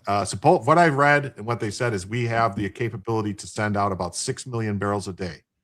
That's the capacity we have, and that's just because of pipelines. We don't have the capacity to get the oil there. You know what I mean? But I just saw also that a couple days ago Trump signed permits for 9 new pipelines. So Yeah, he wants to turn us into like a massive exporter of oil. Yeah. Yeah. So, yeah, I actually think that this could long term be very beneficial to the United States. It's yeah. Look, there's obviously a million ways this story has yet to play out. Yeah, this needs. Although to be, I will say this: as much as I love Trump, and I think he's been a phenomenal president. As much as I love the guy, we're talking about him being chairman of the Board of Peace. If it does end up becoming the main corridor for shipping energy to, and that he's like overseeing that, and that he becomes the energy king of the world forever. That's a lot of power to give to any one person. And then he has, not only that, he has the right to name his successor for life. So you're basically talking, which he would presumably name, Ivanka or Don Jr. or someone. And that's a great deal of power to give anyone. Absolute power corrupts absolutely. As much as I can, like and respect and appreciate, I don't know. I want to give that much power to any one person, because ultimately history says you tend to regret that at a certain point. It's like, it's really, really great. And then when the person's good, and then all of a sudden you wake up one day and it's a disaster. So it's a little bit scary if Trump can amass that type of power. But yeah, I don't know I mean, that doesn't mean that's not what's that's not what's going to happen. So it is a little scary. Yeah, never know. We'll have to see what happens. But so you're gonna jump off? Yeah, I think so. I had a great time in here. We should do this more often. Actually, you know what? We should. It's actually coming up on 4 hours anyway, so that's going to be the end of my stream anyway. So I could probably just end the stream. Yeah, I wasn't looking to pull you off. No, it's fine. I mean, we covered a lot of stuff that I wanted to talk about today. Basically, I know a lot of people are probably upset because I repeated the same story about getting demonetized at least 6 times on the show. No, but the stream is called "My Channel's Been Attacked." So what are you going to expect? No, I don't know. What were you expecting? We all want to hear. I don't know. Let's see here. So customization. Let's see. Let's redirect to somebody, Joe. Who are we going to redirect to? Who are we going to? I don't know. I could redirect to you. You could redirect. No, that's funny. MG Law has a Saturday night. Yeah, you know game. what? I'm going to do that. I'm going to redirect to you and get out, and that way everyone who's watching me can come in and give you a follow. Yeah. Okay. That's a good thing. Let's do that. That's a smart move. Let me set myself up for that. Oh, this guy goes, how much do we need to get another hour? Right now, we are $89 away from a third additional hour of the show. $89 away. Go get them. But unfortunately, the only way to donate to me is on Cash App, PayPal, Coffee, Ko-Fi, Super Tips, or Rumble Rants, or Kick or Twitch, or Locals Coins. 9,000 different ways. Unfortunately, we're down to those 9,000. Not YouTube. I was YouTube-sized. Unbelievable. It's so wrong. Let me find this stream that I can find and redirect to you. Hopefully I'll send these people over. In fact, what I can do is this. I'm going to redirect them and stay here with you for another few minutes. If I can shut this down. Let me just redirect first before I do that. So, no. Chunche goes, just came back, have family problems. Jim, will you be on tonight? I have been on for 4 hours, Sunshine. Am I in a time warp? I don't know. All right, so to my stream, I'm telling you, I'm still going to stay here for another couple minutes, and I'm closing down over here. So I thank you all for joining me. I'm redirecting you over to Jim. I'm going to urge you to come on over here and give him a follow. So there you go. So to folks watching on Good Logic, until next time, Godspeed. Come on over here. Come on over here. What about Swalwell? Is he going to jail? I don't know. Could be. It looks like he's completely been thrown under the bus. That's for sure. Looks like the left has no more use for Swalwell at all. All right, there we go. So now I just close down over there. Hopefully people come on over to where they get redirected to, and we can help give you like a little boost. That would be nice. Yeah, well, that's the way to do it. What's it say? Corn Pop says, I'm up to 200 XP, man. Sounds like I'm an awesome buddy. You've been doing great. Sunday night. Oh, Sunday night. Am I going to stream Sunday night? I don't know. Like, Sunday night is usually the night I take off, but I don't know. I guess I could. A lot of this stuff for me always depends on like, well, let's see what happens. I'm covering the news. If there's some days are just really slow days, like not much happens. So it's like, it's for you guys who are sitting at home watching. It's like, yeah, okay, come here and entertain me. And it's like, I got nothing to talk to you about. So what am I can sit here picking my nose, but it's not going to be very entertaining for you. Trust me. Yeah, you got to have good stories to talk about. Yeah. So that's what it is. I mean, like this stuff, I don't know. It seems like there's always stuff with this war going on like this. The war helps. Contested trader rooms now completely open to all commercial shipping. I mean, they need to make up their mind. It's open, it's closed, it's open, it's closed. I can't keep track of it anymore. Yeah. I mean, I don't know. I'm wondering, honestly, like, because every time a statement is made by Trump or by the Iranians, the oil market goes like this. It either goes like this or goes like this. Right. So it's like, I'm wondering, this could be games that people are playing. Like maybe they own stock or oil futures. I hadn't thought of that. Could be. I don't get it. Yeah. So we now have over here 240 people watching here. So all you people came on over here. If you're not yet subbed up to Jim, I'm going to urge you to please make sure you hit the sub button while you're here, because it helps. He's awesome. And he's going to and hopefully when this whole thing gets straightened out with YouTube and he gets his monetization back, he will. This is what you were talking about right here. It says the naval blockade imposed on the ships has placed considerable pressure on the regime, with reports emerging that Iran would only have about 2 weeks before having to start permanently shutting down crude oil production because it's running out of space. Yep. Yeah, they have to like completely shut down the wells, like close them out, which would take weeks to start them back up again. I believe it's not. Yeah, like and they say you can't just shut those valves and restart them. It's like a thing. It's a thing. So that's why time is on Trump's side here. But once the tanks are filled, Iran would have to shut down its field, which can risk long-term damage to the fields. Which I don't know how. Like, I don't know how that works exactly. What the damage would be. Yeah. Sober V says fuel just dropped 10 cents per gallon for diesel today here in the Panhandle of Florida. Well, that's awesome. Yeah. I have been noticing the prices go down. The problem is always the prices never go down as fast as they go up. Never. You saw about Spirit Airlines, right? No, what? Spirit Airlines might have to file for bankruptcy protection because it turns out that part of their business model was not to pre-purchase fuel like every other airline does. Like they didn't sign any long-term contracts. So when the prices spiked, it basically bit them in the ass, and they don't have the money to purchase fuel. I thought you were going to tell me part of their business model was like putting people on the wings of the plane, and the FAA was like, "We got to stop doing that," because that's what it feels like every time I'm flying. I feel like I'm in a flying tin can.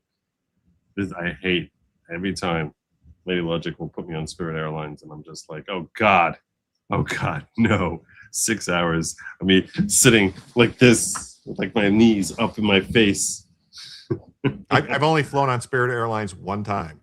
Oh my God. After I did the math on it and did the math, like saying, how much it costs to purchase the seat and then pay for the bag, I said, this is more expensive than actually flying Southwest or, one of these other airlines. But what are you doing?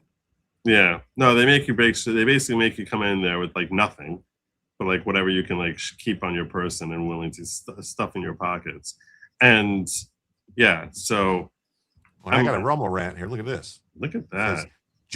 Jim, I don't know who this Joe guy is, but I don't recommend having him on as a regular guest, even with the YouTube bullshit. Not sure he's worth it for 20. Thank you. Joe is my very good friend, and he is always welcome on my channel anytime. Yeah, whoever you are, Duck Fat, that I've never heard of before. Never heard of you either. Yeah. And with that, we are only $69 away now, just $69 away from adding an additional hour to the show. Nice. That's how that works. See? Nice. All right. All right. I am gonna bust out of here. Okay. All right. So I thank you all for joining. Make sure you hit like and subscribe while you're here. And yeah, donate some bucks. All right. Good night, my brother. I'll see you later this week. All right, take care. All right. So let's see. We are now, I'm going to keep going for a little while. I hope everyone doesn't mind. I'm going to stay going for a little while. Just to, let me fix Bella's camera. Now that, let me see here. Do this, fix Bella's camera, make it smaller. There we go. I don't know. She keeps, seems like something is off here.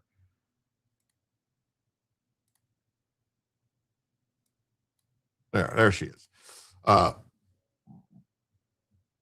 We just had a little dark, fat giggle a little bit. Okay. The airline business is cutthroat. The quality of customer service software. Yes, it does. Turn up the red on your monitor. What do you mean on my monitor? No news on Canada oil coming here to the USA. I haven't seen anything about it. Like I said, I saw the report about Trump signing some kind of permits for 9 new pipelines. I thought most of those were pipelines going to the Gulf, but maybe some of those were Canadian pipelines. I don't know. So it says CENTCOM U.S. Navy starts a mission to clear mines. This was old. So that's old. And this is a very interesting story about drugs. It says weapons grade chemical carfentanil surges as dangerous substitute for fentanyl. Wow. So they got some new thing now that's the substitute for fentanyl?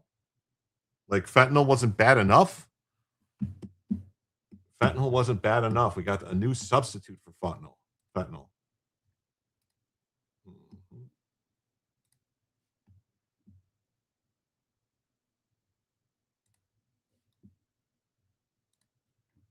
A chemical 100 times stronger than fentanyl is fueling U.S. overdoses.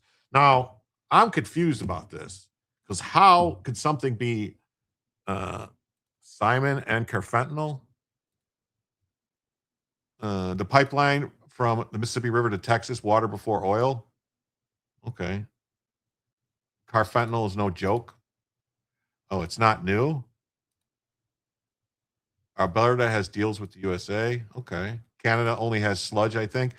I think the stuff from Canada is what was supposed to go to where the stuff from Venezuela is going, because Venezuela has the sour crude.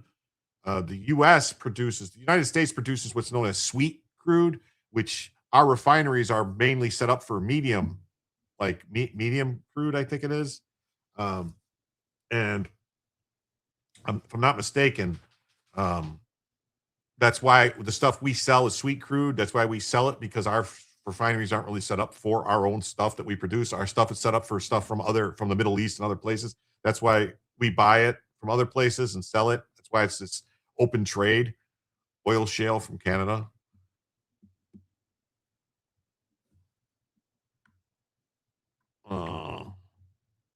Yeah. Don't do drugs, okay? Drugs are bad, okay? Yes. Yeah, South Park is almost 30 years old. Yes, it is. So a Chinese crackdown on fentanyl-making ingredients could be fueling the resurgence of carfentanil. Okay, so it's a resurgence, so it's not new. It's old. It's weird. It seems there's a form of warfare to CCP. You could be arguing to get rid of degenerates in our society while also pissing off those who would do something about it, family-wise. Maybe. Fentanyl is 90% of surgical pain and surgery, not post-surgical. PM 2.5 microparticles, also man-made deadly toxin. Only refinery that can refine Venezuela and Alberta is in Houston. It has no approved medical use for humans and poses a severe threat even through accidental inhalation or skin contact. Okay. Isn't that the Keystone pipelines? I don't know. It was just like 2 days ago, there was a whole thing. Trump signed permits or approved permits for 9 new pipelines. I don't know. I mean,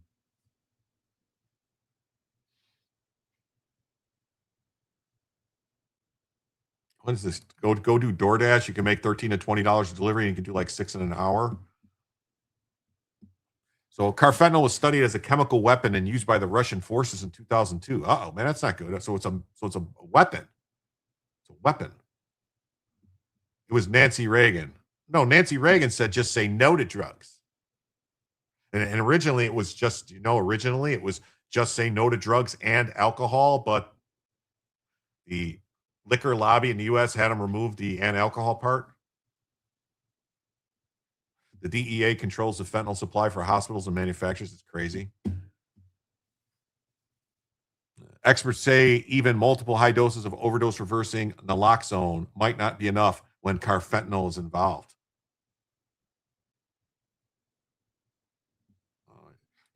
Bank can take your car for delivering DoorDash. Well, I know if you're doing DoorDash and stuff like that, don't you actually have to have special insurance?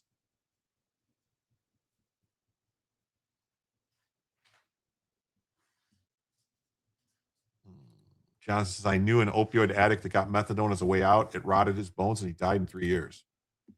Carfentanil can drop an elephant. Oh, man. Oh, Bella, I didn't bring your water in here tonight. I forgot that. Wow. This is Jacob says, see, the government sucks at everything. They screwed up. Just say no to drugs. Now they're going to screw up the new message. Take psychedelics. Yeah, they're going to screw it all up. So a chemical relative of fentanyl, so toxic was once developed as a weapon, is resurging in the U.S. Carfentanil, which is 100 times more powerful than fentanyl and 10,000 times stronger than morphine. 10,000 times stronger than morphine? I mean, you think that's why DoorDash is 99% illegal aliens? It's possible. Lyft and Uber have car insurance for their drivers. So it's made a dramatic return into America's drug supply. Federal officials say carfentanil is so potent, a microscopic dose smaller than a grain of salt can be fatal. Oh my God. Wow.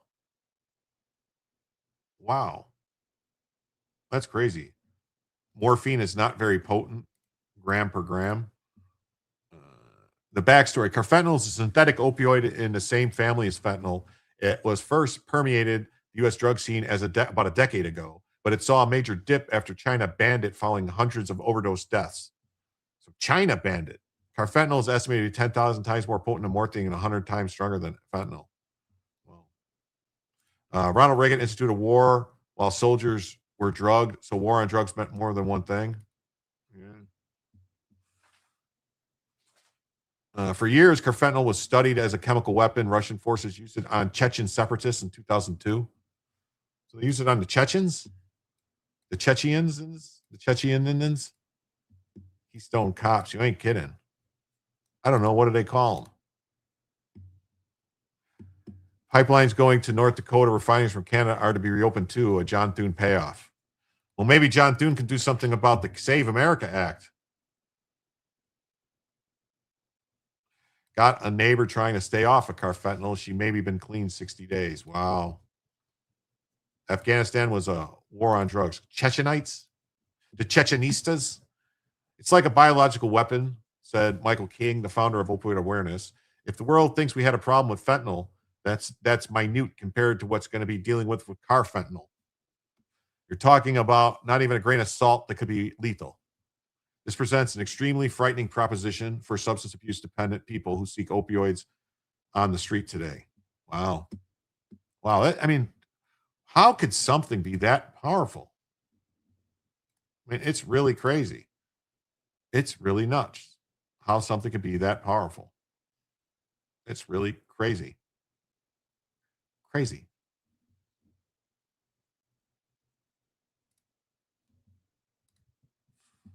It's really, really crazy.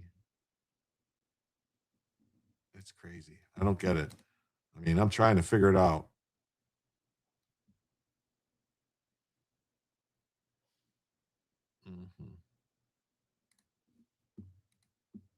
Hold on. Sorry a second. Let me look at something here.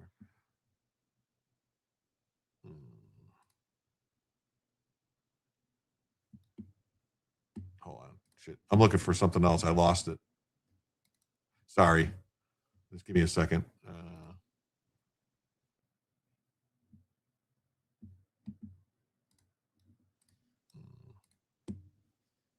Damn it.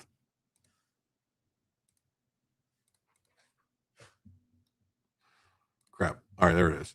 Experts say even multiple high doses of naloxone might not be enough. Wow. This drug is to control the populations of USA. If you do it all, what does it say? If you do it all at once and die, are you an addict? I don't know. I don't think so. You wonder if it's cheaper to make than sarin, similar toxicity. The Chechenogans? I don't know. I never heard that one. According to the DEA, return could be linked to China's crackdown on some ingredients used to make fentanyl. Mexican traffickers may be using it to fortify fentanyl that's been weakened by China's crackdown. Or they may be trying to make it themselves. Wow. Rice, sarin gas. No, I thought ricin was made with rice. Or was I thinking something else? Isn't there's something that's naturally occurring in rice, isn't it? Like or no, tapioca. There's something that's naturally occurring in tapioca that in large quantities is poisonous. Is it arsenic or something like that, or something? Something. You're talking about Narcan, which is a reversal agent for narcotics. Well, they're saying if you use that Narcan, that it doesn't. Bella looks like she has something. She has an ear infection. I've been ricin is from castor beans. Okay. But there's something from tapioca too, if I'm not mistaken. I think so. But she has an ear infection. I keep putting drops in. It's just not really arsenic is in apple seeds. Okay.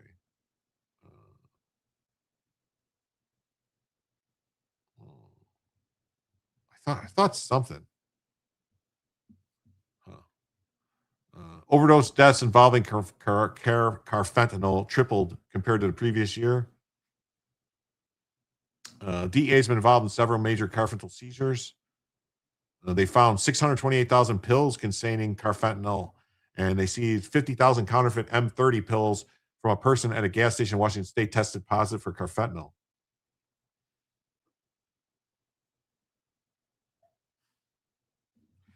We can use up to 12 milligrams of Narcan during a treatment. Wow. That's crazy. That's crazy. Oh, then we got this story, which we could talk about. You guys see this? Rice absorbs arsenic more effectively than other crops. Go buy Ultra Silver, put it in the dog's ears. They're trusted here. Okay. All right, I'll check it out. I do have, it's called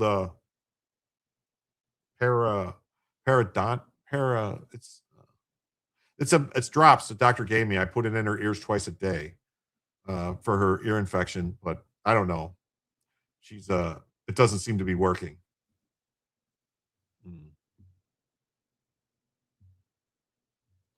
I need a slightly different twist on your thumbnail every day. That's what it thinks. That might be what it is. Narcan binds to the pain receptors to not allow fentanyl to bind and be flushed out. Yeah, but what is it they're saying? They're saying that Narcan doesn't work. It takes a lot more Narcan to make that work.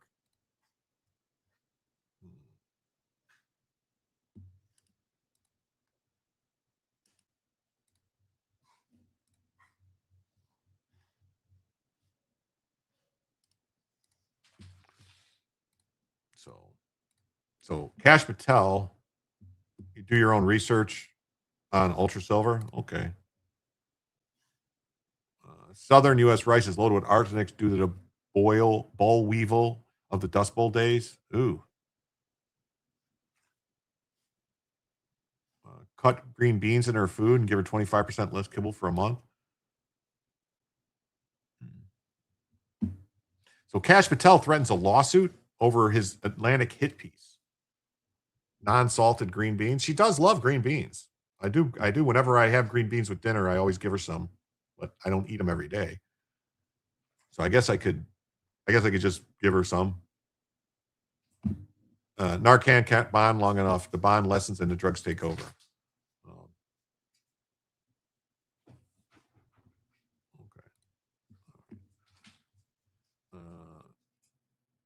So Cash Patel says, see you and your entire entourage of false reporting in court, but do keep it with the fake news. Actual malice standard is now what someone call a legal layup. There's a lot of animals. The tapioca is cyanide if not processed correctly. Okay, I knew it was something. I knew there was something in tapioca. Of course, the doses of fentanyl are 2,000 times what we give legally in the hospital.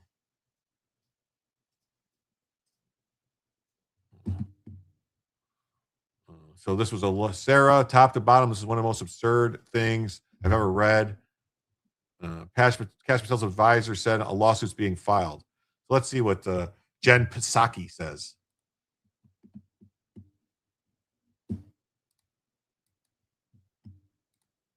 Patel's advisor said the lawsuit's being filed. And this person says they stand by everything. I should note the FBI responded to The Atlantic with a graceful and eloquent statement attributed to Patel. And here's what he said: print it, all false. I'll see you in court. Bring your checkbook. Graceful, eloquent. Okay. Joining me now is the reporter who broke that story, staff writer for The Atlantic, Sarah Fitzpatrick. First of all, Sarah, I'm so grateful you could be here because we saw this story and we reached out and we were like, can you come talk to us about it? And here you are. I want to talk to you. Okay, I'm going to call him bullshit on that. The Atlantic is a Democrat propaganda rag controlled by Democrat mega donor, if I'm not mistaken, ex-wife of Steve Jobs, right? Is that the one? That's The Atlantic, right? Or no, maybe not Steve Jobs. Who is it? Who am I thinking of? But yeah, The Atlantic is a terrible, terrible, terrible rag that does nothing but publish hit pieces against Republicans. Yay, retard on retard crime. About all the details of this bombshell report. I just skimmed the story, the service there, I should say. But first, I just want to give you an opportunity to respond to this reaction to your piece, because Patel's Bezos, advisor, okay. I knew it was one of them. called your piece fabricated stories. Steve Jobs' widow. She That's said what I that thought. every Okay, maybe it is every Steve Jobs' serious widow. DC reporter passed on. Sarah Fitzpatrick and Jeffrey Goldberg printed it anyway. Lawsuit is being filed. What do you say to that? I say that I am a very careful, very diligent, award-winning investigative reporter with a history of award. Is that a man? Is that a man? Hold on. Do you hear that voice? Is that a man? Is there an Adam's apple there? I'm just asking questions. Just asking questions. Sounds like a man to me. Winning work across multiple organizations. You and I, in fact, have worked together previously. I stand by every word of this reporting. We have excellent attorneys, and it is a surprise. It is a surprising statement, but a very telling statement, I believe. A very telling statement. They call you a liar. That's not a man? No? Transitioning? I don't know. That's a very deep voice. It's a very deep voice. Yes, we stand by all this reporting.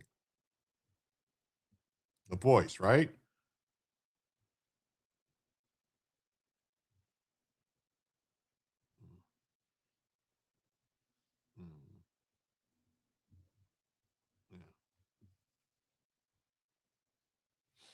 Believe and I would also note, we reached out for comment to the White House and to the Justice Department, neither of which disputed anything. We gave multiple opportunities, including 19 detailed. None of them disputed anything. They said it's all lies. They said you think it's a transgender? That's what I think. That's what I'm thinking. Women smoke cigars? Maybe. So, maybe. Maybe. So yeah, Cash Patel threatens to sue The Atlantic over categorically false reporting alleging excessive drinking.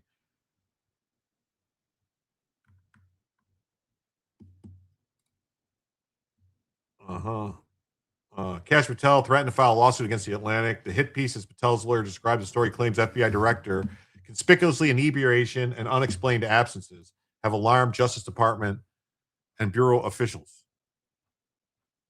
And one alleged instance resulted in security detail requesting breaching equipment to get him out of a locked room. Print it, all false. I'll see you in court. Bring your checkbook.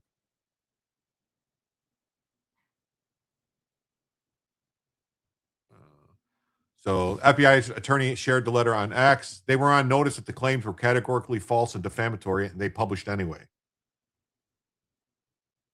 See you in court. But no, the vast majority of claims in the draft article rely solely on vague, unattributed sourcing, such as people familiar with the matter or some have characterized.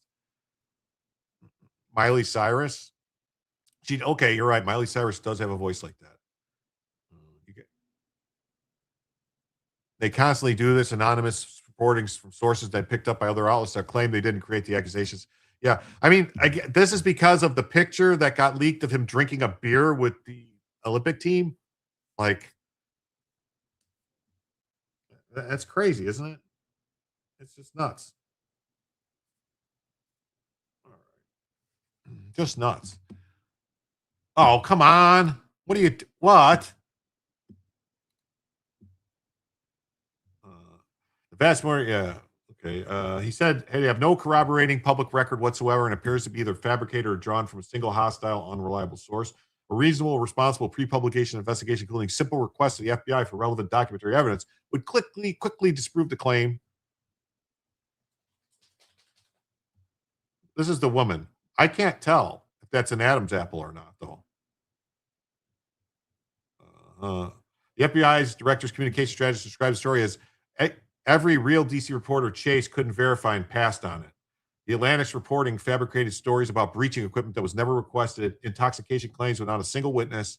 I'm not kidding about the FBI store not carrying intimidating enough merchandise. Every serious DC reporter passed on this. Lawsuit being filed.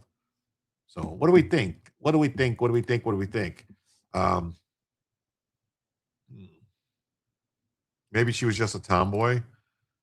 It's all BS, just like the Minnesota activist who lied about going to a doctor's appointment. Now she's suing, and I read articles leaving out her past lies. Yeah. Or what about the woman who made up the story saying that she was in ICE custody? You know, and turns out she was never even. Jawline is not male, no other features besides a voice. You get Farva vibes from Cash. Ooh. He does put off some vibes. I just always took it that I just always took it that it's because he's Indian. You know, he's not. You know, you just get these. He's trying to fit in. You're praying that Cash will subpoena Cheadle's and the Cheney's phone records before July 13th and after the divine intervention for 4mm miracle. Do hymns really work, people and any followers? I don't know. I do not know. Oh crap! I forgot. Yeah, I forgot about Instagram ending at 4 hours. My bad. So anyway, well, everybody, I think that's it for the evening. I don't have any more stories. I think I'm going to send everybody. I'm going to see who's live right now and send some people over to whoever's live. Let me see who's live on Rumble real quick. This will take a second. The Dozer Den, Ashley on.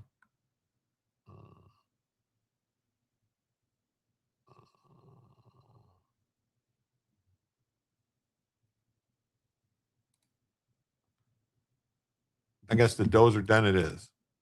So we'll do this. We'll do this. I want to thank everybody who's here. I'm going to thank everybody who's here. Please remind everybody, please hit the like button. Please subscribe if you haven't already subscribed. Hopefully everything will get resolved with YouTube. If not, we're just going to have to find other ways. A Shelley-on is a good one. I think I already went to him this week. Let me go back here. Oh, okay. Yeah, we'll do him. All right. Sounds good to me. All right. All right. So, yeah. So, I want to thank everybody who was here and ask you to come on back tomorrow for Jim to tell you the news.